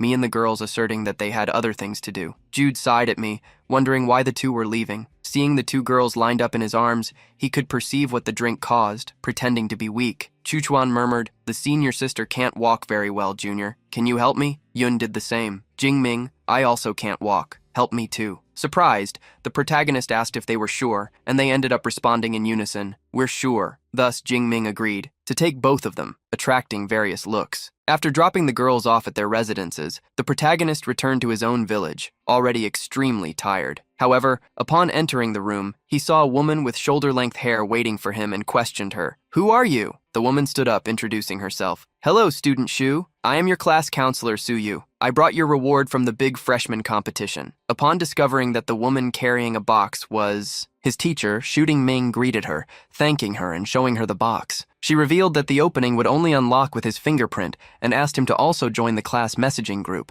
offering to resolve any problems that arose for him at school. "Anything that happens, you can contact me directly, and I will help you resolve it." Thus, Suyu stated that she needed to notify other students and said goodbye. At that moment, Wentel, who had heard a sound of conversation, came down from the second floor. He was more interested in another matter. "Brother Ming, how was it? No conflict happened, right? I mean, with Song Chu Yun and with senior sister Yang?" Confused, the protagonist asked why there would be a conflict between the two. Wentel was shocked. Wait, if there was no conflict, did they come to harmony? Wentel finally realized the truth. As expected of Brother Ming, you managed to handle the situation between the two. Shooting Ming ignored, and he put his finger on the latch mechanism of the box. Anxious, he was more interested in seeing the reward he received. Ju Jingming opened the storage and stored the spear he was holding. Now having 10 cubic meters of storage, he was happy not to have to carry a spear on his back all the time. Seeing how his roommate had 3 storage rings, Liu Ental had to say, "Brother Ming, you really are giving off the vibe of a rich kid." Now Mental felt a little envy. Being in the top 50, he earned only 400 credits, far from Xu Jingming, who had many rings in his hand. The protagonist planned to go to the Yai equipment department the next day to sort things out. Taking a pill, Jingming asked if the Ental knew what it was for, since there was no manual. The Ental had a solution to identify the pill. "Ava, come here!" The drone approached the pill and scanned it. Soon, the robotic voice revealed, "This is a mental focus pill, rank 5, from the potion department of the Magical City Superpowers University. Useful for individuals in Tier 5 or below. Consuming it means increasing mental power. It is a rank A cultivation resource." Xu Jingming did not know that Ava had this function, and found out that not only pills, she could also identify monster materials and rare herbs for him. This was quite convenient, but it was a pity they couldn't take Ava into nature. Hearing Jingming's wish,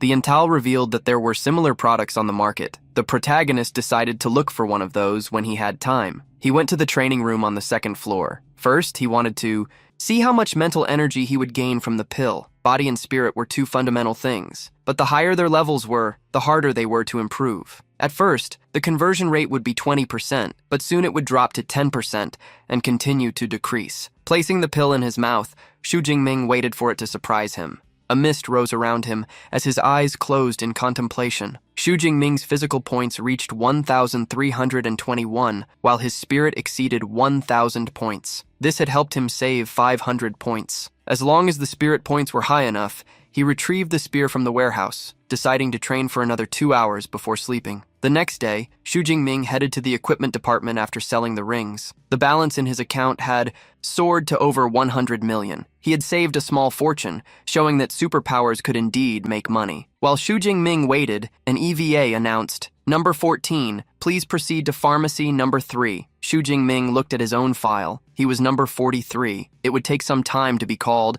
so he decided to sit and cultivate for now. Xu Jingming walked until he found an empty chair, but before he could sit down, a young woman approached. "Junior brother, you are here, too?" Upon seeing Miss Chuchuan, he greeted her. "What a coincidence. Did you recover from the hangover last night?" Diverting her gaze, Chuchuan avoided feeling embarrassed and went straight to the point. She approached. "Are you here to sell those rare herbs you found in the cave last time?" Jinming, however, explained that he wanted to find someone who could make potions and refine them for him. Hearing what Jinming was looking for, the lady acted proudly. "Don't you think there's an excellent and beautiful potion maker right in front of you?" Disbelieving Chuchuan's words, he asked if she was just an amateur. This left her outraged, making her argue. "Who said I'm an amateur? I have a rank 2 potion maker license. Refining some pills like these is easy for me. Chuchuan revealed something surprising. She had decided not to go to areas anymore. Wildlife, filming, but changing careers to become a full-time potion maker. After what Chuchuan revealed, they headed to a quieter place to talk. Chuchuan shared a bit about why she had made the big decision. After that last crisis, I realized that wildlife may not be suitable for me. Of course, I will still film videos, but I will switch to vlogs about my daily life on how to make potions. She was questioned whether changing the style of the videos would cause her to lose a large number of fans. Regarding this, Chuchuan revealed that she was an orphan who had lost her parents to a beast attack. After awakening her ice ability, she had worked hard to get into university, but her financial situation was difficult. After one of her videos went viral, she became a model for clothing and weapons. Thus, her bank account grew, but at that stage in her life, she preferred to do research and refine pills. Therefore, she revealed the key point of her change. If you hadn't saved the day, last time I would be lost. But I can't have that luck every time, so I decided to change direction. Shooting Ming understood her mindset and supported her. Good luck. I hope your transition is a success. He still had one doubt, however. Can an ice-type user become a potion maker? Chuchuan laughed, seeing that he didn't know much about the profession, but explained, there are special enchanted cauldrons that can convert types of energy into flames. Your lightning type can also refine remedies. Discovering the senior's capability, Shooting Ming took a box from his inventory and handed it to her. I will leave these rare herbs with you. Chuchuan was surprised to see him allow her to help him, taking the box. She smiled with happiness. Since you trust me so much, I won't be polite. I will deliver the finished pills in a week. When the two made the agreement, the protagonist received a message. He then headed to Master Yang's residence. Some gentlemen from Shuming were present and chatting among themselves. One of them commented on how he had seen a great new junior brother the last time he was present. A woman beside him also confirmed having seen and asked curiously, is this junior brother really that powerful? Mr. Liu Ming responded mysteriously, you will know at any moment. He will absolutely shock you. The lady who asked was curious. I will check carefully. Despite this, she thought Mr. Liu was exaggerating. When Jingming arrived, Master Yang welcomed him. The young man greeted him. Hello, Professor. I rushed to come as soon as I was called. As he greeted the professor and looked to the side, Jingming was startled. Mr. Liu was sitting in a wheelchair. What happened to you? Mr. Liu revealed.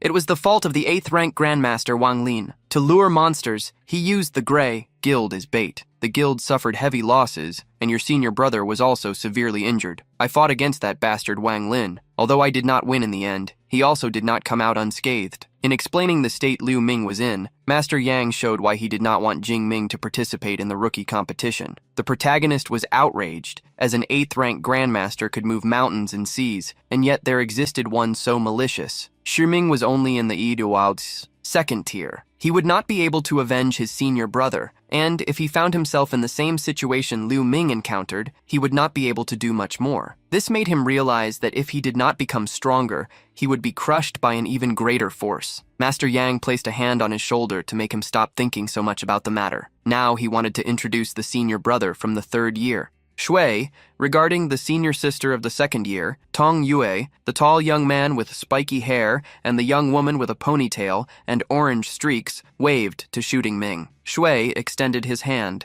revealing a small box, a gift. This is a level 4 energy pill. It can significantly increase mana absorption efficiency, a level B cultivation resource. Tong Yue decided to transfer 200 credits to Jing Ming as a gift. The protagonist bowed, thanking the brother and the senior sister. As soon as he received the gifts, Liu Mingo called his senior sister. Tong seemed to doubt what was said about you. Tell her that you have mastered 4 A-rank thunder combat skills. Shooting Ming smiled, confirming what Senior Liu said. The pair of gentlemen they had just met were shocked. Tong Yue, a year older than him, was the most surprised. How did you manage to reach the advanced stage of the 2nd tier while learning combat techniques at the same time? The senior sister felt pressured when comparing herself to Shooting Ming. A-rank combat skills are extremely difficult. I barely managed to reach the advanced stage of the 2nd level recently, after mastering 2 of them. Not only is his level the same as mine, but he's also mastered more rank skills than I have. Where is the justice? The protagonist tried to take any weight off the senior's heart, claiming only to have been born with good intuition. This made her even more desperate, bringing her hand to her head. Junior. Brother,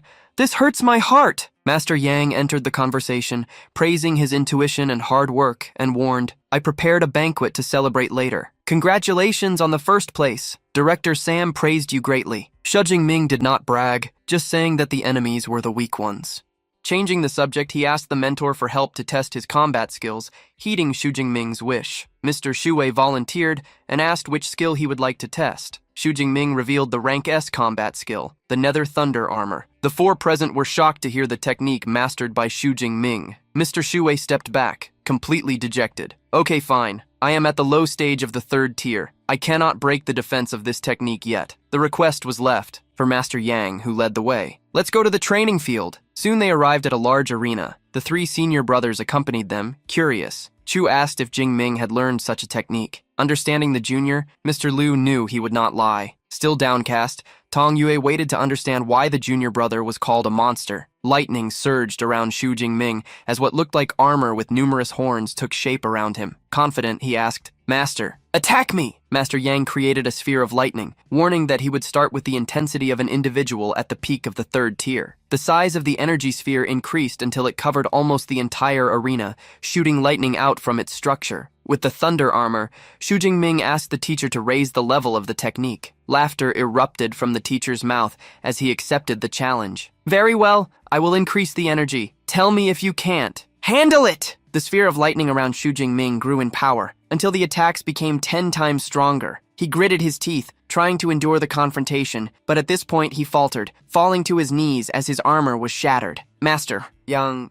He interrupted the attack and approached, praising the young man. "Haha, not bad at all." This was the attack intensity of a lower stage level 4 user, which is about 10 times greater than that of a level 3. At its peak, his armor would require at least an A-ranked level 4 user to break its defense. The senior brothers who met Shu Jingming that day were left speechless after helping the disciple test his defense. Master Yang called him to return to the pavilion, but Shu Jingming interrupted him. The protagonist wanted to test himself at an even higher level. The energy in his body overflowed, his hair turned white, and a roar of strength was unleashed. The gust of wind created by the overflow of energy hit the senior brothers, showing that Shu Jingming's thunder body had advanced to the 3rd layer. Tong realized she had been surpassed. Her technique was only at the 2nd layer. The junior brother had not only mastered 4 A-rank combat techniques and 1 S-rank, but he had also surpassed the state of extreme thunder. Master Yang was once again motivated. He wondered why his body could withstand 10 times the force of the impact. It turned out that his indestructible body reached the 3rd layer. "Let's test again." He created the lightning sphere once more. Master Yang ascended to the sky while expanding the thunder attack. Shu Jingming put on the armor again, preparing to defend it. 3 minutes later,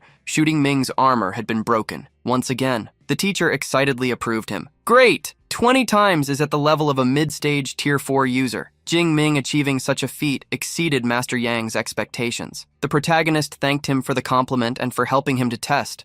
Now he finally knew his defense level. Master Yang felt that, among all the students, Jingming was the one who needed the least teaching and the one he worried about the least. The master joined the students, and they all went out to eat together. "Today I am in a good mood. Order the most expensive you can," the teacher ordered. A sports SUV was racing on the highway. Inside, Jingming asked Mr. Liu for his opinion. "Between the Gray Society and the Meteor Society, which should I choose?" The gentleman recommended the Meteor Society. Shui, who was driving, asked in surprise, "I thought you were going to ask the junior brother to join your Gray Society." The gentleman sighed as the Gray Guild was in trouble. Otherwise, he would have really recommended it. Master Yang also recommended, "You can stay in a club for 1 or 2 years, and then create your own society after graduation. Your juniors will become the first power base to support you." Confused, Shu Jingming asked me if something like that was really necessary. The master frowned slightly, revealing, "Do you know why I couldn't reach the Grandmaster rank? It's because I don't have a faction. I have to do everything alone. What a waste of time." Shu Jingming understood the advice and thanked him. The next day, with the start of classes,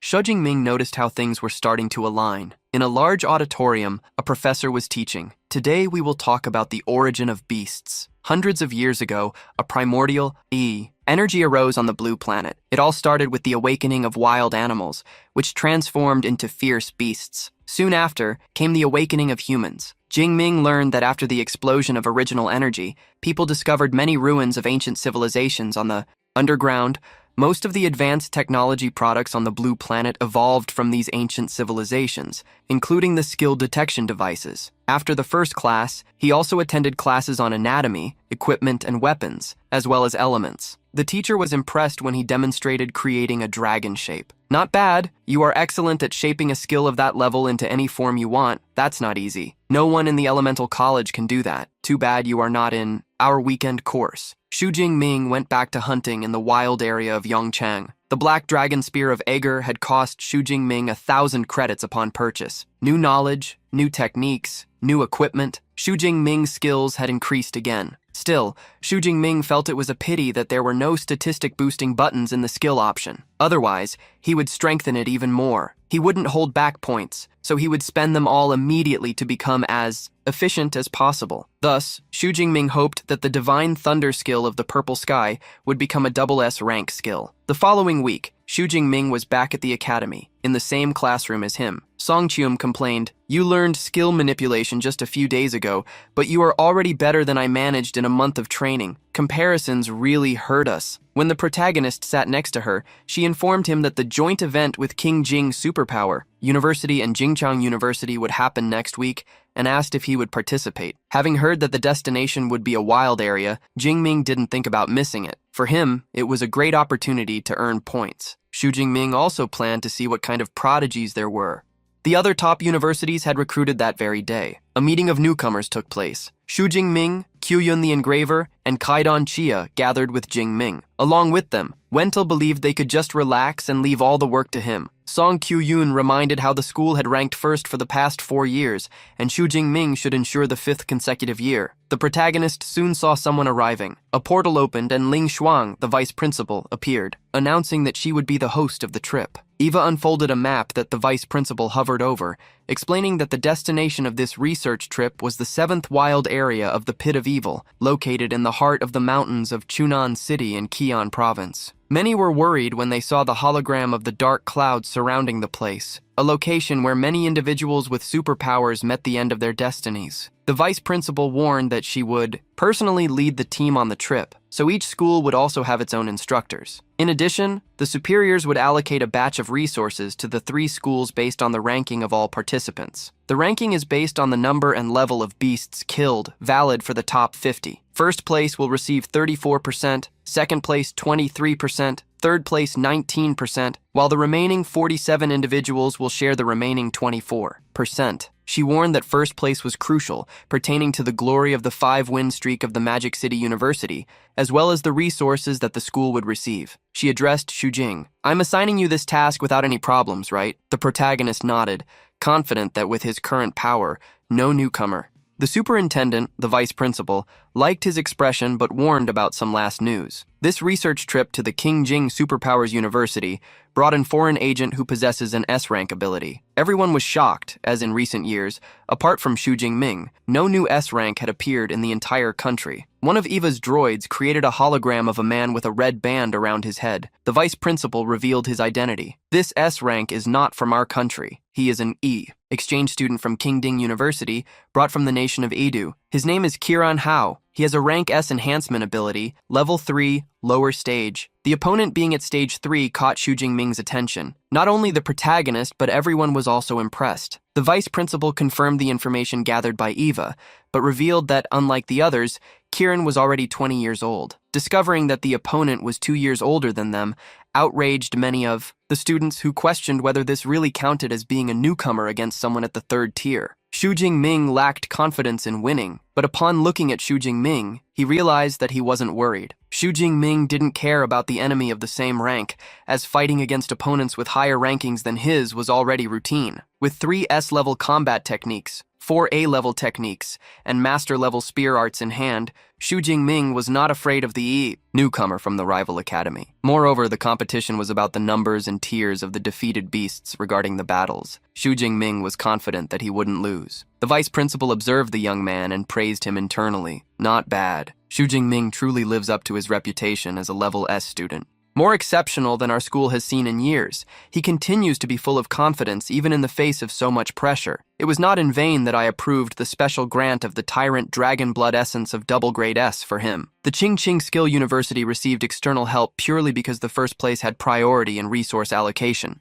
But Ling Shuang intended to frustrate them once again. The vice principal rose in the air, returning to the portal before saying, "Very well, this covers the general situation of this study trip. There are 7 days left. Everyone make the most of your time and prepare." 7 days later, the protagonist met with his follower, Yung Chuchuan, who prepared what he asked for: detox pills, healing pills, energy recovery pills, awakening pills, all of grade 2, 20 pills per bottle. This should be sufficient for you to use this month. On the table, there were various bottles of different colors. Caressing Chuchuan's silver hair, he thanked her. "You worked hard. Look at these dark circles under your eyes. Don't stay up late refining pills." Blushing slightly, she averted her gaze, not daring to look at Shuang, who thought about buying the pills elsewhere so as not to overload her. She immediately retorted, "How can the pills bought at a pharmacy compare to the ones I refine myself? I guarantee every single one of them is extremely potent," revealing that she had prepared 2 sets of each potion. Chuchuan instructed Jing Ming to deliver one of them to Chu Yun. Surprised,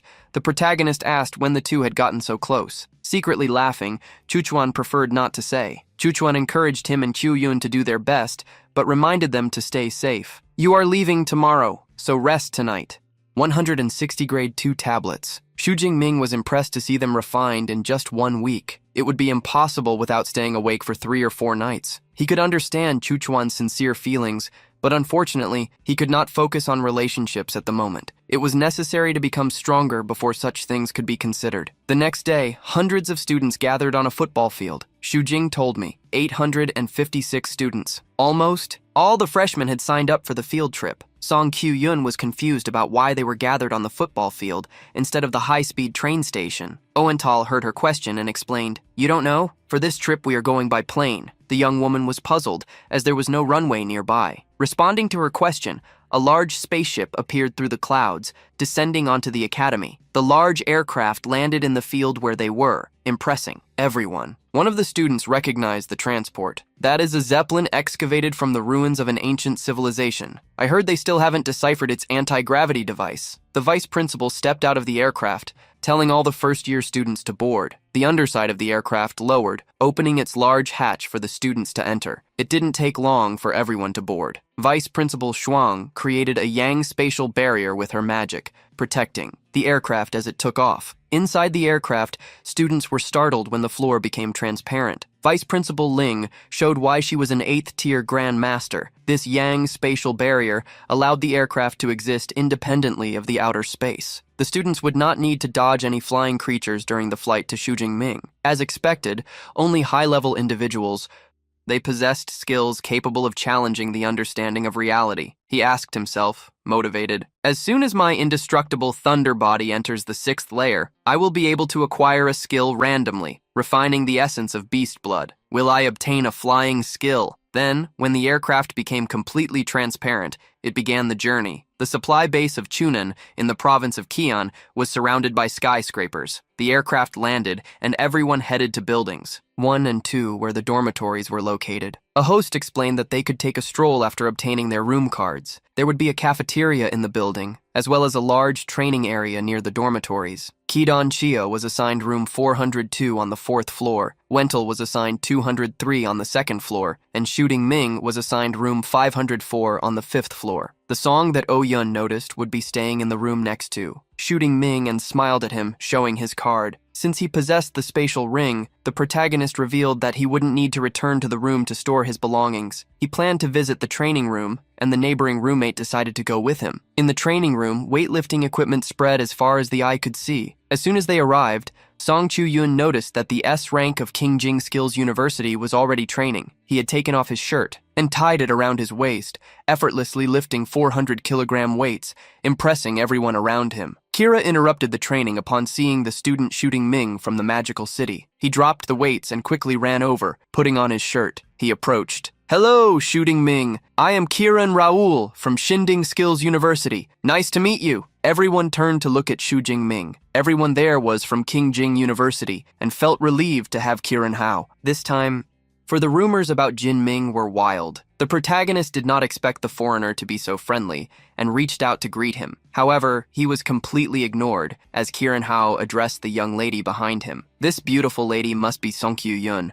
It is a pleasure to meet you." She, however, ignored him, pinching her nose to avoid the strong smell of sweat. The protagonist grabbed Kieran's wrist, alerting him. "Kieran, you seem to know a bit about Western etiquette, but not enough. Don't you know that touching a woman while covered in stinking sweat is extremely rude?" Kieran Hao became furious and released his aura, confronting it with Jin Ming's. The atmosphere became heated, and many rushed to call a teacher. The protagonist released Kieran Hao's wrist, which he pulled back. "I suggest you follow local customs and learn our etiquette." Kieran Hao was surprised by Jin Ming's strength, especially since he possessed the lightning attribute. However, his target was not him, but the Ike, young genius from the Song family. To Kieran Hao, it did not matter what the relationship was between her and Jin Ming, as he wanted to secure the cultivation resources that her family possessed at all costs. Walking away beside Jin Ming, Song-o thanked him. "I can no longer stand the stench of this training room. We should train somewhere else." An hour later, after training, the duo also had a great meal. Shortly after, they prepared to return to the dorms when they saw a man trying to approach. People on the street. "The beasts are destroying the world.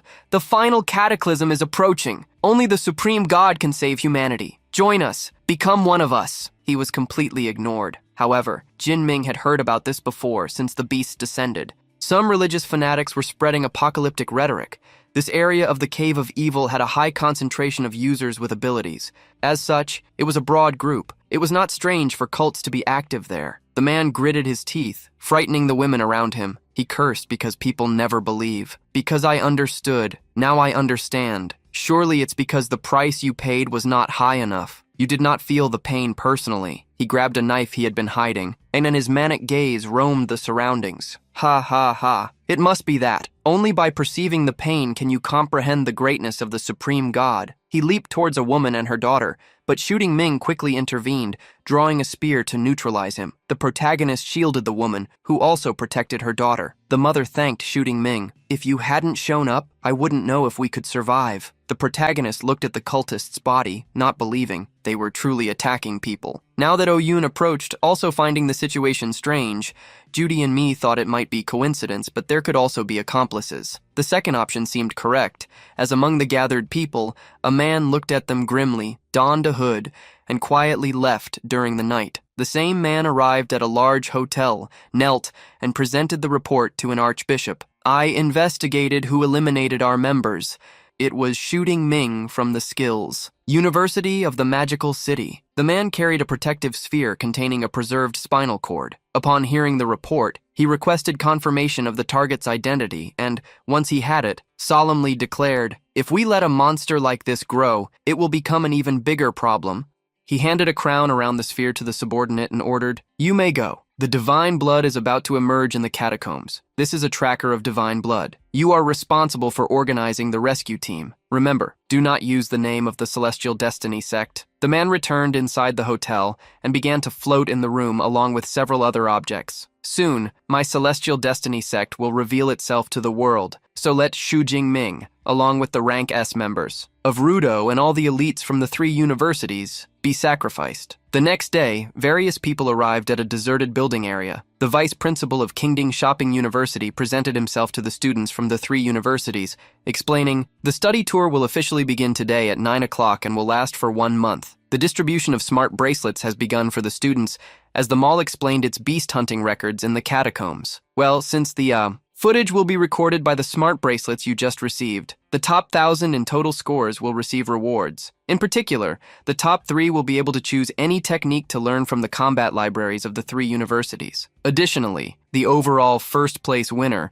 will receive an extra reward from their respective school." Many didn't even want to think about first place. It already seemed destined for Kieran or Jing Ming. The vice principal also enthusiastically encouraged them to work as a team, as there will be no restrictions on forming teams for this competition. "I hope everyone actively hunts the beasts." "Very well, I will leave the remaining time to you all." Immediately, the students began to announce where they were from.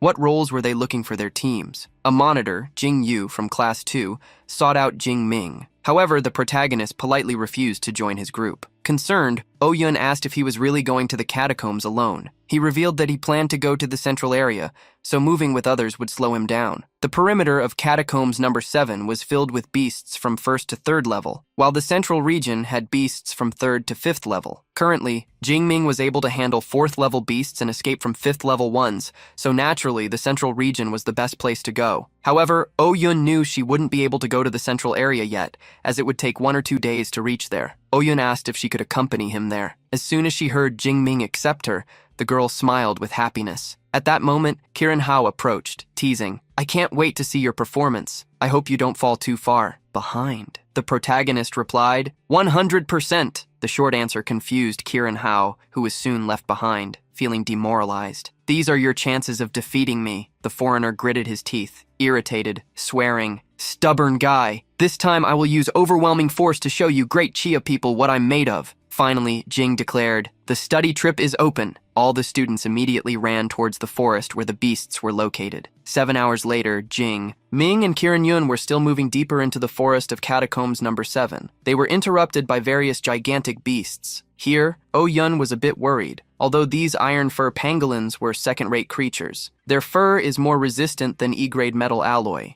They are difficult to deal with. The protagonist volunteered and advanced against the beasts that curled up like pangolins and protected their bodies with sharp shells. Xu Jingming managed to pierce one of the beasts with the spear, while others attacked him from the sides. He was quick, retreated, and wielded the spear once more. Finally, he jumped over the last pangolin, which Oh Yun, mouth agape, realized the level of mastery with the spear that Xu Jingming possessed, not only in the art of the spear. It could be said that he had perfectly mastered every point of energy in his body, wasting nothing. Xu Jingming had defeated 12 Tier 2 steel pangolins, gaining 276 points of energy, along with 1,200 points for the competition. He did not think these were low points, which meant that upon reaching the central area, he could obtain over 30,000 points, in addition to raising his skills to double S rank. Commenting that Xu Jingming seemed different from the other electric types, Oh Yun approached to help him gather the items from the beasts' bodies. As he crouched down next to him, Oh Yun explained his thoughts. "Other lightning users are always so reckless with their abilities,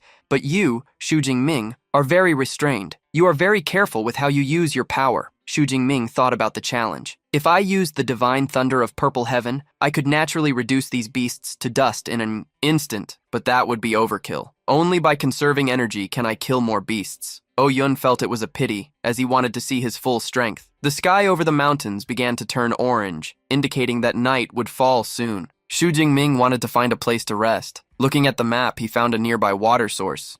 And these were the places where the beasts gathered the most in the wild areas. The protagonist led his partner to defeat a few more monsters before it got dark. The duo arrived at a small lake, but there was a strange fact. There were no beasts in the vicinity. As soon as Xu Jingming finished speaking, the steps of a tiger were heard. It was on the other side of the lake, drinking water silently. A crocodile emerged from the lake, slowly approaching the tiger to make it prey. The aquatic beast attacked, engaging in combat with the tiger. The lake monster overpowered its prey and showed who was in command there. The protagonist was impressed to discover that this source was home to giant crocodiles. This explained why other beasts stayed away. This was a 4th-tier beast, which worried Kyung. Beasts of this level have strong perception. Let's leave quickly. The protagonist, however, wanted to stay. Although 4th-tier beasts were strong, they were not impossible to defeat. Claiming to have already defeated beasts of this level in Yangchang, Jingming unleashed lightning all over his body, which made Yun curious to see, thinking it had been taught by Professor Yang. With such power surrounding him, the protagonist declared, "The indestructible thunder body is strong, but to deal with a 4th-level beast, I have a much more efficient technique." At the same time, the sky began to become cloudy, which made Yun look up worried about the possibility of rain starting. The protagonist ultimately dissipated her concern, revealing that he was the source of the atmospheric change. The heavenly thunder technique was activated,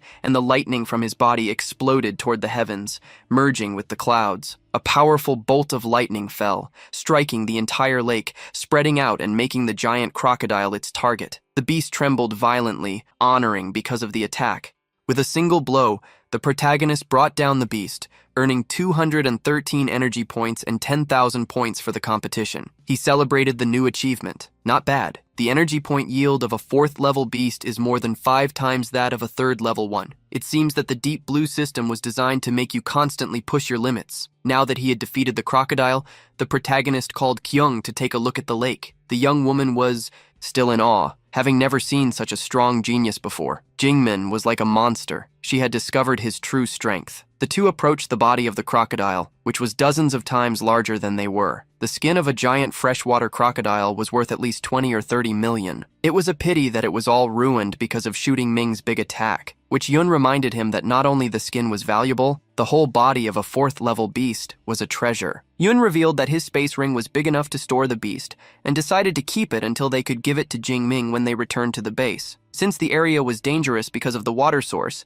the protagonist didn't want to stay there any longer. As soon as Q-Yun stored the monster's body in the space ring, he intended to find a cave for them to rest. As soon as he did, he stopped and, with a soft voice, shyly asked, "Can we wait a moment? There's a lake here. I wanted to take a quick bath to help her." The protagonist checked if there were more monsters in the lake. Attacking it with a powerful lightning bolt, he was surprised by the outcome of the attack. A large red puddle began to form, while an incredibly pleasant and appealing smell reached his nose. At the same time, a group of hooded men followed a leader. One of them asked, "Archbishop, what divine blood are we going to recover this time?"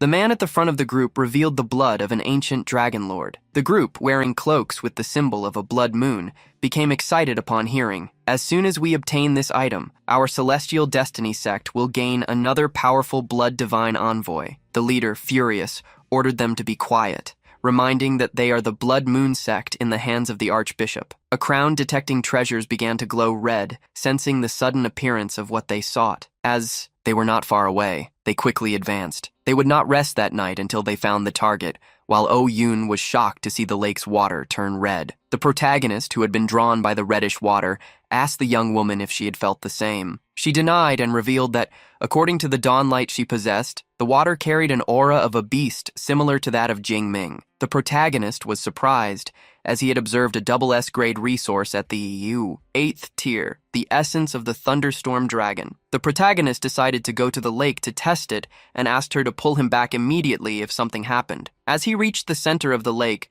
the red water enveloped Xu Jingming. He closed his eyes, feeling a pleasant sensation, as if he had wandered through a desert for 10 days and then found a water spring to quench his thirst. The protagonist was lifted into the air by the red essence, and Oh-Yoon, who was watching him, became worried. Jingming seemed to have found great fortune, and therefore could not move. This meant it was now her time to protect him. The next morning, at dawn, dozens of beast bodies were scattered around Q-Yun. She wiped the sweat away, relieved to have managed to resist all night. The strongest beast that had approached was only at the low level of the 3rd tier.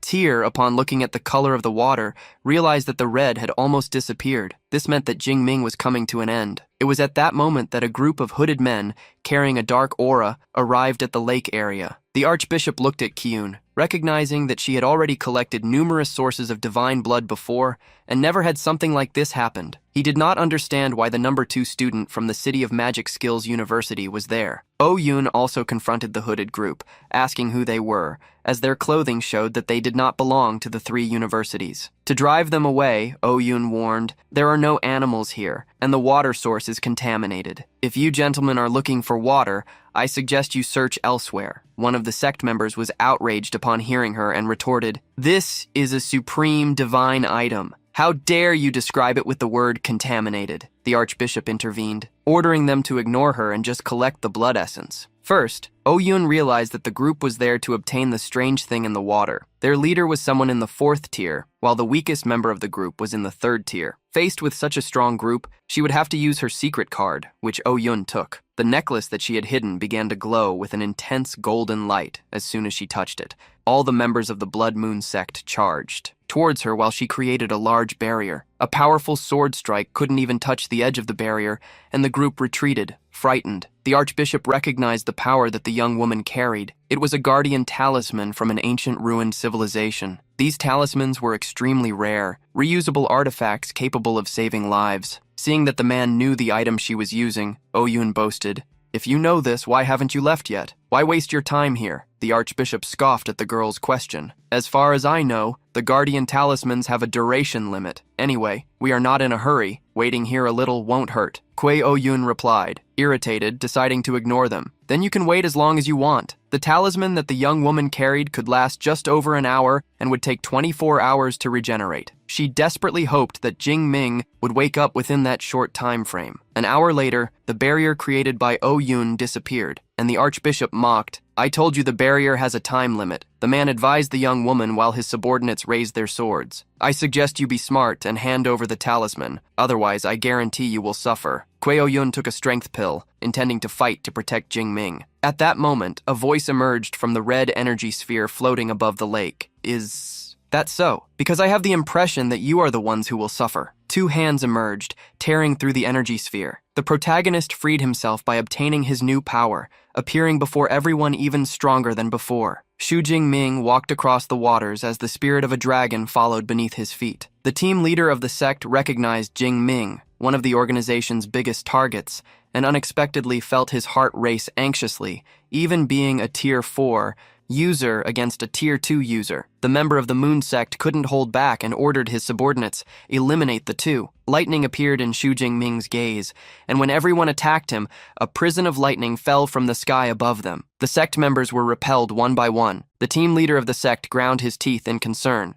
He had previously discovered that Tier 3 users could not defeat Xu Jingming, but he did not expect them to be eliminated instantly. Even thinking he would have the advantage, young Jingming surprised him by advancing in the blink of an eye. The protagonist's spear shaft struck the cultist before he could defend himself. The force of the attack was tremendous, throwing the man deep into the forest and causing him to knock down several trees as his body crashed against them. When he fell to the ground, the sect's team leader trembled slightly, putting his hand on his belly where the impact had occurred. The protagonist approached him and warned, "How would they? I ask and you answer. What was that in the lake?" With the tip of the spear pointed at him, the man quickly revealed the secret of the essence of a rank 9 imperial beast. Then, Xu Jingming questioned what such a beast essence was doing in that isolated place. The man, fearing for his life, also revealed, in the Yiwai ancient era, human martial saints and beast emperors waged total war, and different types of blood essence were spread throughout the world. As a final question, Xu Jingming asked why they were collecting those essences. The man smirked and bit down on something between his teeth. We are the Blood Moon sect. Regarding the reason, no comments. His smile distorted as a red slime overflowed from all the openings of his face. The cultist's body fell to the ground. Since the protagonist could not obtain more answers, he decided to ask Director Lin Chuan when they returned. While he handled the bodies of the cultists, Chao Yun approached, worried about him, fatigued from having fought for so long. She staggered. Xu Jingming supported her and patted her head. I am fine. Thank you for everything you did. Chao Yun distanced herself from his embrace, running while averting her gaze and pointing at the other bodies. These people who perished seemed to be searching for the essence in the water. The protagonist confirmed and revealed about the Moon sect and the level of essence that Oh Yun was shocked to discover, that Xu Jinming had managed to absorb such a high-level essence. He also directly revealed that he was confused, but there seemed to be no side effects. On the contrary, it made his indestructible thunder body advance to the 4th stage. The benefits had been greater than expected, but he would need to talk to his teacher about it. When they walked back through the forest, Xu Jinming found a spot with comfortable grass and recommended to Kyung, rest here for now. You must be tired from being my guardian for 2 days. You almost couldn't walk just now. Oh Yun sat on the grass near a tree, and Xu Jinming sat next to her. During the night, at the mansion of the Moon sect, a subordinate approached the Dark Archbishop to deliver a report. Archbishop, the god's blood indicator in Bishop Zhou's hand suddenly lost its signal. Something may have happened. We need to reorganize personnel to recover the divine essences. The Archbishop did not go down that path, fearing that a powerful ability user might have intervened. He smiled maliciously with the red moon illuminating. There was only a month left until the most important event, and nothing would stop them. When Kyuyun woke up, she saw Xu Jinming next to a campfire. Upon seeing her awake, he called her to eat. Kyuyun received a skewer of meat served by her hunting partner. The smell was so good that she thought it could be a gourmet dish. As practice leads someone to perfection, having spent a lot of time hunting, Jing Ming was becoming an expert at tasting the meat on the skewer. Kyuyun sweetly smiled. So delicious. You should open a barbecue restaurant.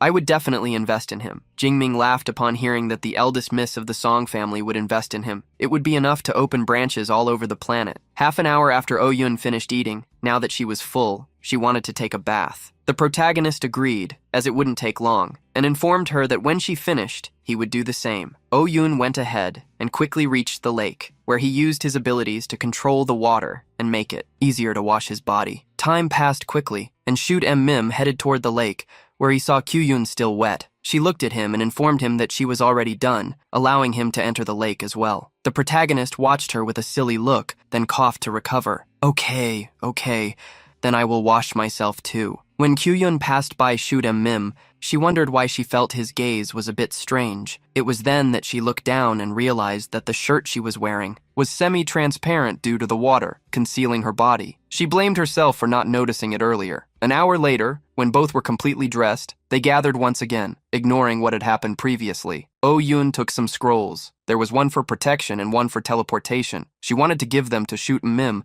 but he asked her to keep them. Don't worry, my field of experience is vast. Nothing will happen to me. Upon greeting each other with a fist bump, Oh-Yun wished Jingming good luck and said goodbye. See you in a month. After the greeting, they parted ways. Oh-Yun had made her decision. I will work hard this time too. Even if I can't achieve the top 2 places, at least I will come in third. A month later, inside a cave where Shoot Mim was cultivating, a beast appeared to ambush him.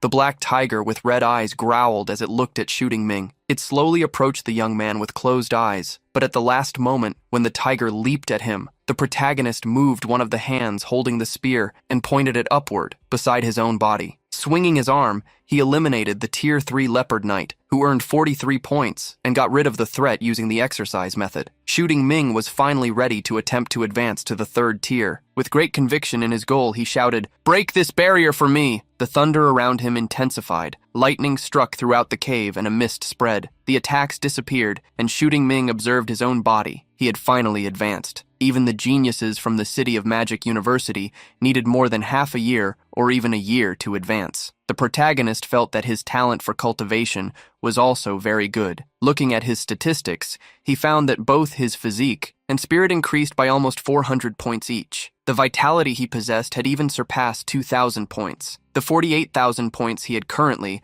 were not enough to evolve his skills to rank SS. He decided to seek 50,000, and if he could not evolve them, he would temporarily give up, leaving the cave. Shooting Ming encountered the strong sunlight. The next day would be the time when the results would be confirmed. With the points obtained so far, he was confident that obtaining first place would not be a problem. Upon returning to the hall where all the universities resided, the students discovered a large screen. Those who were talking revealed the scores they had obtained and also their rankings. When the first arrived and caught everyone's attention, they recognized student number 2.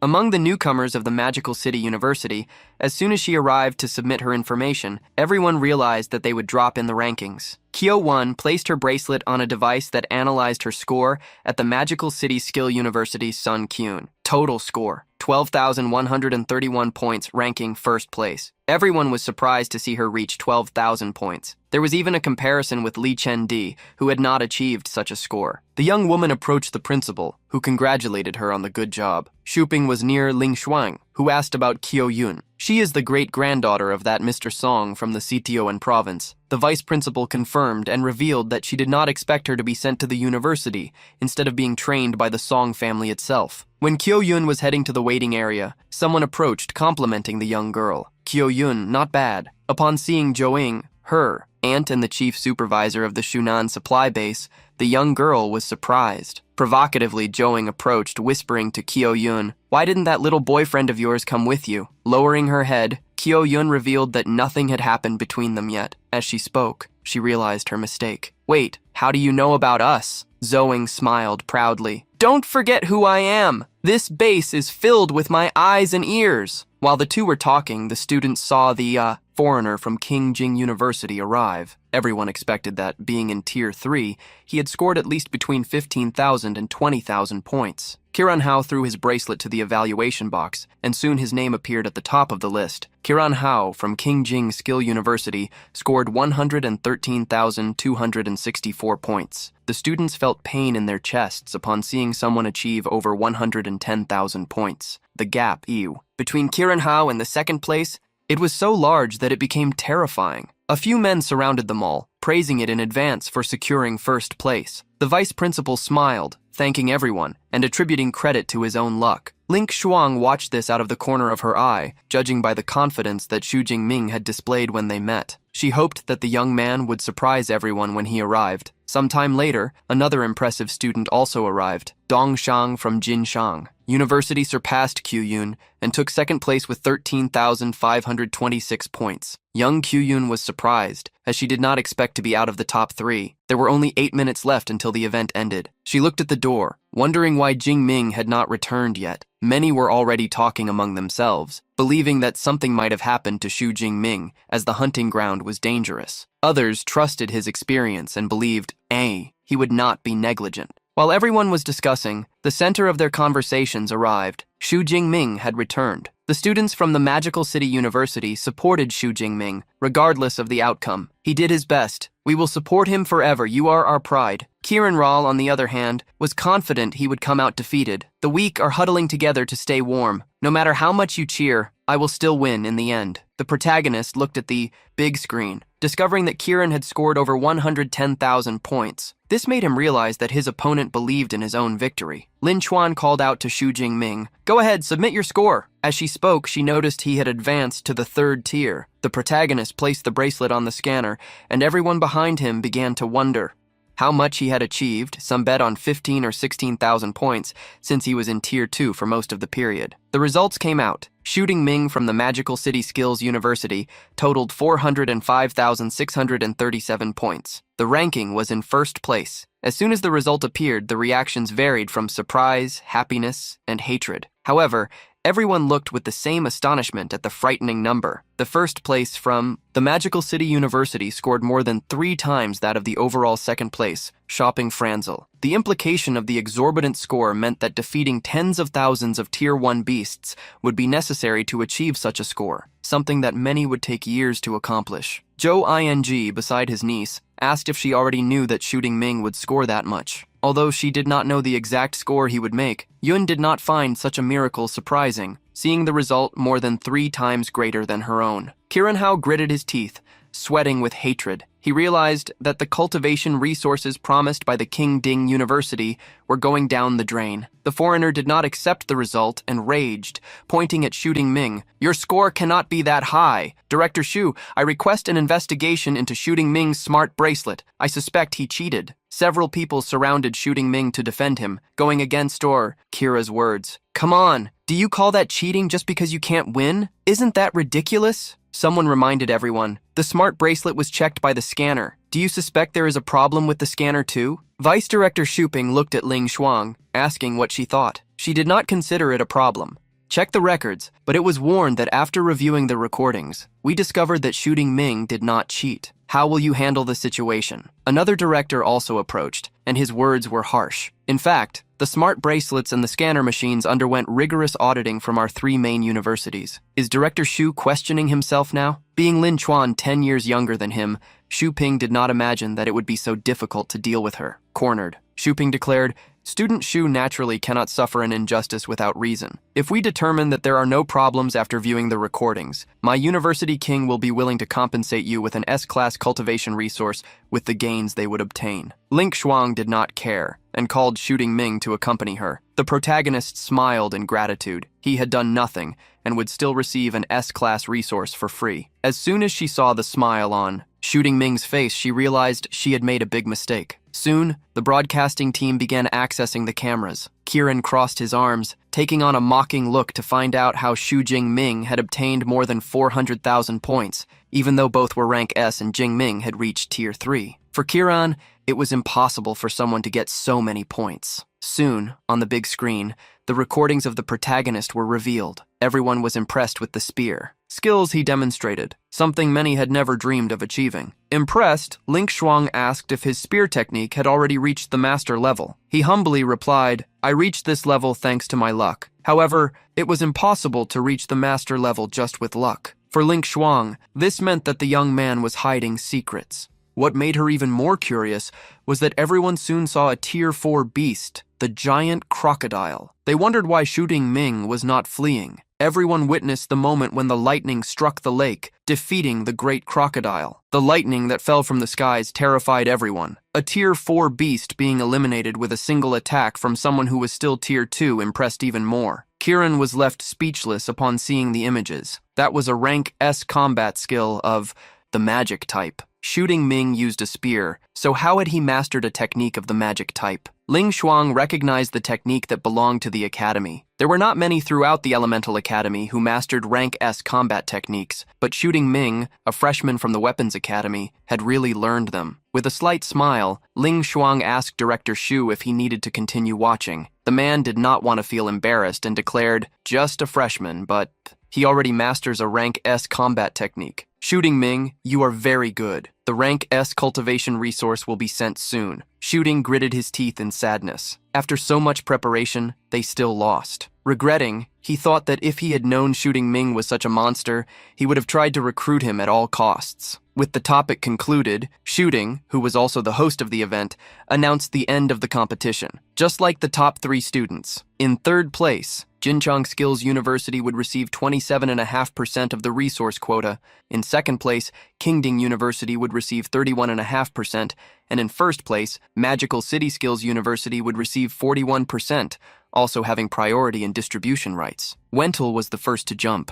Celebrating the first place and 5 consecutive years as champions, Shuping took to continue his announcements. Furthermore, the resources allocated to our 3 schools this time are rare exotic flowers and herbs planted around the outer perimeter of the evil cave. Tomorrow, all the freshmen, led by the instructors of each school, will enter the plantation to harvest. After the harvest, each school will organize its own class schedule for the half-month off. Kieran Hao, who had not yet given up, approached Shuping demanding, "I will not be defeated. Can you let me fight directly with Shujing? If I lose, we will pay for the resources. If I win, the previously promised resources will still be given to us intact." The director looked at him, raising an eyebrow. "How confident are you?" Confident that Shujing Ming's rank S combat technique took almost 2 seconds to activate, Kieran Hao believed he would definitely win. Shuping closed his eyes and decided to trust him. Vice Principal Ling approached the protagonist, asking what he would do during the half-month period. The protagonist revealed that he planned to spend the time continuing to hunt. Surprised, she asked if he wasn't tired since he had been hunting for almost a month. Despite being tired, Xu Jingming wanted to continue maintaining the rapid improvement in his strength. Ling Xuan gave the young man some advice. Since he was determined, life and death crises really temper a person, but it is necessary to balance work and rest to last a long time. You should understand this principle. Bowing slightly in thanks, he stated that he understood, and that as soon as the research trip was over and they returned to school, he would rest. Changing the subject, the protagonist went on to reveal to Ling Shuang about the essence of life he found in the lake after defeating the giant crocodile. Analyzing what Shooting Ming said, the essence was really of a rank 9 Emperor beast, belonging to a variation of rank SSS resources. The portion he had absorbed was diluted, otherwise he would not be able to absorb it at all. Now, since he achieved such a feat, he would need to talk to Professor Yang, as the essence was linked to the body combat technique he used. Regarding the Blood Moon sect, Ling Shuang did not believe it was part of one of the main religions, so they wouldn't need to pay much attention to it. While the student and director duo were talking, Oh Yun approached. She intended to introduce her aunt to him. Xingming, let me introduce. She is Zhou Ying, the head supervisor of the Shunan supply base. The protagonist slightly bowed in politeness, greeting Q Yun's aunt, who smiled and asked him to call her just Aunt Zhou. She extended her hand and handed him a black and gold card. This is the black gold card of the Song family. In the future, when purchasing products from the Song family, you will enjoy a 20% discount. The protagonist remembered the industries and businesses of the Song family, which basically encompassed combat uniforms, equipment, flowers and exotic herbs, pills and potions, practically everything. Thinking about everything being 20% off, he wondered how much that was worth. Seeing the fear in Jingming's eyes, Oh Yun insisted he take the card and update his equipment. Accepting the card, Jingming wondered, surprised, am I being supported by a rich woman? While still thinking, numerous people rushed toward him, many wanting interviews, others wishing to make commercial proposals, and students even asking to become his training partners. Shooting Ming could only escape from all the people, During the afternoon, when he met with Ling Shuang and Shuping, the vice principal revealed that Kieran wanted to fight against him and that there was a prize at stake from King University, which is 20% of the resources for this trip. Our bet is half a pass to the ruins. Do you want to fight? Confused, the protagonist asked what it was about. Such a pass was explained by Shuping. A ruins pass is a ticket to enter the ruins of ancient civilizations. We also introduced a level S foreign aid for these 40 passes. Now that you are the first, the passes naturally belong to you, so I am somewhat reluctant. Shooting Ming thought a bit about the proposal. The history class at the City of Magic University stated that before this generation of civilization, there was another ancient civilization. It also had fierce beasts, as well as skill users. The level of development could be called glorious. Not only were science and technology advanced, but the understanding of skills was also extremely deep. It was unknown why, when the ancient civilization reached its peak, it was suddenly interrupted and buried deep underground. It was only thousands of years later, when skill users reappeared in Blue Star, that these ruins were rediscovered. High-level training methods and SSS rank combat techniques were obtained. In this way, some of these ruins can be accessed directly. Others require a pass. Those that could be accessed freely were completely looted long ago. That's why the passes are so coveted. With a serious look, Ling Shuang warned, these 40 passes correspond to the ruins of Civilization number 9. It opens once a year and only those within the tier 4 and tier 6 can enter if you defeat Kieran. I can give you one. It depends on your choice. Chuping tried to provoke the protagonist by declaring that he would lose anyway, no matter if you were unwilling. After all, the arena is small, which is advantageous for Kieran. However, upon hearing him, the protagonist confidently declared that he would fight. Chuping smiled and went out to inform Kieran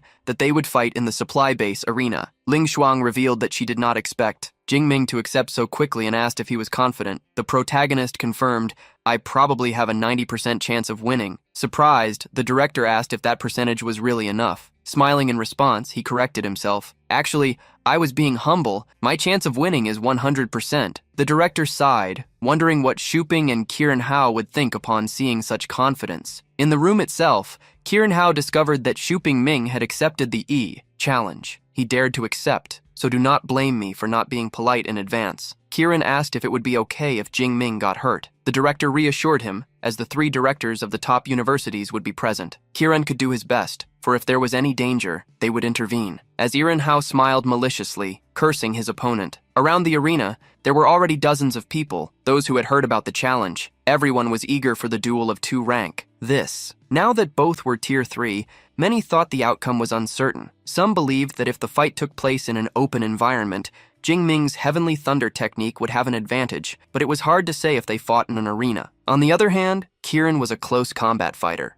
Empowered user, seeing that many thought Xu Jiming had cards up his sleeve, Kieran Hao was outraged to learn a rank E technique. As a freshman, it would already be a miracle if he learned 2. It would be madness. As Xu Jiming entered the base area, the students of the Magical City University began to cheer. Kieran immediately challenged him to ascend to the arena. Come on! I can't wait any longer! The protagonist smugly smiled at the provocation. You can't wait to be defeated, right? I will fulfill your wish. The 2 ascended the arena side by side, and after distancing themselves, stood face to face. On one side, Kieran held a sword, while Shuji wielded his spear and mim. Vice Director John Quan of Jincheng University, a grandmaster of shooting 8 with the water attribute, was responsible for presiding over the duel. The man with a beard and white hair tied in a bun declared, "This fight in the arena will be presided over by me. If either side loses consciousness or admits defeat, the fight will be considered over. Continued pursuit is not allowed. Of course, neither of you needs to hold back. With us here, there is no need to worry about vital injuries." Jean Quan extended his hand and created a large water mist shield around the arena. He then raised his hand. Everyone go to your sides. 3, 2, 1, begin! Kieran Hao immediately roared and a transformation occurred. His body grew,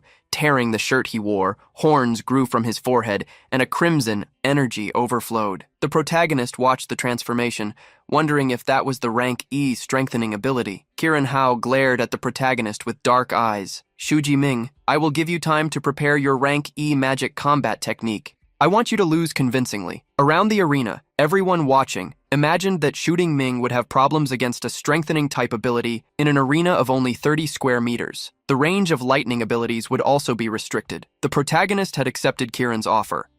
This was a good opportunity to test the techniques after his advancement. The protagonist created a cloud of lightning at the highest point of the water barrier created by John Quinn. Chudiwao, vice principal of Jinshin, saw that his technique was already reaching its limit and increased the power of the shield. Even in the area of the stands, those present felt how terrifying Shooting Ming's ability was. Despite both being novices, the difference was huge. Kieran realized that although normal lightning did not harm him, Shooting Ming's lightning could actually damage him. Choosing a quick battle, he advanced betting everything. Unexpectedly for him, Shujin Min also charged forward in a frontal attack, feeling challenged. Kieran planned to unleash all his strength to demonstrate what it meant to be a user of the strengthening type. Wielding the sword, he shouted, "Receive my attack!" However, he was too slow, and the tip of Shooting Ming's spear approached first. Hastily, he placed the sword in front of his body, protecting himself from the impact. Kieran was forced to step back, realizing that the forces between them were even despite the transformation. The protagonist's adversary almost went crazy, seeing the surprise in Kieran's dark gaze. The protagonist reminded him, "There is no law stating that the strength of a lightning-type ability user must be less than that of a strengthening-type ability user." Mockingly, Kieran placed his hand on his forehead while declaring, "Originally I wanted to play with you, but it seems I won't be able to. Now you will face all my strength." The horns on Kieran's forehead began to grow even more. His face turned completely black like the darkness of night, and the vicious energy he released intensified. In a dark and hoarse voice, he invoked, "Come, embrace your fear. Decide, sovereign of the beast." Those in the audience were terrified. That was the technique related to the deity Brahma. And, when invoked on the rank S combat technique, Kiranhao's power became terrifying. The true total strength of the man in the arena shocked everyone. Chopin, watching the competitor, smiled satisfied, remembering that Dean Yang Gentian had a similar rank S ability. Ling Wang hoped that Shujing Ming would demonstrate it as well. The dark crimson aura of Kiranhao blocked the rays from Shujing Ming, becoming even more powerful. He provoked, "Do you dare to engage in a contest of strength against me while I'm in this form?" As he accepted, the protagonist smiled, his hair turning white and growing rapidly. As soon as he released the Thunder Body technique, he made the arena tremble. Shujing Ming's eyes became completely black, with the pupils shining silver, the color of the energy surrounding him. A young man who had been on his phone jumped in surprise. "What is this? I was just looking at my phone." And two humanoid monsters appeared in the arena. Next to him, a gym buddy mocked, "You are blind. Those are just Jingmin and Kieran who entered the second phase." Even with the description, the young man refused to believe. Kiranhao did not advance, surprised to analyze Shujing Ming's technique. "That is a rank S combat technique." The protagonist mocked his surprise. "You guessed right, but unfortunately you will not receive a prize for it." Extending his hand to create a sphere of lightning, the protagonist murmured, "Lightning prison," upon seeing the control technique. Kieran immediately knew that the Celestial Thunder combat technique would follow. He decided to risk everything and used his armor technique, spending vitality. Kiranhao attempted to confront the technique of entrapment, charged by Shujing Ming. After applying all his strength to defense, he fell to his knees, although relieved to have managed to withstand. However, and before he could rest, Kiranhao felt danger approaching. A lightning spear passed through the area where Kiranhao was. After dodging at the last second, the attack fell on the barrier created by Director Jung, causing a massive explosion. Kiranhao looked back, completely shocked. Even if he survived such an attack, he knew he would be seriously hurt. While he was distracted, the protagonist moved. Kiranhao saw the tip of the spear approaching rapidly through the whirlwind, breaking. Technique. At the last moment, the spear tip struck the sword positioned in front of it. However, with the impact, its bearer was thrown back. Shujing Ming followed up, wielding the spear in a thrust, launching a barrage of lightning spears. Several thrust attacks fell upon Kiranhao's body, penetrating the defense of the strengthening technique. However, he trusted that as long as he could still move, he would have a chance to win. Even with all the attacks hitting his body, he shouted, "Now! It's my turn!" Energy overflowed from his body. Shujing Ming merely extended his hand, ordering, "Explode!" Where the spears hit Kieran's body, lightning emerged. The lightning exploded one after another, penetrating the powerful body and causing internal damage. With the explosions, Kiranhao was thrown out of the arena. Hitting a wall, he fell to the ground, lost the transformation, and the damage from Shooting Ming's attacks was evident on his back. As soon as he saw a spear point aimed at him, Kiranhao surrendered. "I give up." the vice principal John Kwan announced the outcome of the battle. The winner is Shooting Min. The University of the Magic City celebrated by jumping for joy in honor of Shooting Min's victory. Ming's combat techniques were very good, giving Kiran no chance. On the other side, people were shocked at how quick the battle was. I thought they would fight for over 10 minutes, but it ended in 2 minutes. Shooting Min had impressed everyone. A lightning-type ability user clashed his strength with an enhancement-type ability user and won. The vice principal Ling Wang was pleased with what she saw. Shooting Min used Thunder Prison to control the field, then used Lightning Spear to force Kiran to engage in moving combat techniques, followed by a lightning charge connecting to the lightning wind strike to make the opponent reveal a weakness, and finally finishing with chain lightning spears, using each ability in synchronization with the other. In a clean and precise battle, it proved that Shooting Min was truly excellent. With the result being determined, she looked at Principal Shu. "Do you have anything else to say?" The man lowered his head, simply admitting his defeat. "Those 20% of the resources are already yours. The S-class resource offered to Xu Jingming will be delivered tomorrow afternoon." Shopping couldn't believe that instead of getting the 20 steps they wanted, they had lost 20% of the resources. It had truly been a double loss. Upon meeting Shooting Ming, the vice principal handed him a card, a pass to enter the ruins of Civilization Number 9. Additionally, she revealed that the school would reward him with 10,000 credits for the great feat, obtaining the holographic card. The protagonist thanked the principal and understood why the pass was so coveted. After the delivery of the pass, Ling Wang asked Xu Jingming to rest. The S-class resources promised to you by Qingjing University, as well as the qualification to choose a combat technique from the 3 schools' library, can be collected after gathering the exotic flowers and rare herbs in the Cave of Evil. Tomorrow, that day had been quite beneficial for Xu Jingming. This research trip not only yielded a pass to the ruins, credits, and S-class resources, but also a large amount of exotic flowers, rare herbs, and a pile of materials from fierce beasts. It can be said that the harvest was abundant. Suddenly, a young man approached Xu Jingming to congratulate him. "That was an amazing battle. Being able to witness a genius like you is truly a fortune of 3 generations." The protagonist thanked him and saw the long-haired young man leave. Kueo Yun, who had gone to meet him, revealed that the man was Dong Shang, the number 1 of Jinchang University. He had obtained 3rd place in the ranking, below Kiran and Jingming. The protagonist could understand why the young man's cultivation base had reached the high rank of the 2nd tier. He is truly a monster. Hearing how Xu Jingming praised Dong Shang, Chium raised her eyebrows. "You are already in Tier 3. Aren't you praising yourself even more by praising him?" The protagonist smiled, declaring himself to be someone different. "I have a hack that allows me to evolve all the skills I possess." "Do you really believe that, Xu Jingming? Truly speaking?" Kueo Yun completely dismissed this absurd option. During the night, a meeting was taking place in a temple, the Archbishop of the Blood Moon sect.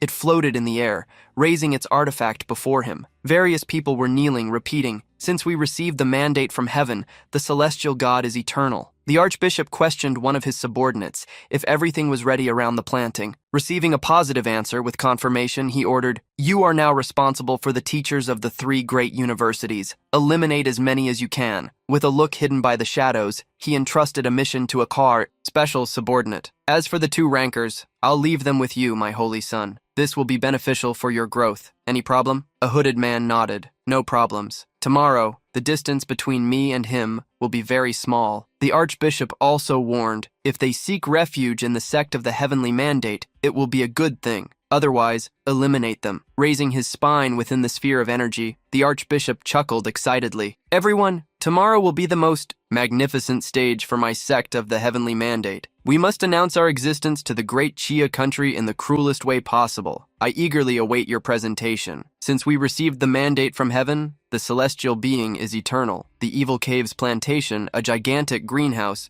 was protected by high walls and electric fences. Walking through the greenhouse, the students saw how beautiful the planted flowers were. There were many herbs and rare flowers, so many that they were astonishing. The supervisor of the Miami base smiled, welcoming the mentors and students from the 3 great universities, and curiously asked why the 3 vice principals were not present. Hu Ping, the lead mentor of the Magical City University, revealed that the directors had a matter to attend to. Harvesting flowers and herbs was not something dangerous.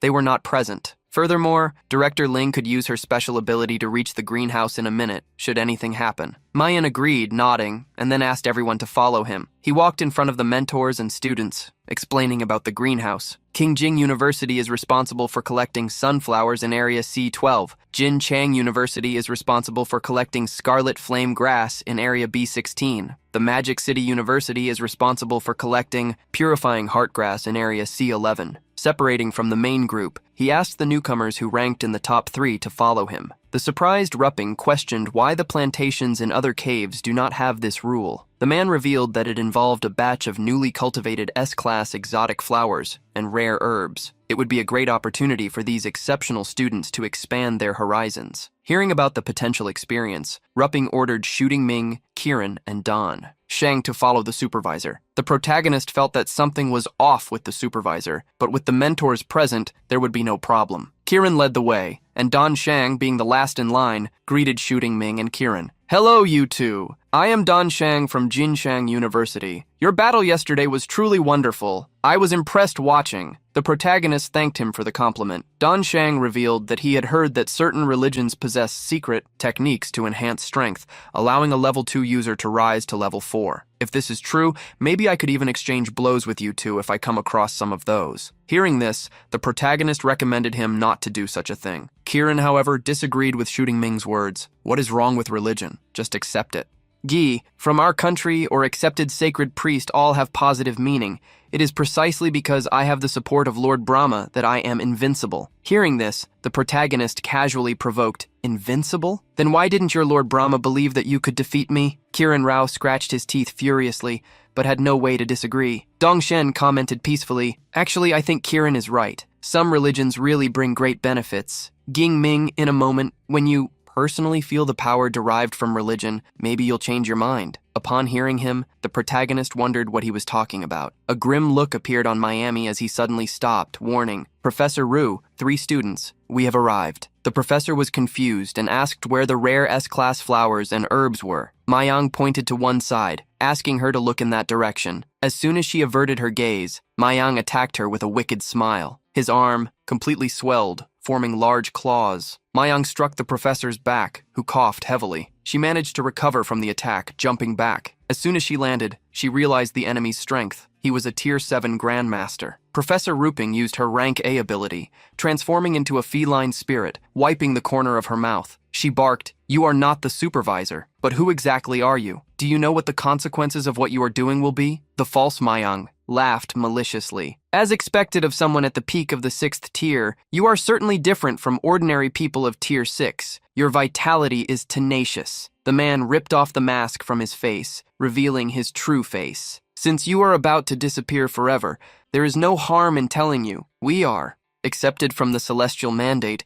As for the consequences, it is clear that the more serious they are, the more we like them." The teacher gathered the 3 students to fight. "Sect of the celestial mandate, you are trying to cut off the inheritance of my great chai of this generation. I hope you do not regret your own actions." The instructor broke a crystal stone to summon the directors. However, at the same moment, Mayan conjured a crimson sphere of energy with a backbone inside. He mocked, thinking of calling that his spatial grandmaster. Sorry, too late. With the artifact, Mayan created a complete spatial blockade. At the same time, Director Ling realized what was happening. Someone really dared to attack the team of the Alliance of the 3 schools. They really do not value their own lives. Director Shu, Director Young, let's go to the plantation. The 3 rose into the sky, and Director Ling used her ability to create a large spatial temple. The gate created in the sky surprised everyone with the immense energy released. The Grandmasters below were shocked. If the 3 were moving together, something serious must have happened during the student's trip. In his office, Zhou Ing began to desperately command squads from bases 9 and 10. "Go to the plantation of the Cave of Evil immediately. Protect the eldest young lady of the family." Zhou Ing knew that little Yun possessed a protective talisman, and that there would also be high-level masters and grandmasters from the 3 schools to protect them. There should not be a big problem. Rupam looked at the artifact in Mayan's possession with surprise. It released strong spatial fluctuations. Mayan laughed, mocking that his spatial grandmaster, "Now, it is useless, just like you will be." The first to appear, as soon as she saw the approaching attack, Instructor Ruping realized that she would not be able to dodge. A large crimson ghost hand was launched.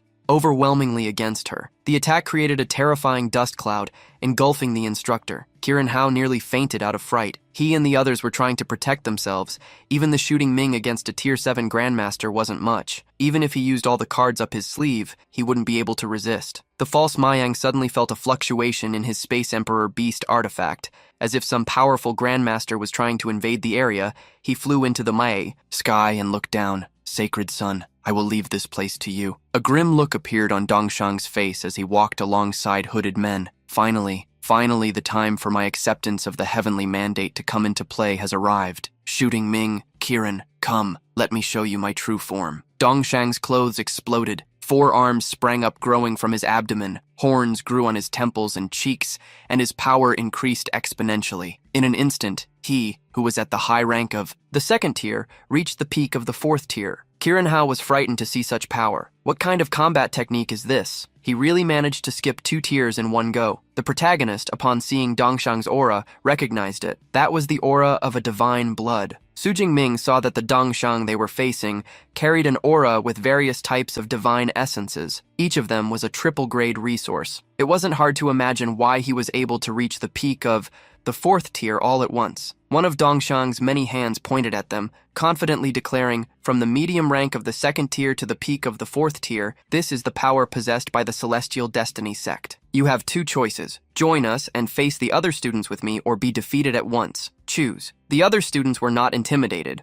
They were already gathering to fight alongside Jing Ming, the hope they had to return home. Cultists emerged from all sides, surrounding the youths while mocking them. No one will save them today. Worry about yourselves before worrying about them. Far from Xu Jingming, whom Yun internally prayed to stay safe outside, Director Shuping asked Ling Shuang, "Why don't we teleport directly to the middle of the plantation?" She, who was facing the barrier around the greenhouse, revealed that she had already tried such a thing, but there wasn't even a crack to take them to such a space. From where they were, they could see through the glass ceiling the man who should be holding a Tier 9 Imperial Beast Bone, possessing spatial abilities. Thanks to the item, everything was sealed around them. Being the representative of one of the major universities, Shuping knew how expensive the investment was to obtain such a valuable item. John Kwang agreed, but something more serious was worrying. If anything happened to the 2 of them, rank this, we would be in trouble on the inside. The false Mayang laughed. Ha ha ha ha. So what if there are 3 Grand Masters? You will still have to watch helplessly as my Celestial Destiny sect wipes out all your rookies. Today is the greatest day of the Celestial Destiny sect's awakening. The vice principal of Jinchen was surprised to hear the name of the sect they were facing.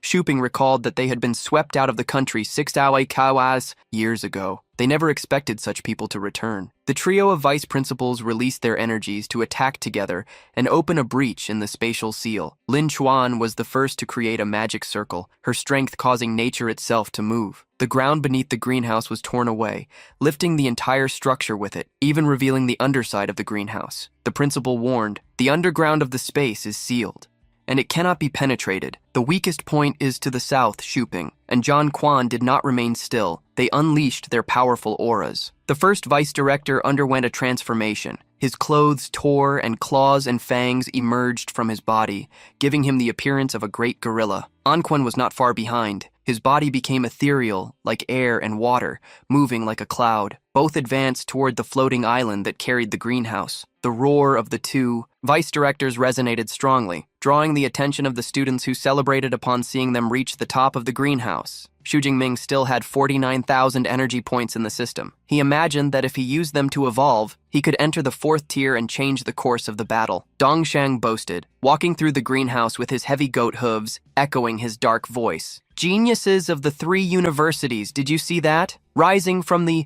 middle of the 2nd level to the peak of the 4th level. This is the power of the Celestial Destiny sect. I will give you a chance. Defeat the freshmen around you and join me. Become members of the Celestial Destiny sect and gain the chance to obtain power like mine. The students who heard the proposal hesitated. They glanced at each other, as if considering accepting the offer. Lin Shuang also heard the provocation and warned the students. Any freshman who dares to attack another student will be expelled and judged right here. The newcomers quickly made their decision. If they followed the cultists, they could no longer have a normal life. All they could do was take the risk and follow the vice director's command. Dongshang cursed the students who opposed his invitation. A bunch of fools, you should not have this courage. Dongshang looked at the duo again, warning, "I will give you 3 seconds to make your decision. They will either submit or say goodbye." He started a countdown and, in the middle of the process, Kirin House knelt on the ground. "Don't do this. I will join the Heavenly Destiny sect," praising the choice. Dongshang turned to Xu Jingming, asking for his answer. The protagonist replied, unleashing a powerful energy of lightning, feeling the provocation. Dongshang mocked, "What a fool. It seems you chose to abandon your own life, since he will not be a holy child. Kirin, Derotic, consider this your loyalty test." With a look of weakness, Kirin revealed that he could not do it alone. Immediately, other cultists advanced against Jingming to assist him, the new member of the sect. The protagonist watched them, feeling the energy of each one. There was one at the low level of the 3rd tier, and 4 at the low level of the 4th tier. Against them, Xu Jingming would not need to use his energy points. Still, Xu Jingming challenged, "Come on!" The first one who charged carried a big axe, along with his enormous arrogance. "Do you think you are powerful just because you are rank this? Today you will be defeated." The axe fell on Xu Jingming's shoulder, but it was like hitting solid iron armor, easily blocking the blow. The protagonist counterattacked with a thrust of his spear. The cultist fell to the ground, and his last words contained huge disbelief. "How is this possible? I am a skill user at tier 4. Xu Jingming replied, "Did you come alone? Were you looking for this?" Dongshang felt that his subordinates would not be able to face Xu Jingming alone, and decided to fight him personally. Xu Jingming sensed a strong threat coming from Dongshang, indicating that his opponent was powerful. He felt that he would need to expend his energy points. After all, what a pity, as if he had 50,000 points. You could evolve your skill at this moment. A notification appeared as the cultist he had hit had finally been defeated. You defeated a divine blood envoy of tier 4, low rank. You gained 1,000 energy points. The protagonist was surprised to read this because with it, Xu Jingming reached the total of 50,000 points he needed. He quickly opened the system options, putting all the points into the divine thunder skill. The skill evolution began. Thunder rumbled as the timer started. Xu Jingming was lifted, eyes closed, surrounded by lightning. Dongshang would not allow him to do as he wished. He extended his hand, attacking with a strong, dark energy. The powerful attack blew up the greenhouse's ceiling, being blocked only by the barrier that separated it from the outside world. The lightning surrounding Xu Jingming blocked the attack, preventing him from taking any damage while the evolution continued. Soon, it was completed. Skill evolution successfully concluded. The divine thunder of the violet firmament of Class S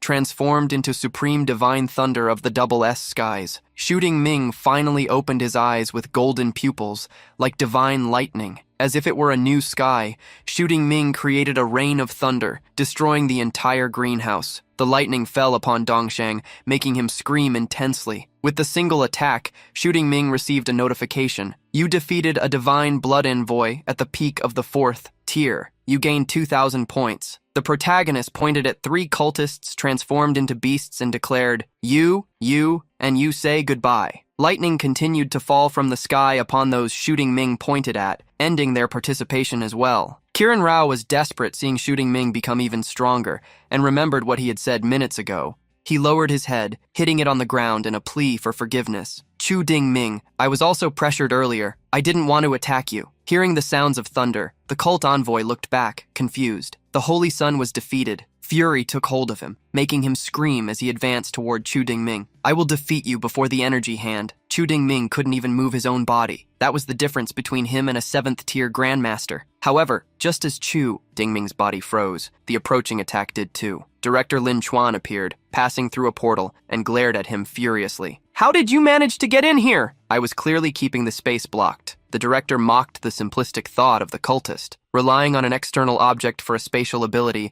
and still daring to get distracted. You are asking to be defeated. Lin Shuang raised her arm, and with it, a flame energy emerged. The attack struck the cultist's arm. A small explosion occurred, and his hand was severed from the rest of his body. Lin Shuang quickly prepared a new attack. Mayang, however, had no intention of receiving it easily. He was, however, deceived. The magic circle that appeared did not attack him, but teleported the spatial control object into Lin Chuan's hand. With control of the item, the director floated over to Xu Jingming to check on him. Directors Xu and Jiang joined Lin Chuan. Director Lin, what should we do with the remains of this sect's members? Having dared to meddle with the country's prodigies, there was only one thing to be done. Capture the 6th-tier user alive, defeat the rest without hesitation. The gigantic directors advanced mercilessly against the greenhouse facilities. Kiran Hao hurriedly ran toward Lin Chuan, trying to explain himself.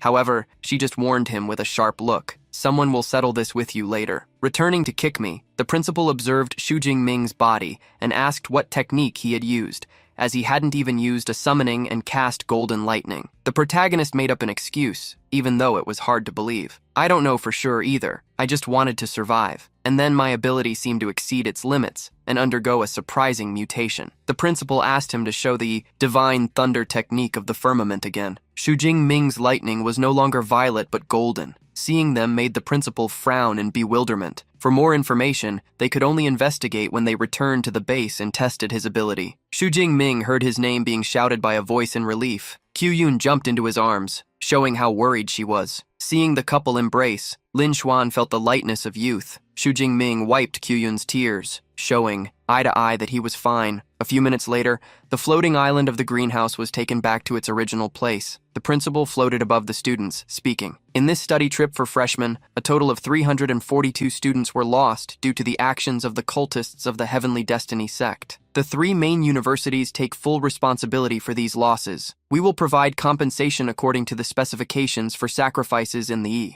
battlefield. The Heavenly Destiny sect is an enemy of humanity and an enemy of our 3 main universities. In the name of the 3 universities, Lin Chuan announced, starting today, we will declare an annihilation order against the Heavenly Destiny sect. Students and professors may accept the missions. We will eliminate them completely.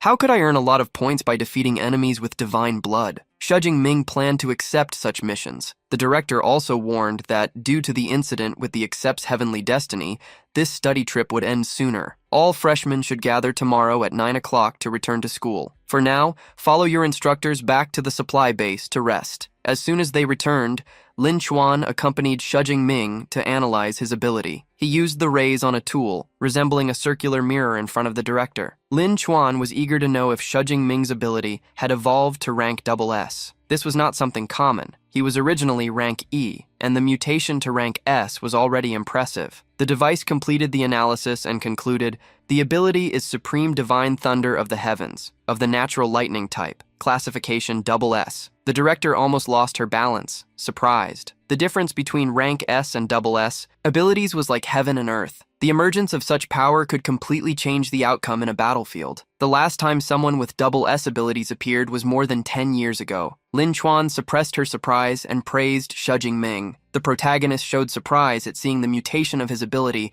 and, curious, asked, how does the machine know about my ability? Has it appeared before? The director nodded, revealing that the ability had appeared in ancient civilization. All analyses were constructed based on the ruins of these civilizations. The young man was praised by the director, as his power could already be compared to those of the ancient civilization. Lin Chuan extended her hand, showing a card. Jing, you don't need to hide your ability evolution, but do not display it either. This is a talisman that I made. Destroy it. And if I am within a 400-kilometer radius, I will be able to reach you. Remember, use it only in real danger. The protagonist received the talisman, thanking her with a smile. The director also handed him a rank E resource, the one that King Jing University had promised, a level 7 limit-breaking pill. He could use it whenever he wanted to advance a level. The director suggested, use it when trying to advance. From the peak of the 5th to the peak of the 6th level, otherwise it will be a waste of its potency. Taking the resource, the protagonist asked, a bit embarrassed, if he could exchange it for a different rank E cultivation resource. He did not reveal it, but the reason he wanted the exchange was that he did not need pills like this to advance, thanks to the system. The director stated that King Ding would probably not exchange the item, but she would ask for permission when they returned to the university to see if they could do so. Lin Chuan also recalled the reward for first place in the study trip, the combat technique, and instructed him, take a look and choose one. The director called a drone from Eva, asking her to display all techniques above rank A from the universities. The protagonist encountered numerous different skills.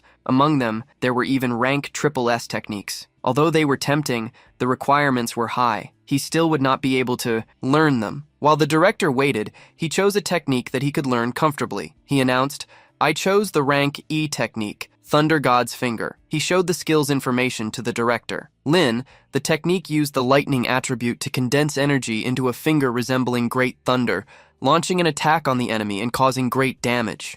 Since this was a combat technique of King Jing, and they would not provide assistance, Lin Shuang expressed her concern about the time it would take for Shooting Ming to learn it. He, however, assured her that it would not be a problem. With 6,000 energy points remaining, Shooting Ming was confident that it would be enough. The confidence he possessed was not unexpected for the director. He had already mastered several rank combat skills. Having experience, he did not need to be warned. As Shooting Ming chose the skill, the director observed him, commenting to herself on all the qualities the young man possessed: extremely fast progress, an understanding that defied the heavens, and even his skill had undergone a second mutation. Such impressive advantages were concentrated in one person. If he could grow, humanity would definitely gain an unmatched force. Upon returning to the university, Shooting Ming headed straight to the private training room. He ordered the Deep Blue system to open his statistics panel. All of Shooting Ming's technical skills and attributes were displayed. He had spent 50,000 points to evolve the rank S skill to rank SS. Compared to the old divine thunder of the violet firmament,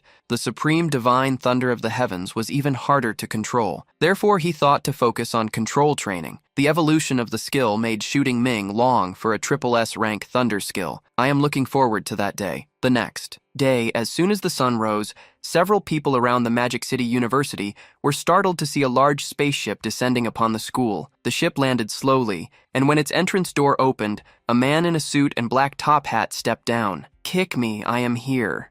The people around were puzzled by the presence of that mysterious old man and began to comment that it might be better to inform the base. The man, in turn, preferred to keep everything discreet. With a simple snap of his fingers, everyone there returned to normal, as if they had never noticed his presence. Meanwhile, at the base's provisional detention center, 2 security guards were monitoring the area. Outside, inside the cell, Mayang, chained up, was yelling continuously, demanding to be released and claiming that the celestial god would punish everyone who dared to interfere with his plans. The chief of intelligence commented to Ling Xuan that the members of the Cult of Destiny were extremely stubborn, and that up to that moment they had not been able to extract any useful information. She understood the situation, acknowledged the team's effort, and suggested that everyone take a little break. Mayang started laughing, calling everyone useless, making it clear that if he were in their place, he wouldn't even waste time trying to extract answers. John Quinn observed that not even the chief of intelligence had been able to obtain results, so he believed it would be best to wait for reinforcements from the superiors. Ling Shuang asked for calm and said that, by her calculations, they should arrive any moment. Suddenly, the man who had descended from the ship appeared in the prison area. The vice director immediately turned upon sensing a powerful presence. The old man chuckled lightly and apologized for the delay. Ling Shuang bowed, surprised that he had come in person. He explained that he could not ignore the reappearance of the Cult of Destiny after more than 60 years. As he approached Miami, Ling Xuan reflected on who he was. Liu Yushan, a rank A mental power user, one of the few 9th-rank martial saints of Daxia, and a figure of great influence. Still, she questioned whether the situation really required the presence of someone of that level. Without wasting any time, Liu Aoshan activated his mental ability and ordered Mayang to respond with complete honesty. He asked if Mayang was the supreme leader of the cult. Under the influence of the power, he answered no, revealing he was merely an archbishop. The old man then questioned the purpose of the operations and whether there were infiltrators in the universities. Mayang explained that the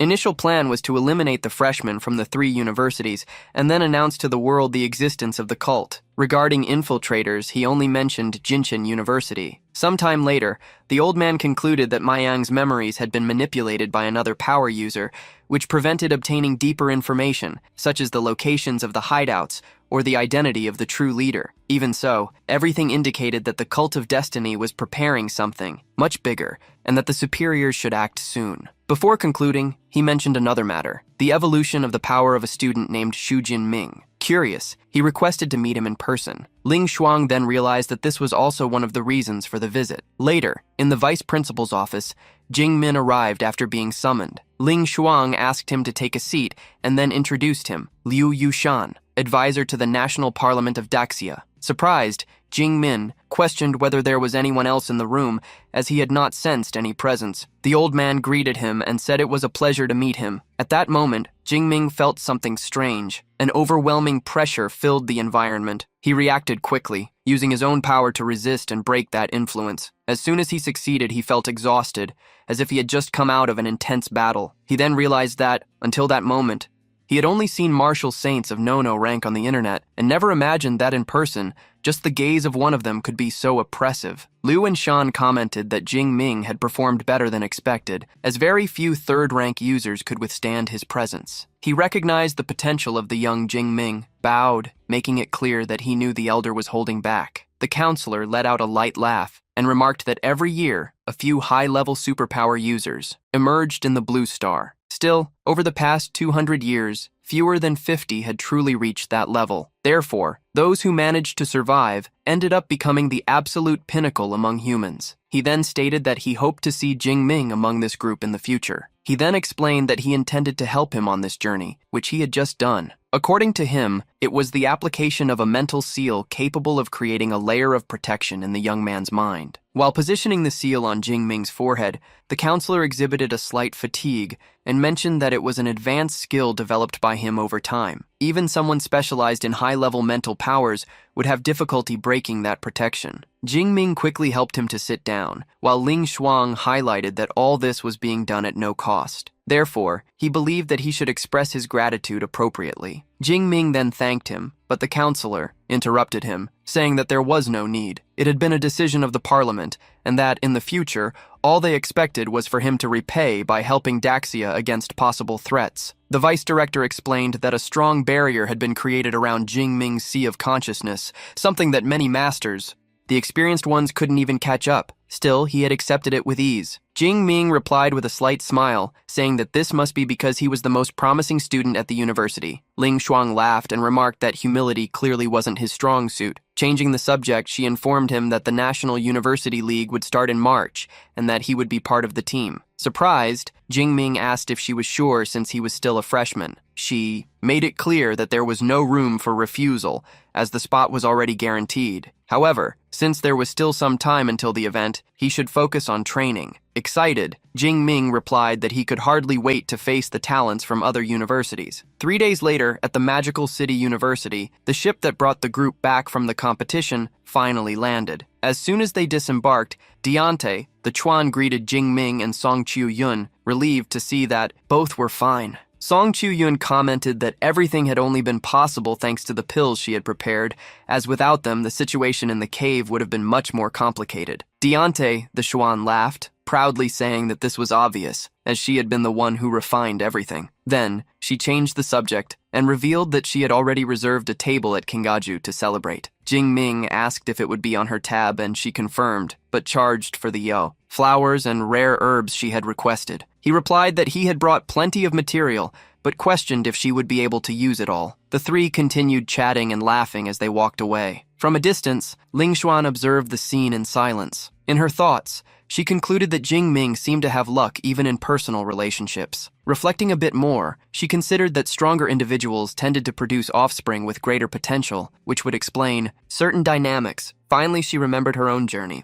No one her age had managed to keep up with her in terms of evolution, and now, already in her 30s, she realized she was still alone upon seeing the absurd amount of rare flowers and herbs that Jing-min had brought from the magical cave ahead. Zhuan was completely surprised and asked if he had really collected all of that by himself. Jing-min laughed, saying that it was nothing special since very few had enough strength to reach the central region of the cave. He also remarked that if he had stayed there longer, he could have gathered much more. Young Chuchuan took a deep breath, already imagining the work ahead of her, and admitted that she would be busy for quite some time processing all those materials. Shortly after, Jing-min got up and said he needed to go to the resource department to exchange the high-level cultivation item he had received. Without delay, he arrived at the university department and asked Eva to list the highest-ranked resources available for exchange, with the special pill he possessed. Upon seeing the list, he was impressed with the number of options, but decided to focus on something specific. He wanted to know which of those resources could maximize his control over lightning power. Ava then recommended a special pass that granted access to the mystical realm of thunder, a place where he could train directly with that element. The place was located in the city of Redong, relatively close to his home. Surprised, Jingming commented that he had never heard of that place. Eva explained that the realm had emerged decades ago, but had become strictly controlled by an organization, requiring permission for entry. That's why few people knew of its existence. Curious, Jingming asked if there were creatures in that place. Ava confirmed, saying that most of them had affinity with lightning. To him, that sounded perfect, so he decided to choose that resource.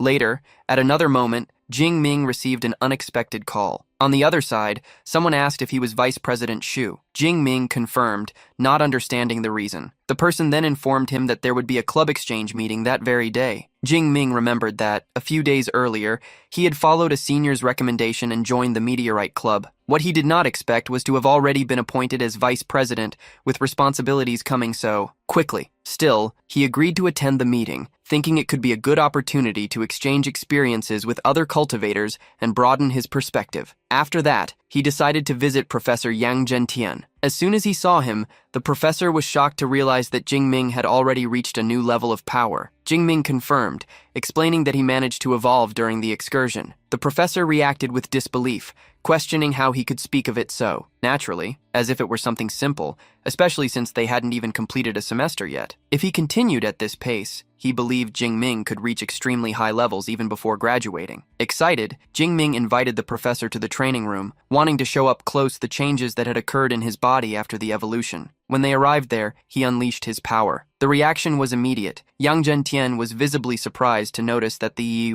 thunder was no longer the same. The color had changed, the aura was different, everything indicated a much deeper transformation. Jingming then revealed that his power had evolved to an even higher level, becoming a much superior form of divine thunder. Upon hearing this, the professor was even more impressed, realizing that this was not just a common evolution, but a leap that few could achieve.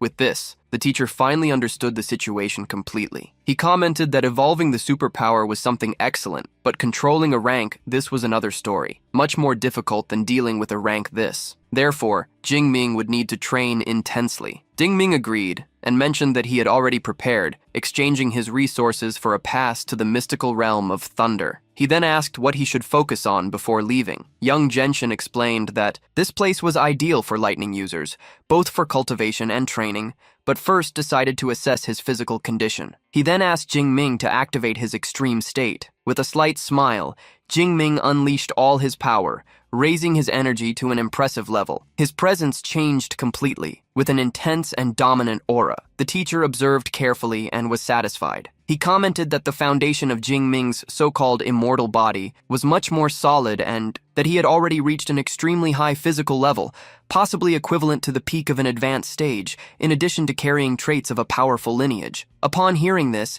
Jingming realized why his physical strength could already rival that of much more experienced opponents. Yang Shentian then asked him to rest a bit, as he intended to bring someone to test his body in real combat. Upon leaving the room, the teacher reflected on the other students. Some were still at lower levels or recovering, and none of them seemed suitable for that test. Unbeknownst to him, he concluded that Jingming had already surpassed all the other disciples of the university. Shortly afterward, a student arrived, visibly nervous. It was Johnson, a veteran student. He introduced himself cautiously, thinking he might have done something wrong. He reassured him and explained that he just wanted him to have a physical training session against his disciple. John Chan found the proposal strange and questioned whether it would be too heavy for a freshman, and Gentian replied that he could go all out, as he would be supervising. In light of that, John Chan accepted, stating he would not hold back. This sparked a brief discussion about who would have the advantage. Initially, it was believed that Jingming was overall stronger, but that John Chan, with a more developed physique and greater experience, could have the edge in a purely physical fight. Still, the teacher emphasized that it wasn't that simple. Despite the difference in level, the opportunities and experiences that Jingming had put him in a position difficult to compare. Soon after, John Chan activated his enhancement power, transforming into a bestial form resembling a gray wolf with green eyes. He observed Jingming cautiously, knowing that he was facing someone highly valued within the university. Therefore, he decided to act carefully, avoiding any situation that could spiral out of control. The moment John Shan charged, he was taken by surprise by a direct strike from Jing Ming. The impact sent him flying backwards, leaving him completely confused, unable to understand what had just happened. Even using an enhancement power, albeit contained, it should have been an easy confrontation, but clearly, it was not. Jing Ming then asked if he was using his full strength. John Shan admitted he was not, acknowledging that he had underestimated him. Without wasting any time, he began to channel more power, howling to the heavens. Jing Ming showed some excitement upon seeing this. The two then collided again, exchanging quick and intense blows, not giving each other any space while keeping an eye on Yang Zhenqian. He analyzed every detail and noticed that Jing Ming's blood circulation was significantly faster, something he associated with the influence of that special lineage in terms of brute strength. The two were practically balanced. The teacher then asked Jing Ming to activate his extreme state. Upon hearing this, John Shan already showed concern, admitting that even with the opponent in a normal state, he was already under pressure. He feared what could happen if Jing Ming raised the level even further. Nevertheless, Jing Ming began his transformation. The change was visible, and the pressure he emitted made John Shan hesitate for a moment, asking for caution. Jing Ming simply told him to relax. After a few minutes of combat, the outcome became clear. John Shan was on the ground, completely exhausted. Jing Ming approached, saying that the teacher had an idea during the fight and went to enhance a technique. So, the training would end there. He thanked him for his effort and handed over a recovery potion. John Shan accepted and, still panting, stated that if anyone dared to say that Jing Ming's reputation was exaggerated, he would be the first to defend him. Then, Jing Ming asked the old Fu when the teacher should return. He answered that it was difficult to predict. It could take a few hours or even days. At that moment, Jing Ming's phone rang. When he answered, he realized it was Ling Shuang. She informed him that the people from Qingjing University had already arrived and brought the original copy of a powerful skill, asking him to go to the library to pick it up. Jing Ming asked if he needed to go immediately. Lin Chuan responded by asking if he had any commitments, and before even waiting for an answer, made it clear that he would pick him up personally. Right after saying this, Lin Chuan activated his spatial ability and in an instant appeared next to Jing Ming. Without wasting time, she held his shoulder and pulled him into the distorted space. In the next moment, they were already in another location. Upon arrival, a man was already waiting for them. Ling Shuang made the introductions for the visitor and presented Jing Ming as a high-level student from the university. To Jing Ming, she revealed that this was Professor Chen Ling from the university. Jing Ming greeted him politely, and the professor responded in kind. Then, Ling Shuang explained that Chen Ling was an experienced grandmaster, specialized in the technique of the Thunder God's finger, and would be staying there for a period. Therefore, she recommended that Jing Ming make the most of the opportunity to learn directly from him. Jing Ming realized how valuable this was. Not only had they sent the manual of the technique, but they had also sent an instructor. Even so, he respectfully commented that he hoped not to cause any inconvenience during that time. Chen Ling calmly responded that there was no problem at all, as he was also there to visit an old acquaintance, and that Jing Ming could approach him whenever he had questions. Later, in the afternoon, Jing Ming headed to the club meeting. Upon arrival, he apologized for being late, explaining that he had several matters to deal with. Upon observing the environment more closely, he realized that the level of that group was indeed high. Liang Ping, the vice president of the Meteorite Club, called him to sit beside him and soon commented on his impressive progression, stating that at this pace it wouldn't be long before he took on an even greater position within the club. Jing Ming simply replied that this was not his priority at the moment and asked what the subject of the meeting was. Liang Ping explained that it was about the missions related to the Cult of Fate, which had recently attacked teams of student groups. He then asked directly if Jing Ming intended to participate. Jing Ming's expression changed immediately. Without hesitation, he stated that he would get involved. Shortly thereafter, the meeting began. One of the officials informed that the Cult of Destiny had resumed its actions and that the Daxia government had issued an official order against them. The university had received several missions related to this case and expected students to participate actively. During the meeting, Jing Ming's name was mentioned, and it was suggested that if he wanted to form a team, he would receive support. He thanked them but made it clear that, for now, he preferred to act alone. Still, in his thoughts, he knew he could not act hastily. Before accepting any mission, he needed to fully master the technique of the finger of the God of Thunder. Having a new high-level skill could make all the difference. After the meeting ended, he went to Professor Chen Lin. Jing Ming remarked that he had already studied part of the technique manual, and that some doubts had arisen. The professor was surprised by the speed, recognizing that it was no wonder he stood out so much. The young man then explained that his main doubt was the section that spoke about the connection with natural thunder and the merging of that energy with one's own power, an essential point to fully master the technique. Chen Lin commented that he had likely already mastered the art of celestial thunder, as the foundations were similar. However, he emphasized that the finger of the god of thunder was much more condensed and had much more complex variations. Jingming understood the explanation, but still had some doubts and continued to ask questions. After about 3 hours of conversation, the professor concluded that the student's understanding was exceptional. He stated that Jingming had already assimilated most of the theory and that, from there on, the focus should be on practice, perfectly aligning the power. Spiritual with the superpower of thought, Chung Lin compared it to his own experience when he learned this technique. It took him more than 10 days just to reach that same level. Jingming thanked him for the guidance. Then he focused and decided to further evolve the technique, organizing his energy to advance. At that moment, the teacher asked him to try to manifest the finger of the thunder god, as he wanted to directly observe where adjustments might be needed. Jingming found the request strange, as he believed he had understood everything. Still, he suggested practicing alone first, so as not to take up too much of the professor's time. Chung Lin replied that there was no problem and encouraged him to try right there. Without hesitation, he stood up, focused his mind, and activated the ability. Upon observing, Chung Lin was already impressed with the first stage. The initial form emerged stable and flawless, something that many talented students took months to achieve. When Jingming advanced to the next stage, the professor's surprise grew even more. He realized that the young man had already managed to establish a connection with the natural thunder,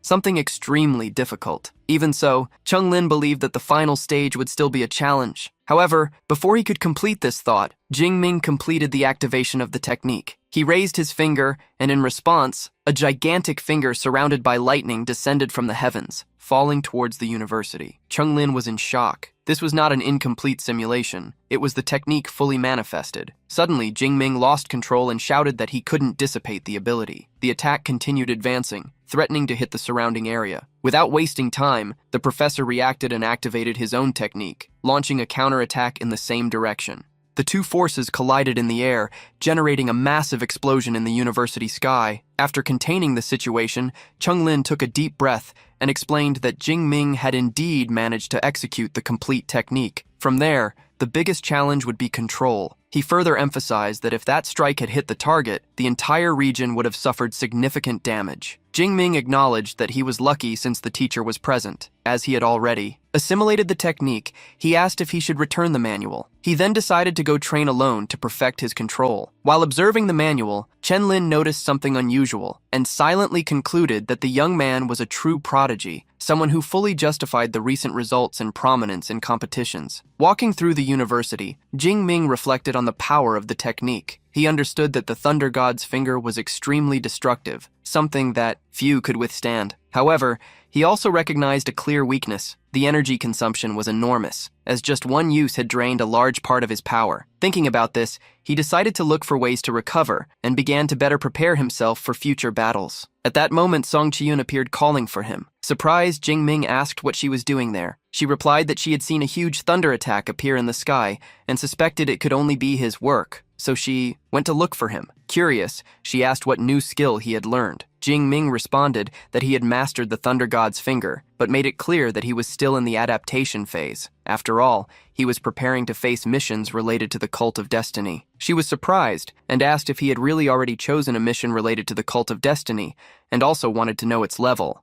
He answered casually that it was a high-rank mission involving one of the branches of the cult. Upon hearing this, Song Kyo-yun was shocked. She immediately realized that she could not accompany him on this mission, and, somewhat awkwardly, said that she could only wish him good luck. Jingming then asked if she did not intend to accept any mission as well. She hesitated for a moment, but admitted that, yes, she did intend to participate. The problem was that she had not yet found a suitable team. Jingming suggested that she seek out senior sister Jung, as he believed she was extremely competent. Song Kyo-yoon liked the idea and decided to pursue her immediately, inviting him to go along. He accepted, mentioning that he also had matters regarding pills to discuss. Meanwhile, at a cafe in the city, a team was waiting. A woman asked the captain if the person from the University of the Magic City had not yet arrived. He requested calm, reminding them that the agreed-upon time had not even passed. Another member commented on the lack of personnel in the local security department and questioned what kind of reinforcement had been sent. The captain then revealed that it was Jing Ming, 19 years old, a freshman. The reaction was immediate: surprise and distrust. How could someone so young participate in a mission of that level? The captain, however, maintained seriousness and continued. The young man possessed a high-level superpower and had already reached the 3rd stage, with combat capability equivalent to the peak of that level. Everyone was impressed. A freshman with that level of strength was not something common. The captain then emphasized that, when he arrived, everyone should act with professionalism. At that moment, the door opened. Jing Ming entered and apologized for the delay. The captain welcomed him with a handshake and introduced himself. His name was Kaiju, also explaining his own ability and level.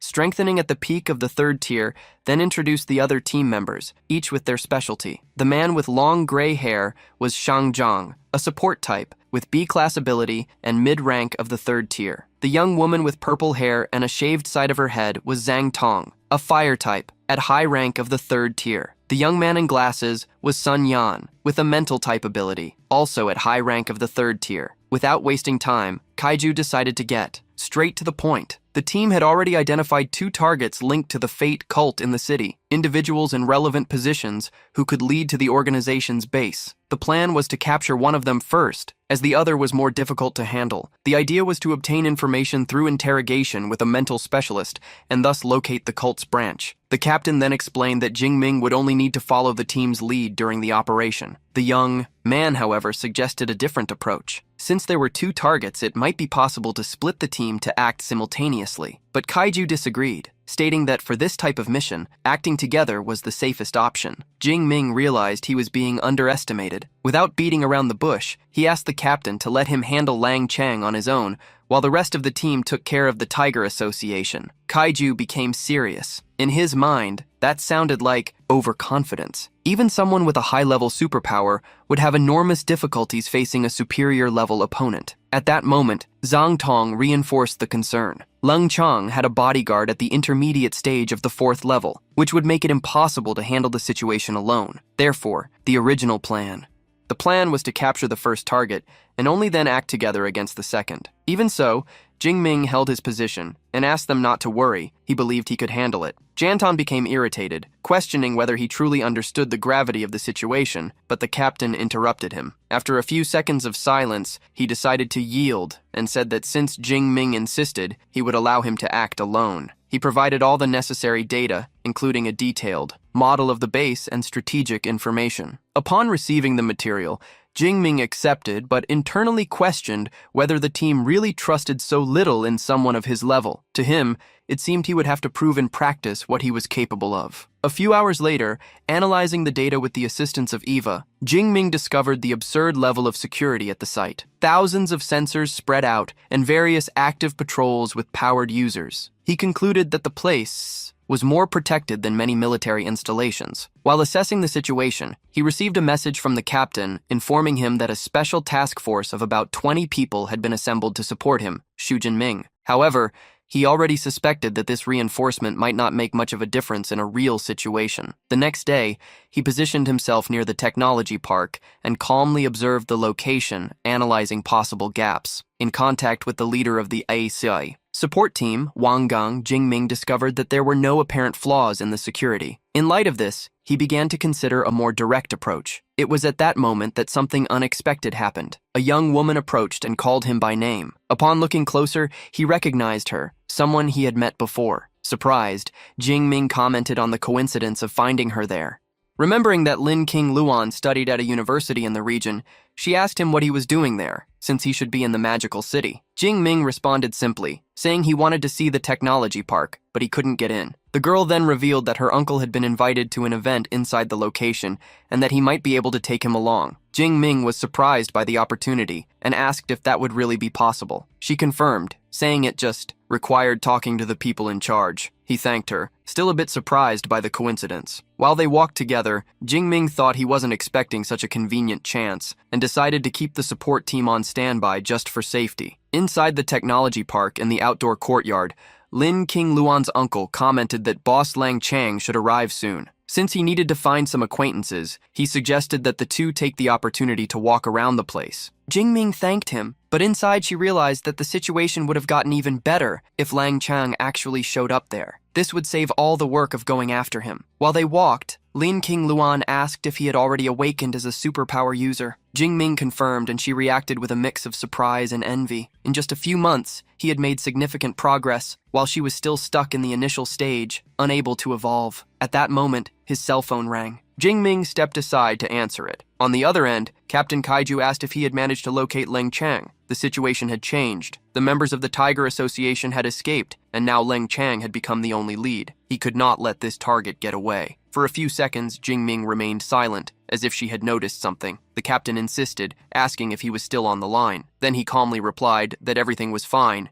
Control. He had already found Lang Chang. Upon hanging up, the team on the other side became tense, not knowing exactly what was happening. They decided to mobilize immediately to provide backup to the courtyard. Jingming asked Lincoln Luan to take the others and step away for a few minutes. She found the request strange and demanded an explanation. His expression changed, more serious, and he revealed that he was there for a reason different from what he had said before. Meanwhile, Lang Chang was calmly talking with some people, discussing work-related matters. Suddenly, Jingming spoke up loudly, directly calling for him and ordering him to surrender. He declared that, after an investigation by the security department, Lang Chang was involved with the cult of destiny. He then warned everyone around to move away immediately, making it clear that anyone who tried to protect him would be treated as an accomplice. The atmosphere changed instantly. People were in shock, exchanging glances trying to understand if this was real. But upon realizing it was an official operation, they began to back away. At that moment, a man stepped forward, Lang Chang's bodyguard. He stated that he knew nothing about any cult, but questioned the situation,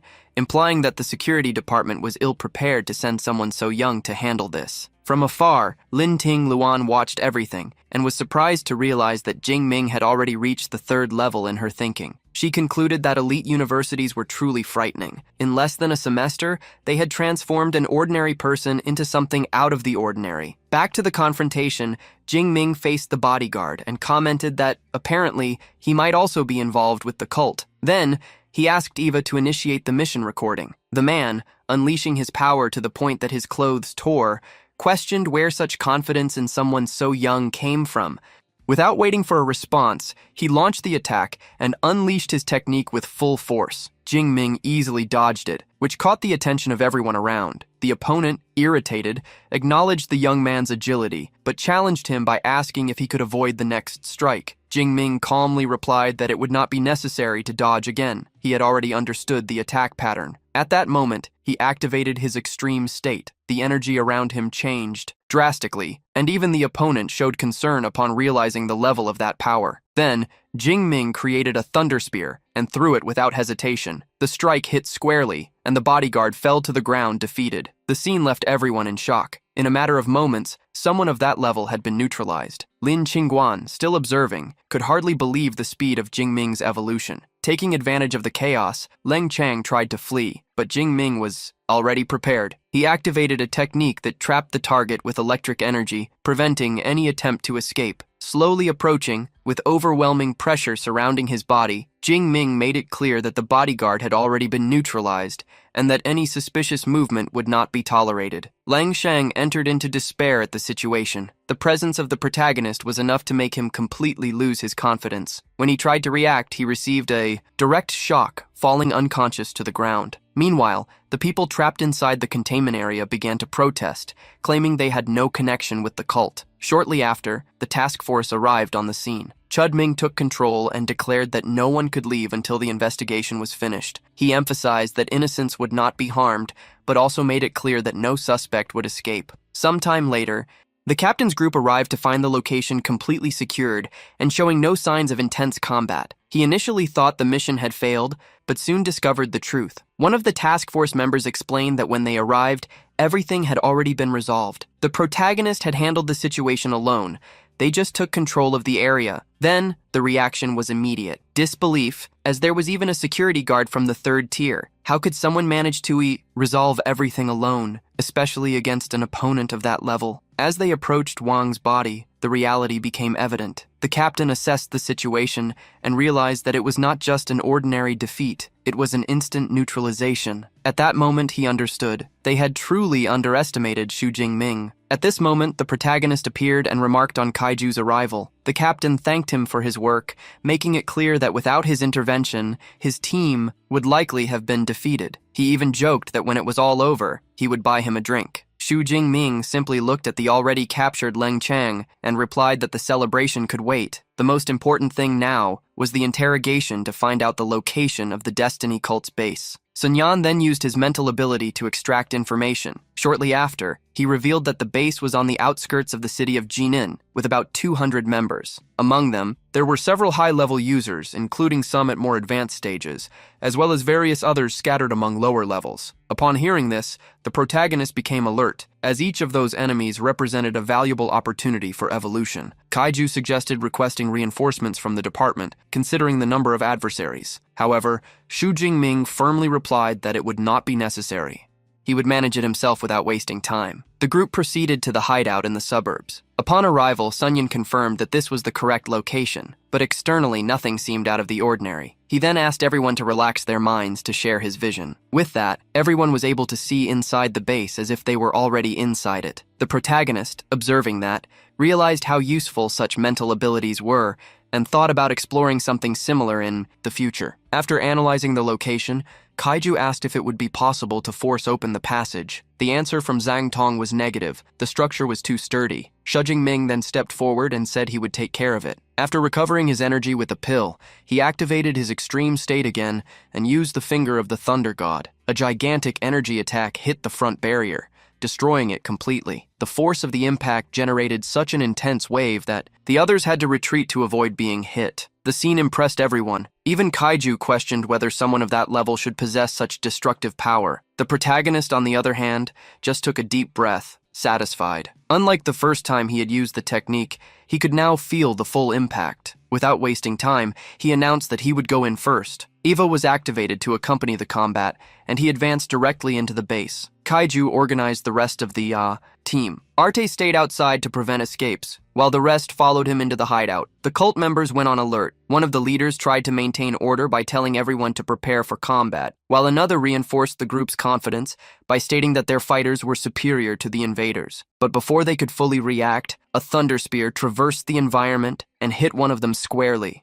Instantly knocking him down, Xu Jingming appeared right in front of the cult members, interrupting their movements. Calmly, he apologized for the interruption but got straight to the point. He wanted to know where the Divine Blood envoys were. The cultists reacted with disdain, calling him a security department agent and mocking him for still being at a considered low level. Not wanting to prolong the conversation, they launched an attack. The protagonist barely needed to move. With a simple blast of energy, he neutralized one of them instantly. The scene completely shattered the group's confidence. One of the members, filled with fear, fell to his knees and begged for mercy. Xu Jingming coldly stared at him and asked once more, "Where are the Divine Blood envoys?" Desperate, the man revealed that they were at the so-called Blood Lagoon, at the deepest part of the mountain. But in the next instant, he too was brought down. The others, in shock, questioned why the protagonist did that even after the surrender. He simply let out a light chuckle and replied that he had never promised to spare anyone. Now completely terrified, the others began to plead, claiming they were manipulated and had no choice. Jingming then asked Eva to verify their data. While the system analyzed the information, the protagonist remained silent. Soon after, the result came in and completely dismantled that narrative. The records showed that several there were already involved in serious crimes, even before joining the cult. After declaring the acts committed by each one, Jude Min released even more power and,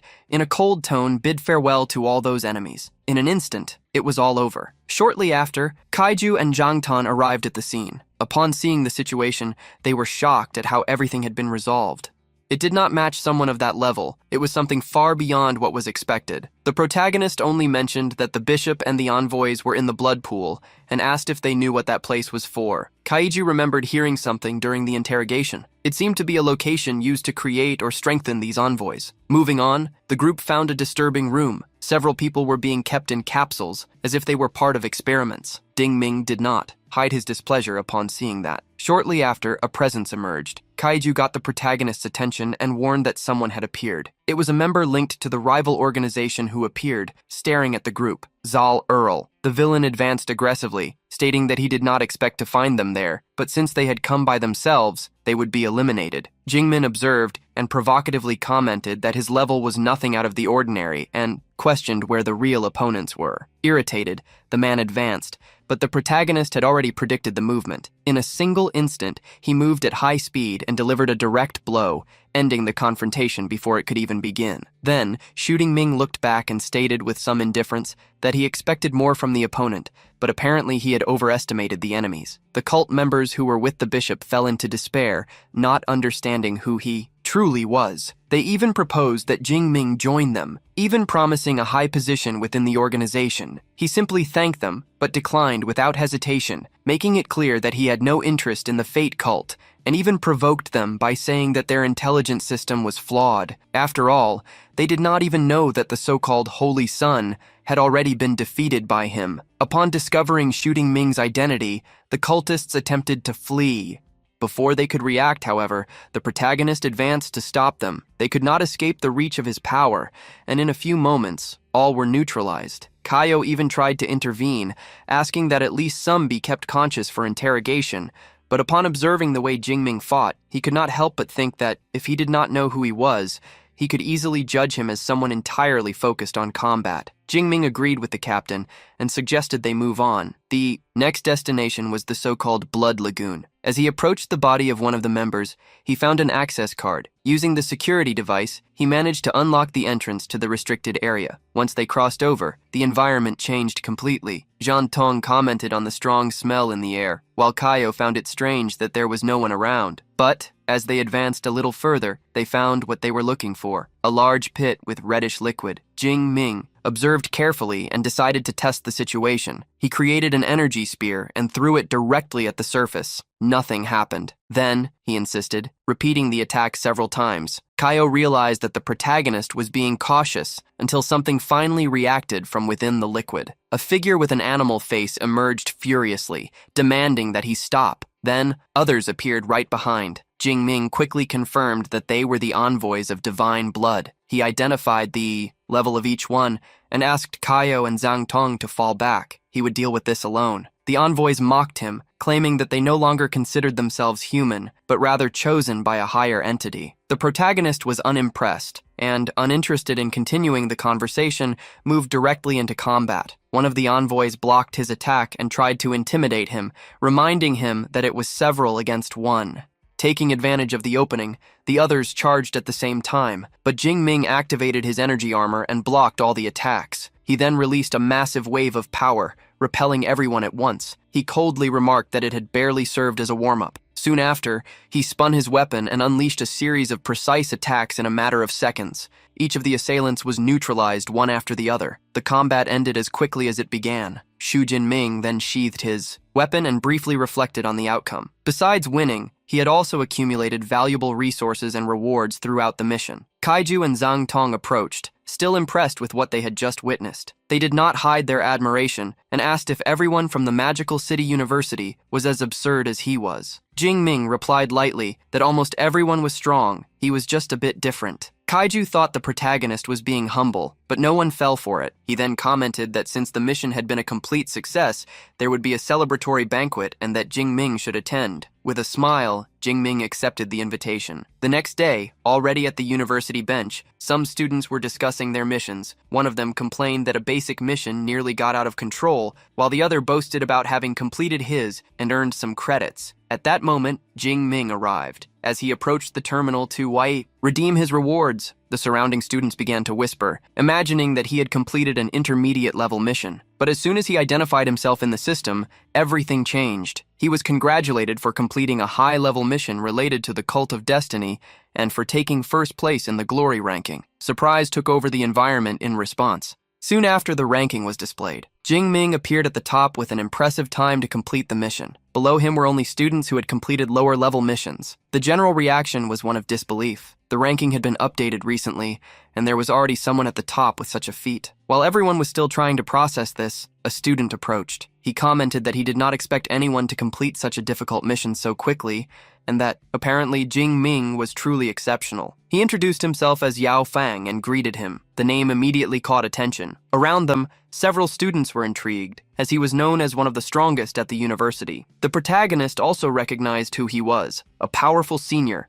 famous for impressive feats and missions. The two exchanged a handshake, and Yao Fang commented that he had made a bet with other seniors to see who would complete a mission of that level first, but everyone else ended up falling behind. He said he needed to sort something out, but intended to introduce him to his circle in the future. Jingming agreed, and as he moved away, he realized something important. It seemed he had just entered the circle of the university's elite fighters. At that moment, he recalled a message received the day before. His master had come out of the isolated training period. The protagonist then decided to go meet him before taking on a new mission. A few hours later, at Professor Yang Gentian's residence, Jingming greeted everyone upon arrival and asked about the progress of the Thunder Body technique. The professor replied that it had not been a simple task. After days of intense study, he had only managed to structure an initial foundation. Liming, who was also present, commented that Jingming had not wasted time. In addition to completing a high-level mission, he had also made contact with one of the strongest seniors at the university. The protagonist answered naturally, and Liming explained that he had seen everything on the official website. He also added that if Jingming continued at that pace, he could secure a spot in the National University League, but Yang Gentian corrected him. At that moment, it was not a possibility. Jingming had already been pre-selected to participate. The revelation surprised everyone. This meant he had become the first freshman in the history of the university to secure a spot in the EE competition. Yang Gentian gathered everyone and called them to the training room, explaining that Liming had not yet had the chance to fight against Jingming since his recovery, and that this would be the perfect time for a practical combat. Liming immediately agreed, saying that he also wanted to see how much the junior had evolved. As soon as everyone arrived at the venue, the atmosphere became more tense, and he made it clear that this time he would not hold back. The professor observed the group and, seeing that the duo was ready, ordered the start of the fight. Without wasting time, Liming immediately activated his extreme state, and Jingming responded in kind upon sensing the pressure of the protagonist's power. Liming realized that the level of that S-rank superpower was indeed absurd, concluding that if he wanted to win, he needed to end it as quickly as possible. He charged into the attack without hesitation, but Jingming intercepted the assault, and from there, the two entered into an extremely intense and accelerated confrontation. The battle continued at a frantic pace, with constant exchanges of blows, until about 3 minutes later, Liming began to show clear signs of fatigue, with heavy breathing and his body already at its limit. Unable to continue, he admitted defeat, acknowledging that he was unable to win against Jingming. The protagonist, in turn, thanked him for the fight, recognizing the junior's effort. Even in defeat, Liming emphasized that he had not held back at any moment, and he stated without hesitation that Jingming was simply a monster. Because of this, he said that he would make a point of attending the National University League that year in person. Then, Yang Gentian approached the protagonist and asked what his next plans were, reminding him that he had the freedom to skip classes whenever he wanted. Jingming replied that he intended to focus on missions for a while, highlighting that, from what he had perceived, facing members of the so-called divine blood yielded much more skill points than facing common beasts. After that, a month passed. In the mission completion room, Jingming remained firmly in first place in the ranking, now accumulating 3 S-rank missions, 6 A-rank missions, and 4 B-rank missions. In second place was Kangxi, followed by Yalfang in third. While observing the table, the students were impressed, commenting that they could never have imagined a freshman reaching the top so quickly. Meanwhile, the protagonist thought that the award day had finally arrived and was curious about what the rewards would be. At that moment, some students noticed his presence and observed something even more shocking. He had already reached the intermediate stage of the third rank. Even for someone with rank superpowers, that was considered extremely fast, which only reinforced the reason they were calling him the Thunder Emperor. And then, Yao Fang approached and commented that, in just 1 month, Jing Ming had already earned a title. Jing Ming, a little embarrassed, replied that it was just a nickname invented by others. Right after that, Yao Fang introduced the person who was next to him, Shang Dongling, known as the Bloody Hand, whom he had mentioned before. She looked at the protagonist and remarked that, with that physique, he was already at the intermediate stage of the third rank.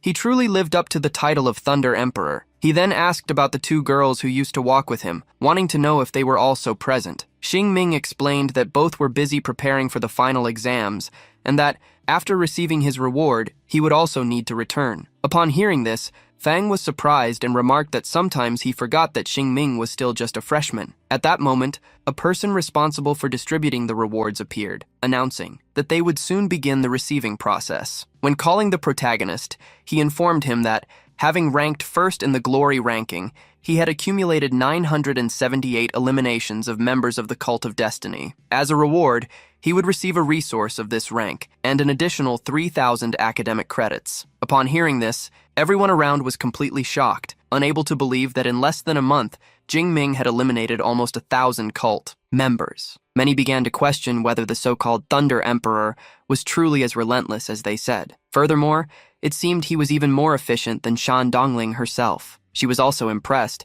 and asked if all those eliminations were indeed of members of the Cult of Destiny, as she herself had not gone beyond 500. Jing Ming replied casually that it was nothing out of the ordinary, explaining that 2 of his missions occurred in branches of the cult, which greatly increased the number of eliminations. The person responsible then officially announced the rewards and handed the protagonist a cultivation resource of this rank, explaining that in addition, he would receive a vial with 10 6th-grade return-to-origin pills. He then emphasized that he hoped to see him continue evolving and competing at the top in the next glory ranking. Jing Ming confidently responded that he would do everything in his power. Upon hearing this, Yao Fang commented that pills of that level, capable of significantly accelerating cultivation, were indeed a reward worthy of first place. Shortly after, he suggested that instead of exhausting himself with missions, it might be better to follow Song Chium, since the Song family had a veteran 8th-rank grandmaster. Still, the protagonist made it clear that he did not need to rely on anyone, as he believed that nothing would be more efficient than his own system of Deep Blue. After that, Jing Ming returned to his room, and while the EVA displayed some data, reflected on his master's words, concluding that he should now learn a fist technique. Knowing that, in the extreme state of Thunder, his own body already functioned as a weapon, he understood that close combat could also help alleviate the more aggressive side effects of the immortal Thunder body. With this in mind, he chose a technique he deemed appropriate, the Thunder Dragon Fist of rank A, capable of condensing the power of lightning into the fist through a special structure and striking at the speed of lightning. He then decided to elevate the skill to the initial stage before testing it with his master. At that moment, his cell phone rang. It was Ling Shuang asking him to come to her office as quickly as possible. Upon arrival, Jing Ming was surprised and immediately asked if the vice principal had leveled up. She responded with a compliment, saying that his perception was indeed sharp, highlighting that he didn't even seem like someone of 3rd rank. Jing Ming congratulated her, but internally reflected that, among the 3 vice principals at the initial stage of 8th rank, the other 2, already in their 50s, had not managed to advance, while she had taken a step forward. This made him question her age, since by appearance she looked extremely young. The vice principal then commented that it was impolite to speculate about a woman's age. The protagonist was startled. Could the vice principal read minds? He became apprehensive, remembering her reputation for being extremely strict, thinking that he might end up facing the irritation of a great 8th-rank master. Ling Zhuang clarified that she didn't read minds, but explained that someone at that level had such elevated spiritual perception that even minor mood changes became evident. Therefore, she advised him to learn to better control his expressions in front of high-level users, as the less he showed, the better. Jing Ming affirmed that he understood and thought relieved that he had managed to avoid problems, as she didn't seem irritated. The vice principal was direct in asking him to stop trying to guess her age, bluntly revealing that she was 34 years old and was not the old lady he had. imagined. Soon after, she herself seemed surprised to be giving so many explanations to a student. Jing Ming, impressed, commented that 34 years were extremely young for someone at that level, as in Daxia, the average age of an 8th rank grandmaster hovered around 46 years. He also mentioned that Professor Yang had already passed 50 and remained only at the peak of 7th rank, then declared his deep admiration for the vice principal. Link Shuang cut the flattery and got straight to the point, saying they needed to deal with something really important. Then, he asked what his plans were since winter vacation would begin in 2 days. Jing Ming replied that he intended to return to Jiangnan and train in the mystical thunder realm for a month. The vice principal then asked Eva to inform the straight-line distance between the university and the magical city, and the mystical kingdom of thunder in Yangnan. Eva promptly responded 563 kilometers. Analyzing the distance, she commented that it was still within her reach, as after advancing to the intermediate stage of the 8th rank, she could now teleport up to 600 kilometers. With that, she informed Jingmin that the counterattacks from the Cult of Destiny had intensified recently, and, for safety, advised him to crush the talisman he had received as soon as he encountered any situation of extreme risk. The protagonist thanked her for the concern and internally reflected that although she did not accompany him daily like Professor Young Xianqian, she represented a kind of constant protection, a silent guarantee that he could continue to live. Therefore, he decided that he needed to dedicate himself even more to cultivation so as not to disappoint her later. Already in the training room of Yang Zhentian's residence, Jing Ming demonstrated his new technique, the Thunder Dragon Fist, making it clear that it possessed impressive offensive power. Old Yang observed closely and commented that the technique was not bad at all, emphasizing that the protagonist had truly grasped his guidance. He explained that the secret of that ability lay in the control of the superpower, combined with the speed of the strike. The more condensed the energy, the faster the punch, and the greater the impact would be. Then, the master asked Jing Ming to take a 6th grade guarding talisman, explaining that it could withstand attacks below the level of a 7th rank Grand Master for up to 3 minutes. The protagonist thanked him for the gift and understood the value of that item, as protective talismans from ancient ruins were extremely rare, practically impossible to obtain. Only with money, Yang Zhentian then commented that since Jing Ming intended to go to the mysterious realm of thunder, he would pass on the contact of Yung Luo, his senior brother. Since he had graduated the previous year and was assigned as a supervisor at that location, this could greatly facilitate matters. Jing Ming found this idea perfect and thanked him again. Soon after, the master emphasized that the mysterious realm of thunder was over 500 kilometers from the magical city, which meant that previously, even the vice director would not be able to reach it with teleportation. Therefore, he should be even more cautious. Jing Ming then remarked, asking if the master might not know that the vice director has already advanced to the intermediate stage of the 8th rank and can now reach up to 600 kilometers. Yang Zhentian was surprised by the news and admitted that her speed of progress was indeed frightening. In a relaxed tone, he also teased that his disciple seemed to be quite close to the vice director since he found out about it before him. If she is offering protection, Professor Yang felt much more relieved. 2 days later, already in the residential district of Dingu, in the city of Diang, the protagonist arrived home and greeted his uncle, aunt, and sister. Everyone was happy with his return and commented that dinner was almost ready. However, Jing Ming asked them to put off the meal for later, saying he needed everyone to sit down first because he brought some gifts. As soon as they settled, he handed each of them a spatial ring and explained that each item has an internal space of 1 square meter, which would make it much more practical to transport objects. Tanchi, surprised, commented that the ring was larger than the one her own mentor possessed, but her uncle immediately asked her to return it, stating that the ring was too valuable for them to accept. Without thinking, curious, she asks if it is really that expensive. The protagonist replies that each ring costs at least 50 million, equivalent to decades of the family's savings, and questions if that wouldn't be expensive. Tang agrees immediately and says they can't accept something like that, but Jing Ming asks them to stop the drama and shows his own ring, which has 10 square meters of space. He also comments that he has already reached the intermediate stage of the 3rd rank, and that, for him, small rings like those no longer make a difference. She is visibly impressed to find out that Jing Ming has already reached that level of strength and comments that not even the mentors at her school have reached the 4th rank. Jing Ming's aunt, in turn, observes with pride that he has become someone truly important. Tang Daolin then intervenes and says that in that case, Jing Ming should leave one of the rings for Tang Qi, as that would help her a lot in her life in the wild area, while he and the aunt can do without. Soon after, he comments that he will return to the kitchen to finish the food. After retreating to his room, Jingming decides to test the 6th grade return to origin pill. As soon as he consumes it, he enters total concentration, seeking to extract as much as possible from the cultivation. About half an hour later, he concludes that, as expected from a rank resource, the effect is impressive. Both his physique and his spirit increased by more than 10 points. Something absurd considering that in a common cultivation, he could achieve at most half a point. Still, he laments that due to the side effects, he can only consume 1 pill per day. Even so, he acknowledges that his deep blue system remains the most extraordinary, as, with enough skill points, he could even advance directly to the 9th rank. The next day, already in the mystical realm of Thunder,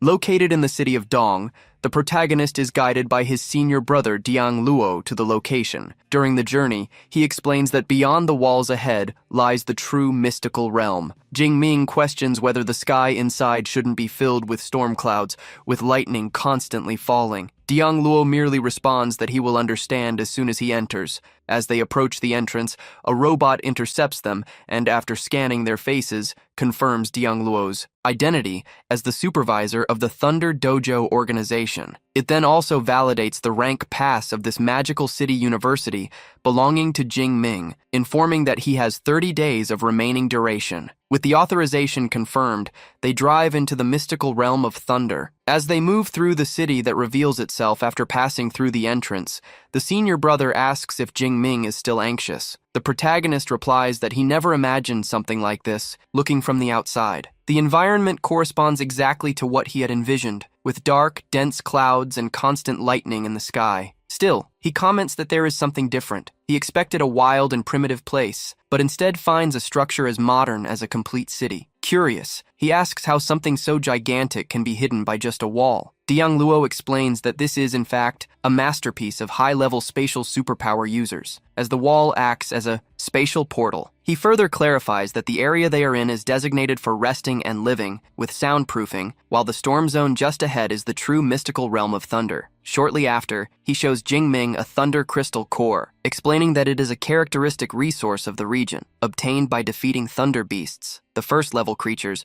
Ranks do not allow this type of item, while those of 2nd and 3rd depend on luck. However, the 4th rank guarantees acquisition. Additionally, these cores have various uses. The simplest is to crush them and use the released lightning to temper the body. What he gives to the protagonist is a high-quality 4th rank core and asks him to consider it as a welcome gift. Jingming thanks him but questions why the senior brother does not train directly with the lightning. Jean Luo explains that within the storm zone, the lightning is extremely violent and unpredictable, making the environment highly dangerous. The cores offer a more stable way of training. Furthermore, the thunder beasts there are much stronger than ordinary beasts, and the closer one is to the center of the storm, the more intense and terrifying both the lightning and the creatures become. After some time of traveling, Jean Luo points ahead and informs that Jingming's residence is already close, suggesting he rest for the rest of the day and start training the following day. Jingming immediately responds that he does not need to rest, making it clear that he intends to enter the realm as soon as possible. Upon hearing this, his senior brother reflects that even as a user of this rank,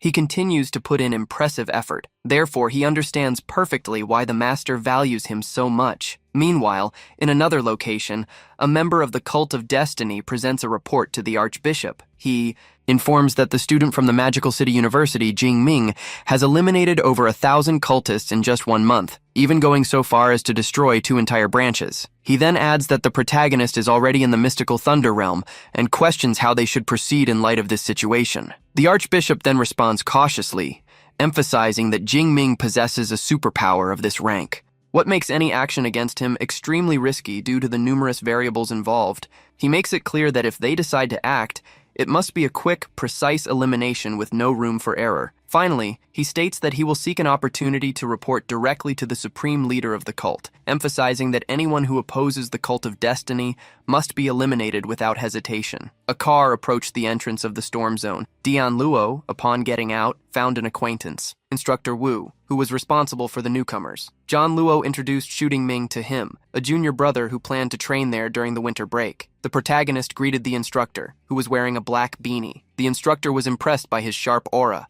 The people around began to observe Shooting Ming, his level, and compare themselves to him. Saying goodbye to the senior, Jingming prepared to enter the hunting area. The instructor also sent the others on their way and reminded them that they could only stay for 10 days and that they needed to defeat a thunder beast at the peak of the 3rd tier. Anglo was surprised by the requirement, as no one was at that level yet, but the instructor treated everyone there as elite members. A young man walking ahead of the group was Lady Nu Ang, who had rank A abilities. He was the most impressive student from the Thunder Martial Arts Hall. Defeating 4th-tier beasts would be no problem for him. The instructor, Kerr, asked Diang if his junior's strength reached the peak of the 3rd tier. Diang stated that it probably did, withholding the information that he even reached the peak of the 4th tier in skills, with a smile. The instructor wished that Shooting Ming could duel with his students inside the Thunder Forest. Jing Ming heard sounds of thunder at all times. A student caught up to him, asking him to wait for a moment. He stated, being curious about the strength of the best students from the best universities, and made a bet who would hunt more beasts in the coming days. Although there was no malicious intent,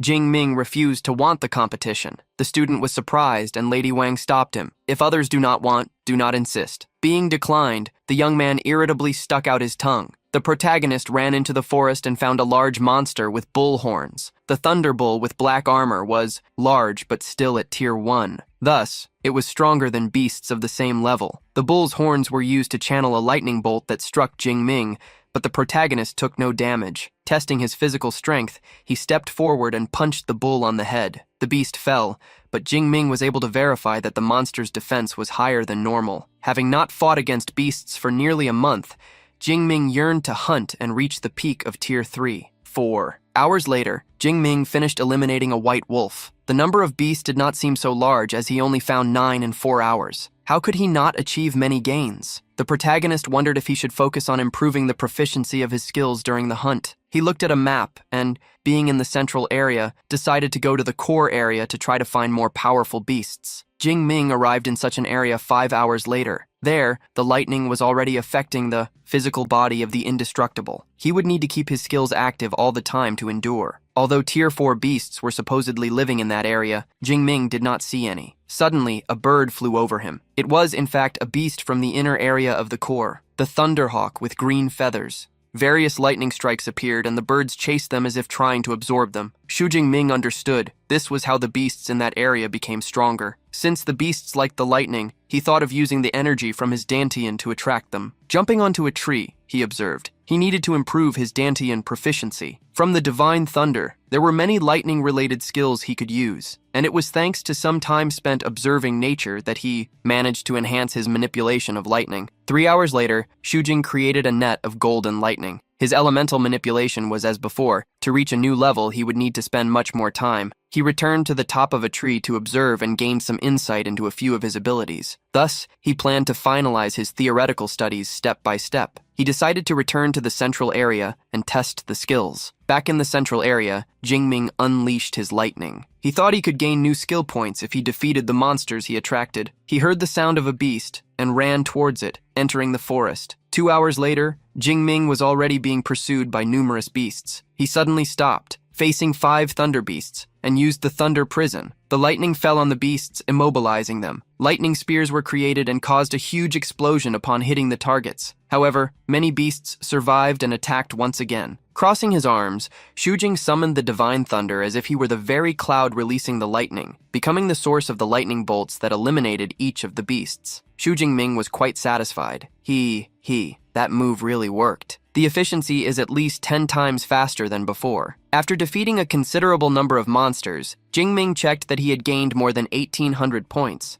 Leveling up could happen soon, but he was getting tired. He couldn't hunt for 6 days and 6 nights without resting. He created a schedule: attract monsters for 2 hours and recover for 8. Doing this twice a day would give him 3,600 points. Approaching one of the monsters, he drew a dagger to skin it. He obtained his first thunder crystal of tier 3. Thus, 5 days later, Lei Dinho Wang's group was walking in the central zone, yawning. A young woman asked why. They needed to get up at 3 in the morning. Lady Nu Ang reminded her that it didn't matter the hour. They were there to hunt. She retorted, questioning when they would return, as it was already the last day. He revealed that they should leave at 6 in the evening. The mission had already been completed, but the longer they stayed, the more impressed the elite members of the camp would be. Changing the subject, the young woman asked with a smile, "Has that coward from the Magic City University already fled?" Her friend believed in that possibility. Even they could hardly rest. He didn't believe anyone could manage alone. Suddenly, they stopped walking upon seeing numerous lightning strikes. The young woman warned in fear, "We need to run. It's a herd of monsters." Lei Jinwang calmed them, stating that there weren't so many monsters that they needed to flee. The beasts were chasing Jing Ming, and when they heard, the group was surprised. They believed that Jing Ming had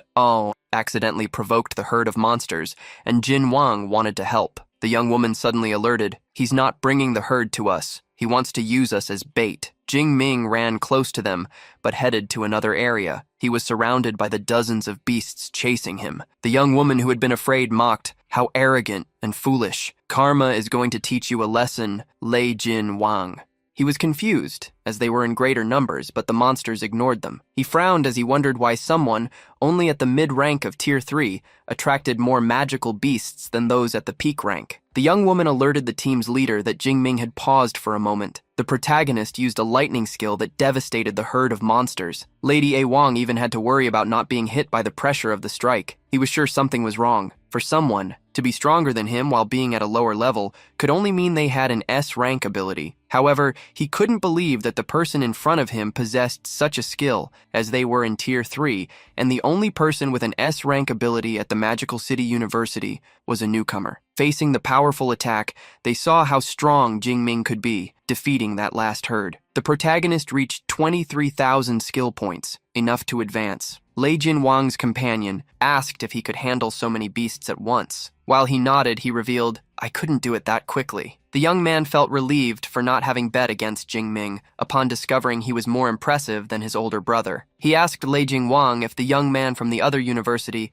could defeat Tier 4 magical beasts. However, Lady A. Wang didn't believe it would be possible with just the strength displayed. 10 minutes later, Jing Ming climbed a tree and had the deep blue system add points to his level. He reached the high rank of Tier 3. His physique and spirit reached almost 500 points, and the range of his abilities to 40 meters. Thus, he decided to hunt a bit more to gain a few more points and test his skills outside, in the jungle. "I was worried about shooting Ming." Instructor Wu asked John Lua why he had gone to the entrance of the hunting area once again, and Jing Ming's senior brother revealed that he was waiting for him, discovering that Yang Lua's junior brother had not returned. The instructor asked him not to worry, as he planned to go hunting and could look for him. Meanwhile, after Yang Lua's thanks, the instructor passed through the entrance that led to the Thunder Forest. Chu Ming was sitting in a tree. The time to leave was approaching. He got down and his weight sunk the ground, which impressed him. His physique had improved, but there was still a long way to go. At that moment, a bear appeared before him, roaring furiously. The beast must have been at the peak of Tier 4. Jing Ming believed he could defeat it with the Heavenly Thunder technique, but decided to test his punches first. He charged at the beast, entering combat. Nearby was Instructor Wu, who was surprised to observe him. He saw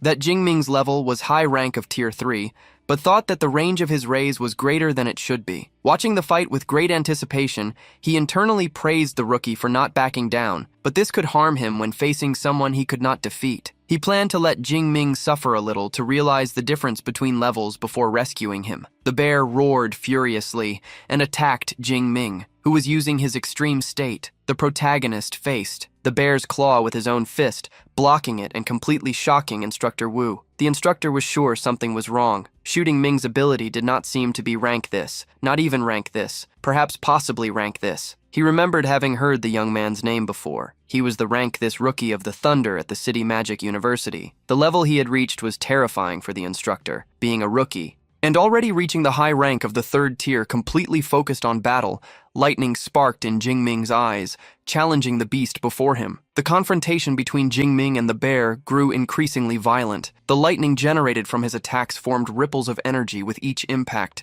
spreading through the surrounding forest. Instructor Wu was left speechless, surprised to see the young man truly facing, toe-to-toe, the beast at the peak of the 4th tier. He immediately grabbed a camera to film and show the students at the elite camp what it really meant to be powerful, blocking the bear's attack. Jing Ming smiled satisfied at not losing to the 4th tier beast. His 3,000 vitality points, combined with the indestructible thunder body, were proving their worth. With his great golden hair waving, he charged at the bear. Jing Ming's punch became even more powerful and tore through the beast. The bear roared in pain, pushed back by the attack. Jingming, at the same time, stepped back to analyze his strike. Upon hitting the bear's leg, he couldn't completely immobilize it. He could use weapons to end the fight, but decided to continue with punches. The bear, despite the pain, remained in battle. It raised its front paws and roared ferociously, releasing powerful lightning that flowed from one claw to the other. The instructor recognized that attack, the rain of lightning. Whoever was struck by it would suffer immensely. Jingming challenged the blow,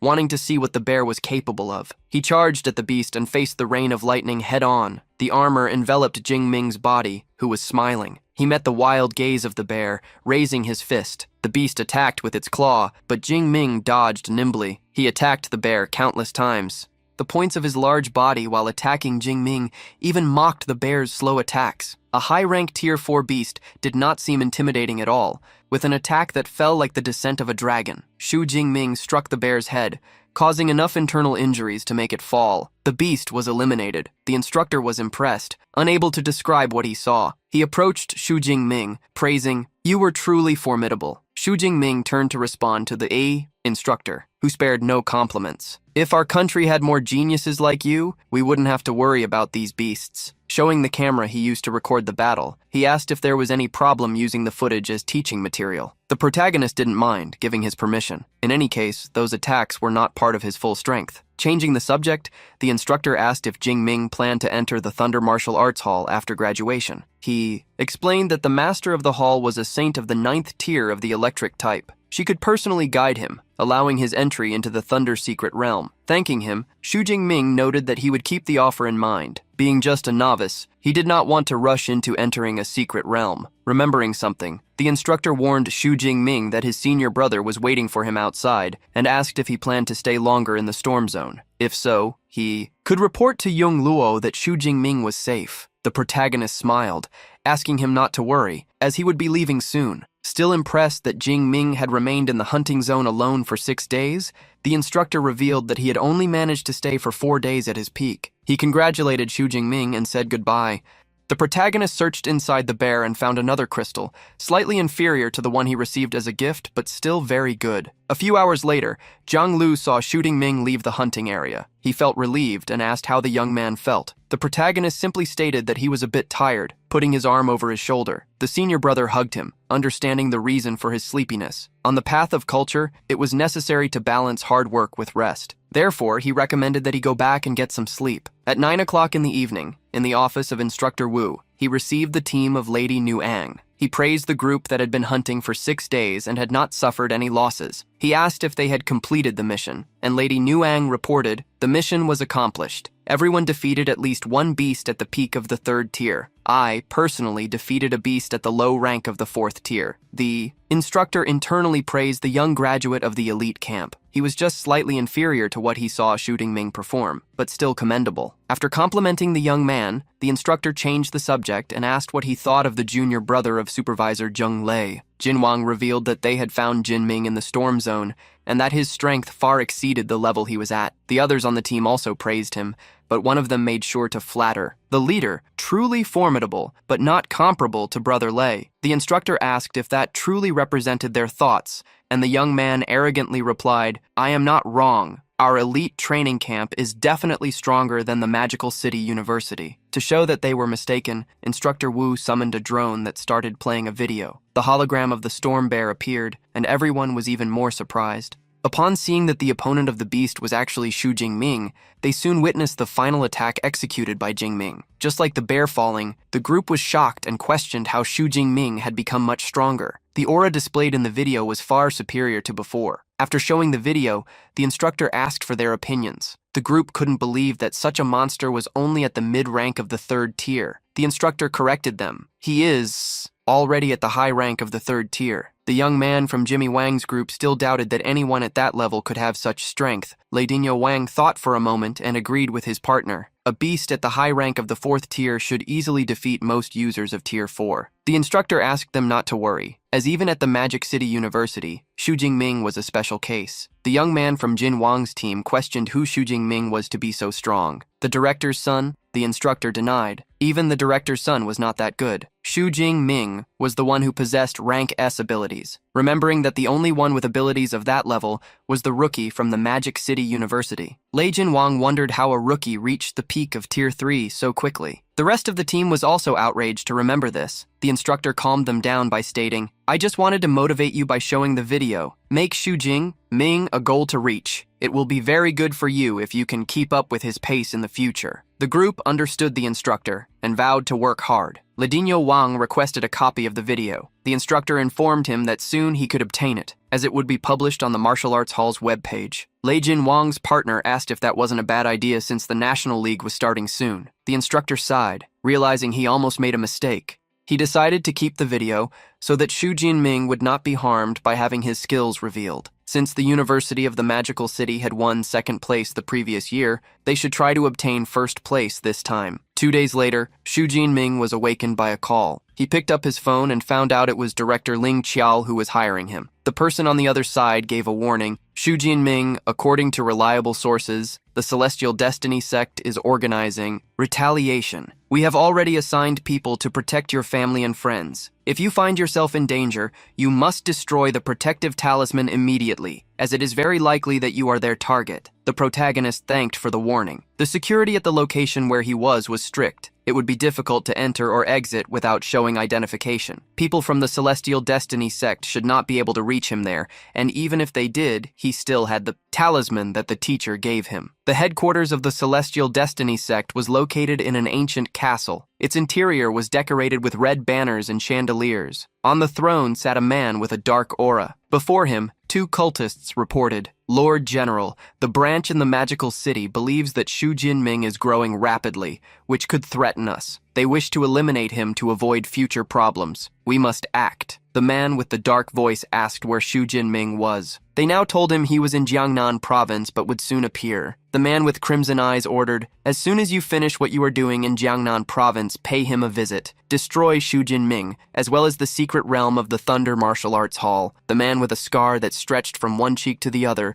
crossing over the nose, accepted the mission. "I will love hunting him down." Behind him, a cultist commented excitedly, "If Lord Bloodhunt was acting in person, nothing would go wrong. He was a man of medium rank in Tier 8. The cultist believed that even Link Shuang, at the low rank of Tier 8, could not compare to him. In the streets of the city, the shooting mink saw countless shops and people advertising their products. The spring festival was approaching, but unfortunately, he would spend it alone once again. Looking at the Thunder Tower from afar, he hoped not to be disappointed. It had been recommended by his senior brother Zhongluo. It was a place where people observed the nature of lightning and improved their proficiencies in controlling it. Upon arriving at the entrance hall of the tower, Jingming was greeted by a woman. "You have an S-Class pass. You can stay for 4 hours in a secret room on the 100th floor. Would you like to use it?" The protagonist asked what the 100th floor was. She explained that the tower had 110 floors, and the higher it was, the better the view and the effects of observing the lightning. The protagonist decided to follow her advice and went to the 100th floor. Walking through the floor, he wondered where the rays from a circular lamp attached to the ceiling were. The rays appeared. They were in their most fundamental form. It was such rays that also energized the tower. The rays came from the Thunder Zone, thousands of meters high in the sky, not being visible to the naked eye. Inside the tower, however, he could see them in detail. Xu Jingming sat on the floor, deciding to train. 4 hours later, he saw the benefits received and realized that if he stayed another 5 days there, he could even reach proficiency in liquefying the lightning. That was a sacred land for cultivation. Someone knocked at the door. It was the woman who had attended him on the first floor. She informed him that his time was up.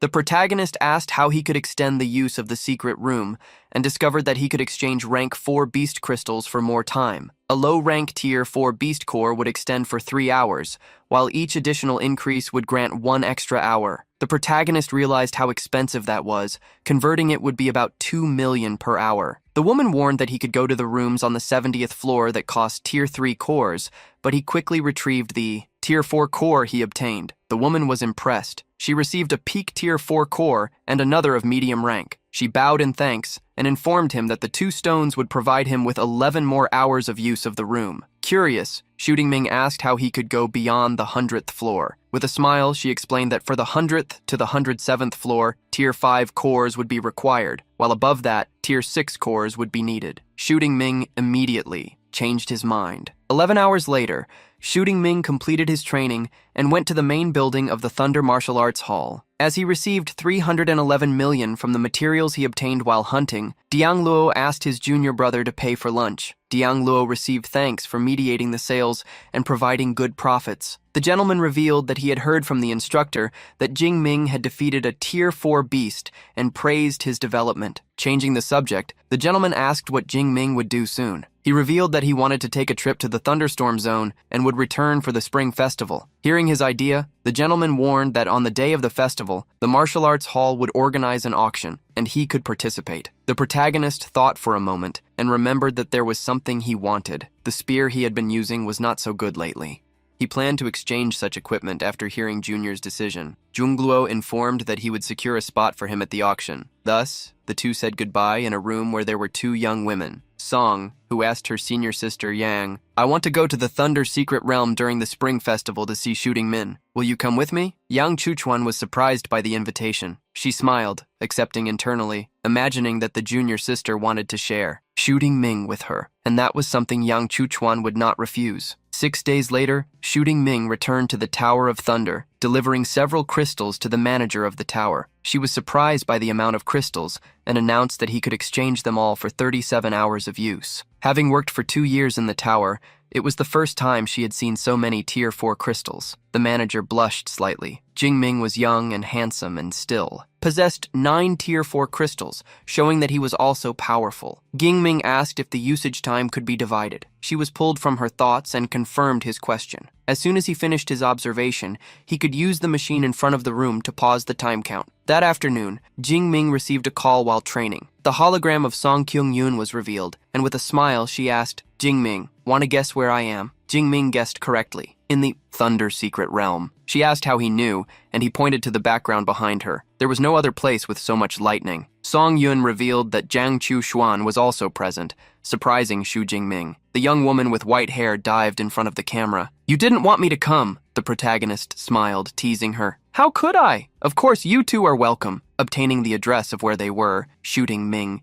He swiped the card at the machine outside the room and stored his remaining 4.5 hours at the mansion with a pool where Song Kyuyun and John Chuchuan gathered. They were surprised, as only 20 days had passed and Jingming had ranked up again. He smiled shyly, claiming he had only encountered some dangers that helped him grow. Kyuyun sighed, starting to believe that by the time graduation day arrived, Jingming would have already reached Tier 7 of a Grandmaster. Changing the subject, the protagonist asked how much they had spent on the passes to go to the secret realm. Yun revealed that the Class B passes they obtained cost 1,000 credits each, which only allowed them to stay for 2 days. The protagonist was surprised, as 1,000 credits corresponded to 10 million in cash. He pointed to the stairs, warning that there were 4 rooms on the 2nd floor and they could choose anyone except his. The two didn't want so many rooms and asked to share a single one between them. Jingming asked them to go upstairs and rest, as he would soon take them out to eat. Zhong Chuchuan, however, pulled various foods out of her spatial ring. "We prepared all the ingredients before we came," she commented. Since it was New Year's Eve, they wanted to eat at home. Curious, Jingming asked if they knew how to cook,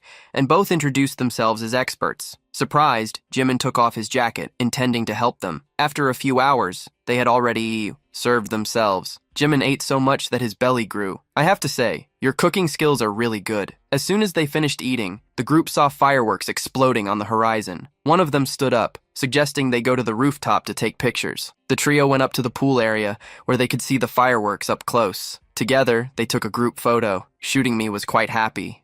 Since acquiring the system, everything around him underwent truly revolutionary changes. This was the first time he spent such a wonderful New Year's Eve. The next day, they went out to stroll through the city. Jingming apologized to the two girls for needing to go to the auction, but they didn't mind. Kyuyun herself intended to buy new equipment. When encountering Jingming, John Luo asked who the two girls were. The protagonist introduced both Kyuyun and John Chuchuan to the senior. The two waved with a smile, surprising Jean Luo internally. He praised Jingming for having 2 beautiful girls by his side. Yang Lu, to help, informed that he would get entrance tickets for the 2 girls. From where he was, Jingming could hear some men flattering a woman with pink hair. "Sister Waning is still the most amazing.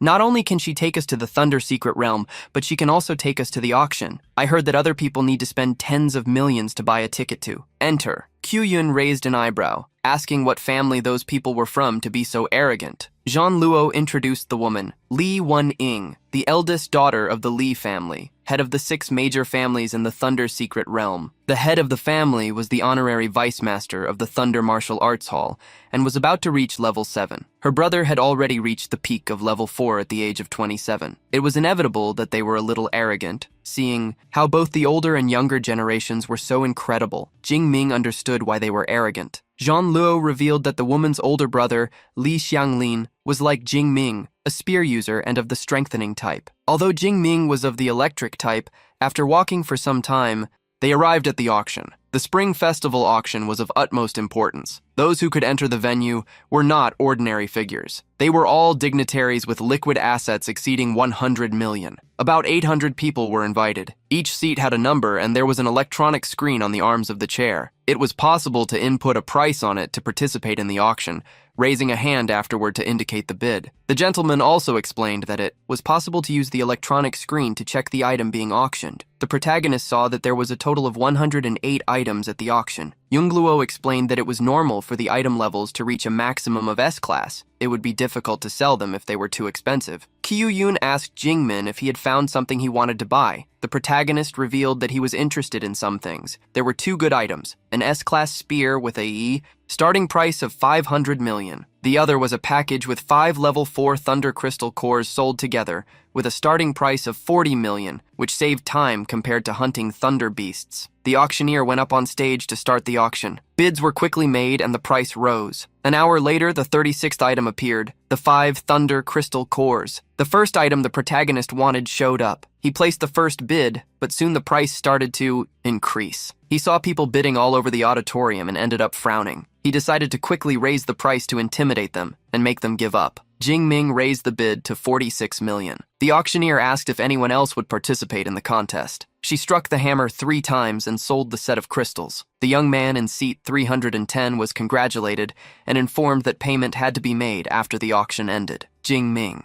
He was surprised to be able to buy the item so quickly. Jingluo explained that the families from the martial arts hall already had many crystal cores, so only solitary wolves ended up buying. Curious, he asked Junior if it wasn't easier to hunt beasts to obtain such cores. However, as his proficiency was about to rise to another level, Jingming noted that he wanted to go through it as soon as possible. Zhang Lu was surprised, remembering that he was almost a senior when he reached such a level. And 2 hours later, a box with a spear was put up for auction. The Cloud Fluid Golden Edge Spear, forged by Master Yuan. The shaft of the spear was made of a special A-class alloy, the Kermir alloy, and the tip of the spear was the hardest and sharpest among S-class alloys, the Extreme Edge alloy. Many were surprised, remembering that Master Yuan hadn't forged new weapons in years. No one expected such a product to emerge. The protagonist recalled that the Kermir alloy increased in weight when injected with energy. It was exactly what he needed. The auctioneer revealed that the weight of the spear would reach 100 tons when energized. She warned that the starting price would be 50 million, and that bids could not be lower than 1 million. Quickly the bids began,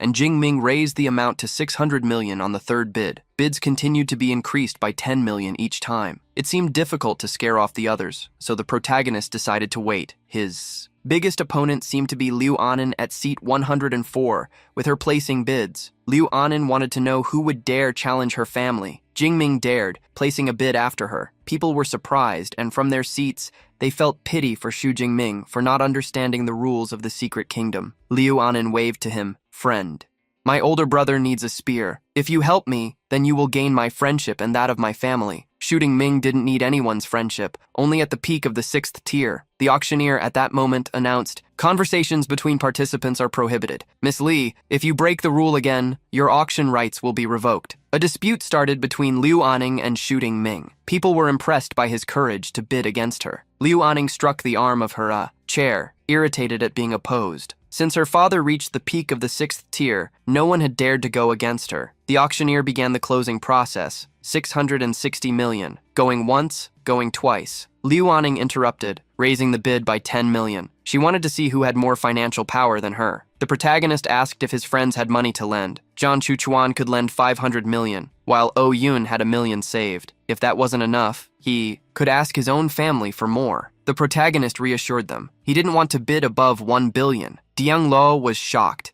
and wondered where those two young women came from to have so much money. The protagonist raised the bid to 700 million, and the dispute continued. When the amount reached 830 million, Woning's assistant warned that they were already over budget. Lee Woning gave up. Let him have the spear. I have my ways to deal with him.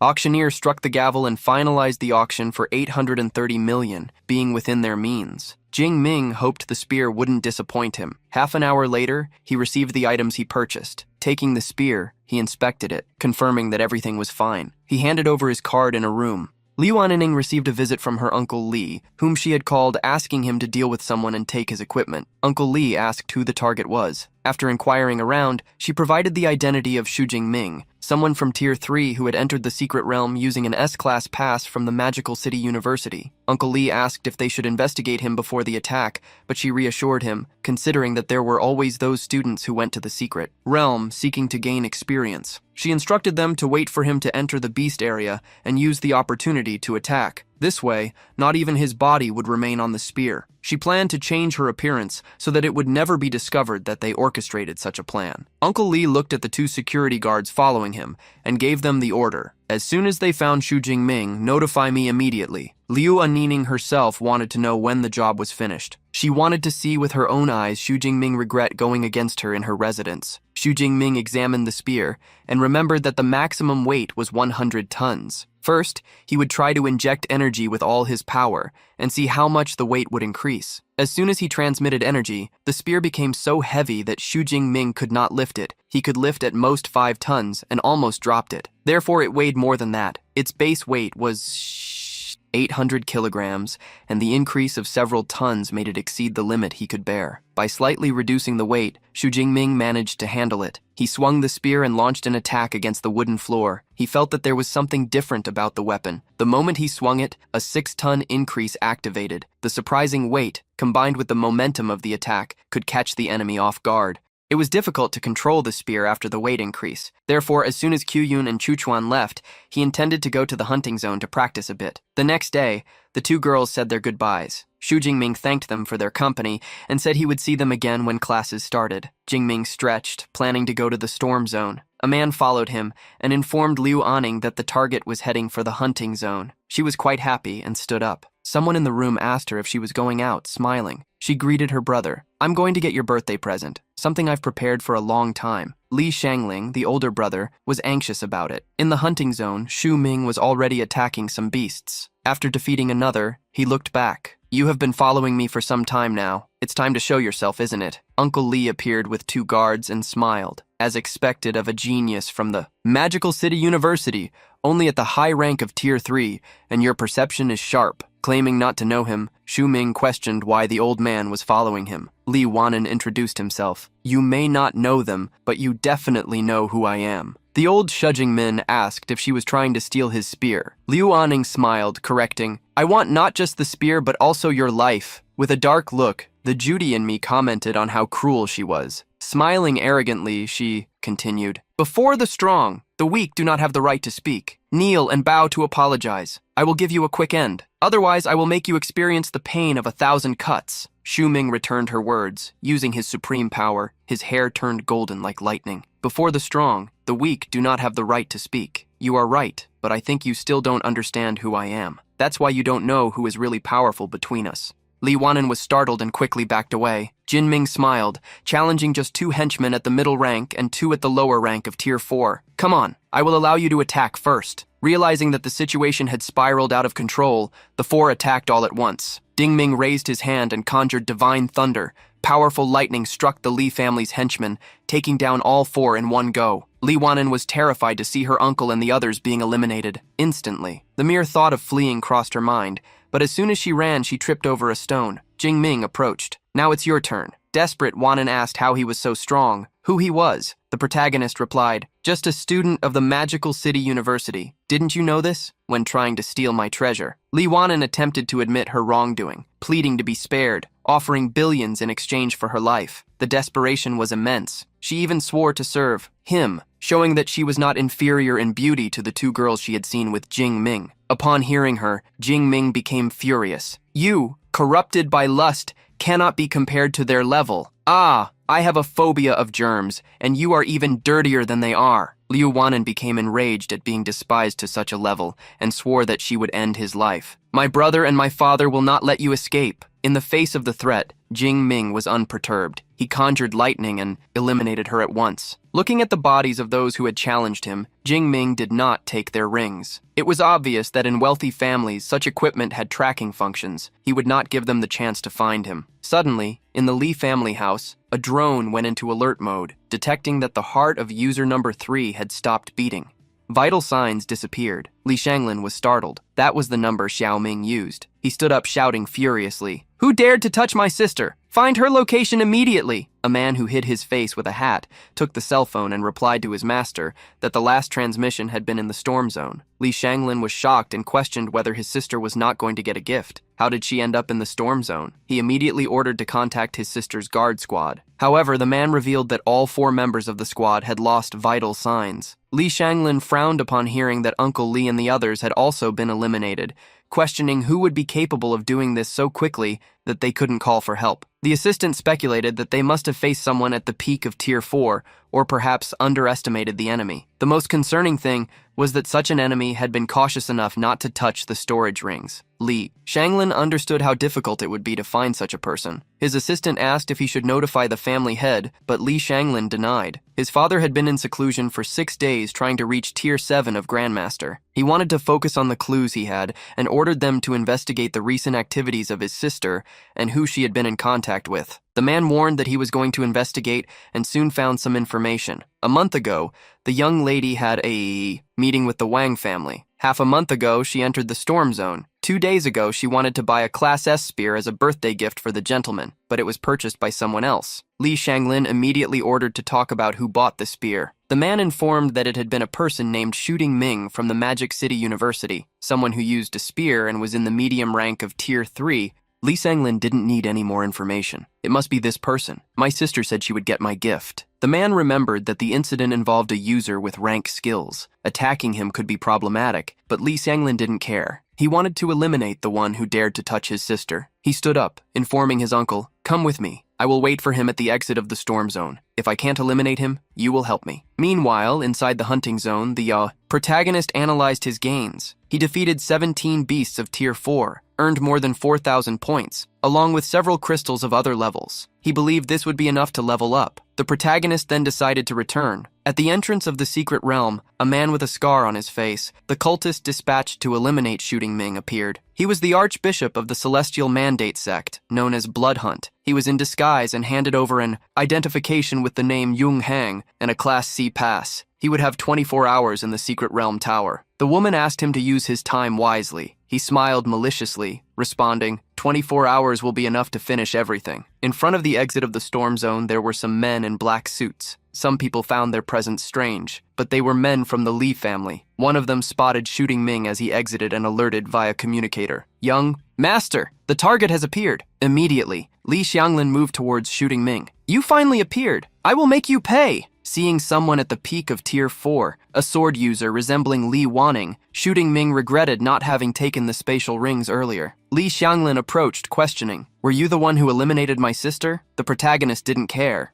If you already know the answer, why ask the people around? They heard the conversation and were surprised. Li Shanglin gritted his teeth, questioning why he had done such a thing to his sister. The protagonist did not hide. "His sister attacked me and failed." That is not an appropriate answer. Li Shanglin tried to use his family to intimidate Shooting Me, showing that his sister was not alone. The protagonist no longer wanted to hear him chatter to determine who was stronger. He immediately released his extreme mode and challenged, "Let's see if you and your family there can really touch me." Around him, people recognized him, the 19-year-old newbie from the Magical City University who had reached the high rank of Tier 3. Li Shanglin used his transformation, becoming an arrogant werewolf. A mere Tier 3 challenged me as he spoke. Shooting Me attacked with a thrust. Li Shanglin scoffed at seeing a magic user advance against him, someone of the strengthening type, and also wielded his weapon. The two weapons clashed and the impact sent Li Shanglin flying. He crashed against a wall and nearly passed out. Li Shanglin wondered how someone of a lower rank could be stronger than him. Shooting Min did not give him time to think. Lightning gathered in his hand as he warned,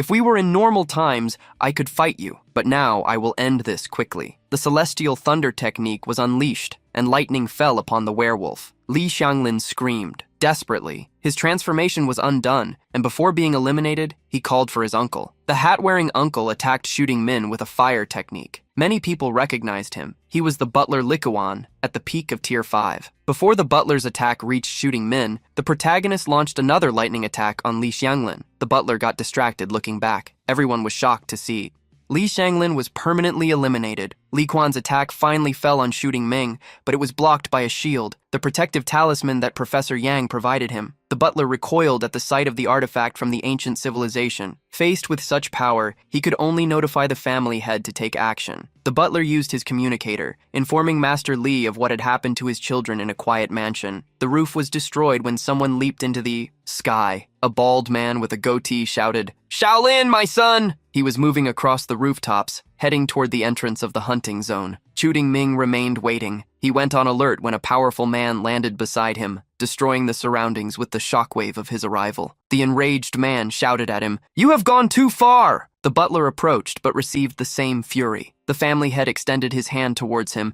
and his strike grabbed him, sucking out his life force. Family head Ali addressed Shooting Ming. "You will be next." The protagonist felt the overwhelming pressure from the enemy, but in an instant, Instructor Wu and other men appeared, blocking Li Changhai's path. The man leading the group was Angu, master of the Thunder Secret Realm branch. The people around were excited to see him, Wanggu. He was the only Grandmaster of Tier 7 in the Secret Realm. The presence of Instructor Wu Chuan also boosted everyone's confidence. With his path blocked, Li Chuanhai realized he could do nothing against the young man who eliminated his sons. His only action was to greet Master Wang. Instructor Wu approached, assuring the young man that, with the branch master present, Li Chang could not touch him. Wang Gu looked at Jin Ming and, revealing that he had seen the battle record recorded by Instructor Wu, praised him. At that moment, Jiang Heng appeared in the crowd with everyone gathered. Everything seemed the most convenient for him. Angu assured Xu Jingming that he would not allow anything to happen to him while in the secret realm. People around began to comment that Jingming would be fine. No one would dare go against Angu. At that moment, Zhang Heng moved. The crimson dark energy in his hand attacked the young men in front of him. The aura he carried was overwhelming. He introduced himself. "I have, come to destroy the secret realm of Thunder Wanggu. The day of your judgment has arrived." Wanggu was surprised to see a Grand Master of Tier 8. Zhongheng was taken aback, admiring the power of Xu Jingming. If he was allowed to grow, he could possibly become a martial saint. Changing the subject, Young He taunted his teacher. "Isn't she a spatial-type Grandmaster? Why don't you call her here? Or is the distance too great for her?" The protagonist was surprised by the arrogance of the man from Sao, the Celestial Mandate sect. He smiled mockingly, asking why idiots always appeared before him. Taking out a card, he pronounced, "Since you want to see her, then I will do as you wish." The card was broken, and a golden gate appeared above Xu Jingming. Teacher Ling Shuang crossed through the gate, walking in the sky. Everyone around was astonished to see the Tier 8 Grandmaster from the Magical City University. Thanks to her, they would not have to worry. Li Changhai felt his mind tremble upon seeing Xu Jingming actually summon a Tier 8 Grandmaster. He was relieved he hadn't done anything earlier, or his family would have been swept away. The teacher's gaze was icy. The remnants of the Mandate sect always clung to them like parasites. Zhang Heng gritted his teeth,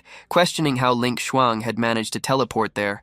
He believed that her maximum teleportation distance was 500 meters. Knowing that the acceptance of the mandate would not give up, she revealed, "I deliberately hid my progress, but I didn't expect you to actually be fooled by it." Zhang Heng was surprised to find that Ling Shuang's aura had reached the mid-rank of Tier 8, being only Class B against a Class S. Zhang Heng could only flee. The teacher extended her hand with spatial magic, preventing his escape. A spatial domain arose around Yungheng like a bubble that did not allow him to escape. Entering the same domain, the teacher attacked with a hand movement. Zhang Heng claimed that it would not be easy to eliminate him. With a gesture, he released crimson energy to confront her attack. Defending himself, he advanced towards her. The combat between the two unfolded at an impossible speed to follow. Only the traces of the impacts could be seen, warning that the battle would take some time. The Angu asked the other supervisors to stay to support Director Ling. He ordered Supervisor Lee to take the others away and notify the rest of the hall to organize an evacuation. The Angu recommended that Jude and me evacuate as well, but the protagonist decided to stay. He trusted that Jang Hung would not be a match for his teacher,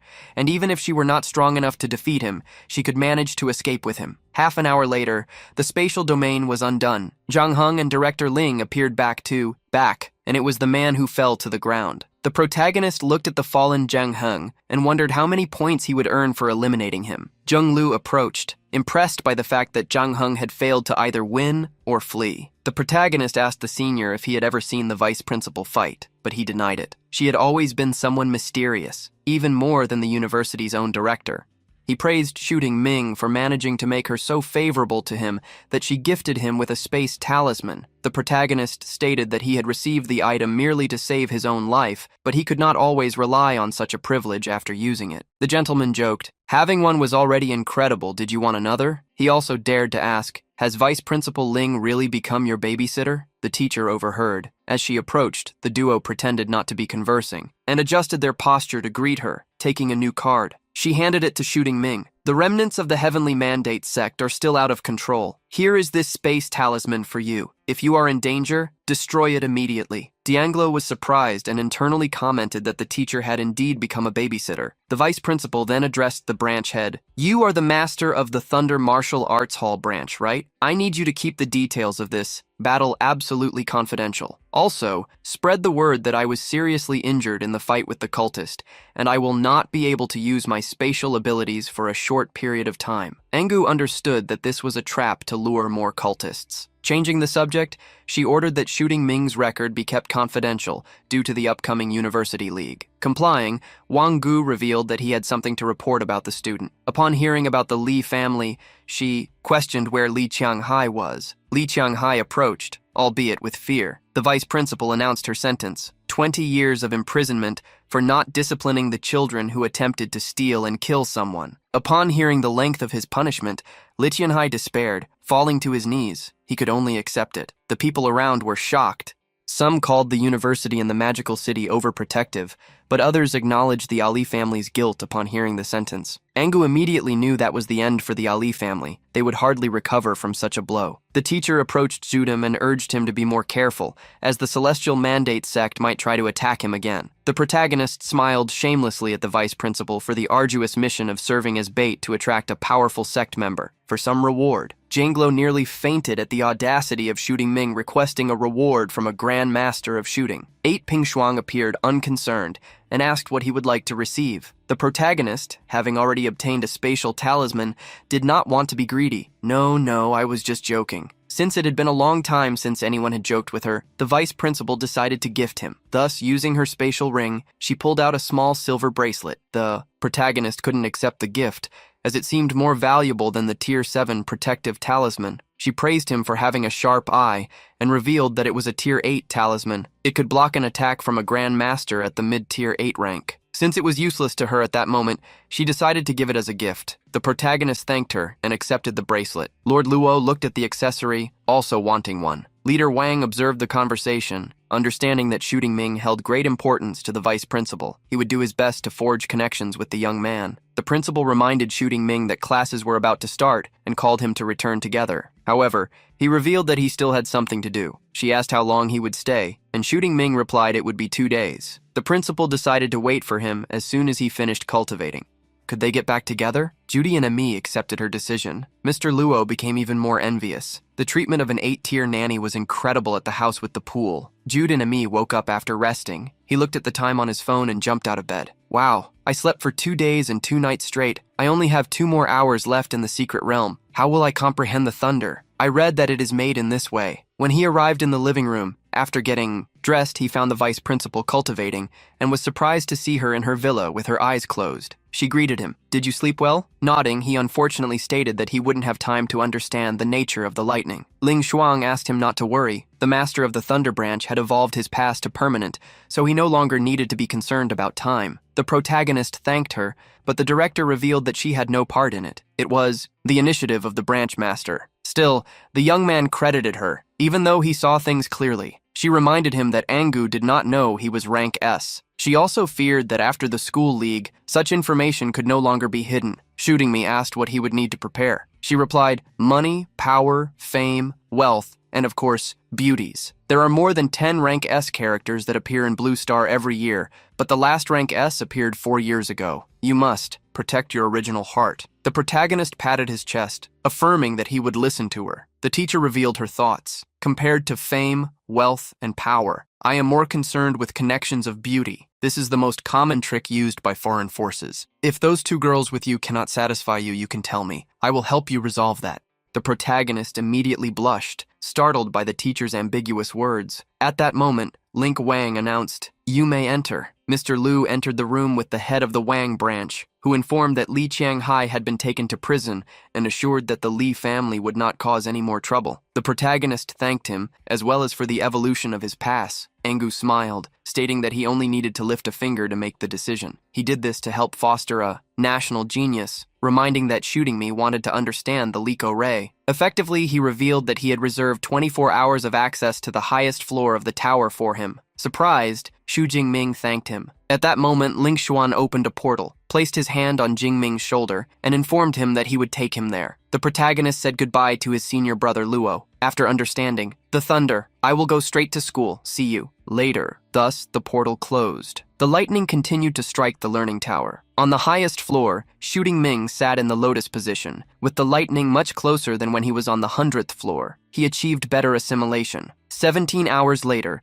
the lightning that Shooting Me controlled seemed different, as if the energy had become fluid. He had finally understood the liquefaction of the lightning. Extending his hand, the protagonist created an electric sphere. Just with that, he would be able to unleash a devastating attack. He opened his attributes window and, upon observing it, became thoughtful. He had 18,000 skill points remaining. He was still a bit far from reaching Tier 4, so he could first evolve his combat techniques. As for leveling up, he decided to wait until the National League, where he could gain a massive amount of points. Each league was divided into individual matches, in team and survival. In the latter, they competed for the number of beasts defeated, all above level 4. Shooting Ming hoped to collect a massive amount of points. He decided to evolve the indestructible Thunder's body to the 5th stage. His hair grew, and this time it was no longer golden, but white. His ears elongated. He spent 15,000 points on this. His vitality also increased, approaching 1,000 points. With a powerful physical body,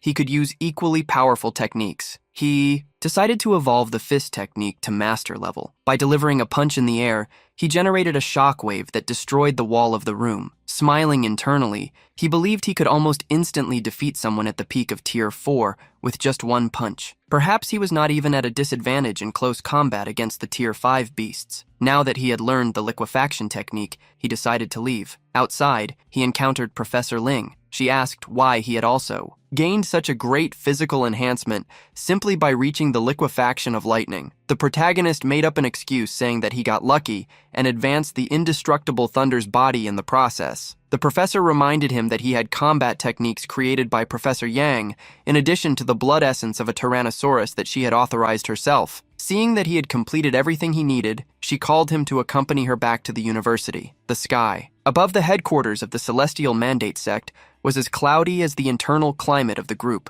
A member reported to the leader that Jung Hung had been defeated by Vice Principal Ling Shuang, who had also come out severely injured. He asked if they should continue the attacks against Shooting Ming. A hooded man with a scar on his mouth asked for permission to act against Shooting Ming, swearing that he would defeat him. The leader of the sect spoke grimly since the great country Chia issued the extermination order. Our Celestial Mandate sect has lost much high-level combat power, so it is no longer appropriate to target Shooting Ming. From today, everyone will be discreet and await the peak of the original energy tide when the Supreme Celestial God descends. This is the moment when the Celestial Mandate sect will achieve eternity. The entire group of cultists complied with the command, praising the Supreme Being. When they returned to the university, the vice principal commented, upon seeing Shooting Ming yawn, that he seemed to have tired himself out spending so much time on understanding liquefaction. Having used his extreme state for 17 hours, He felt sleepy. The principal tossed him a packet of sweet cookies. Eat some. This will help you regain energy. The senbei he received was a Class B cultivation resource. He was impressed by the professor handing him something like that so easily. When picking up one of the cookies that sparkled with golden energy,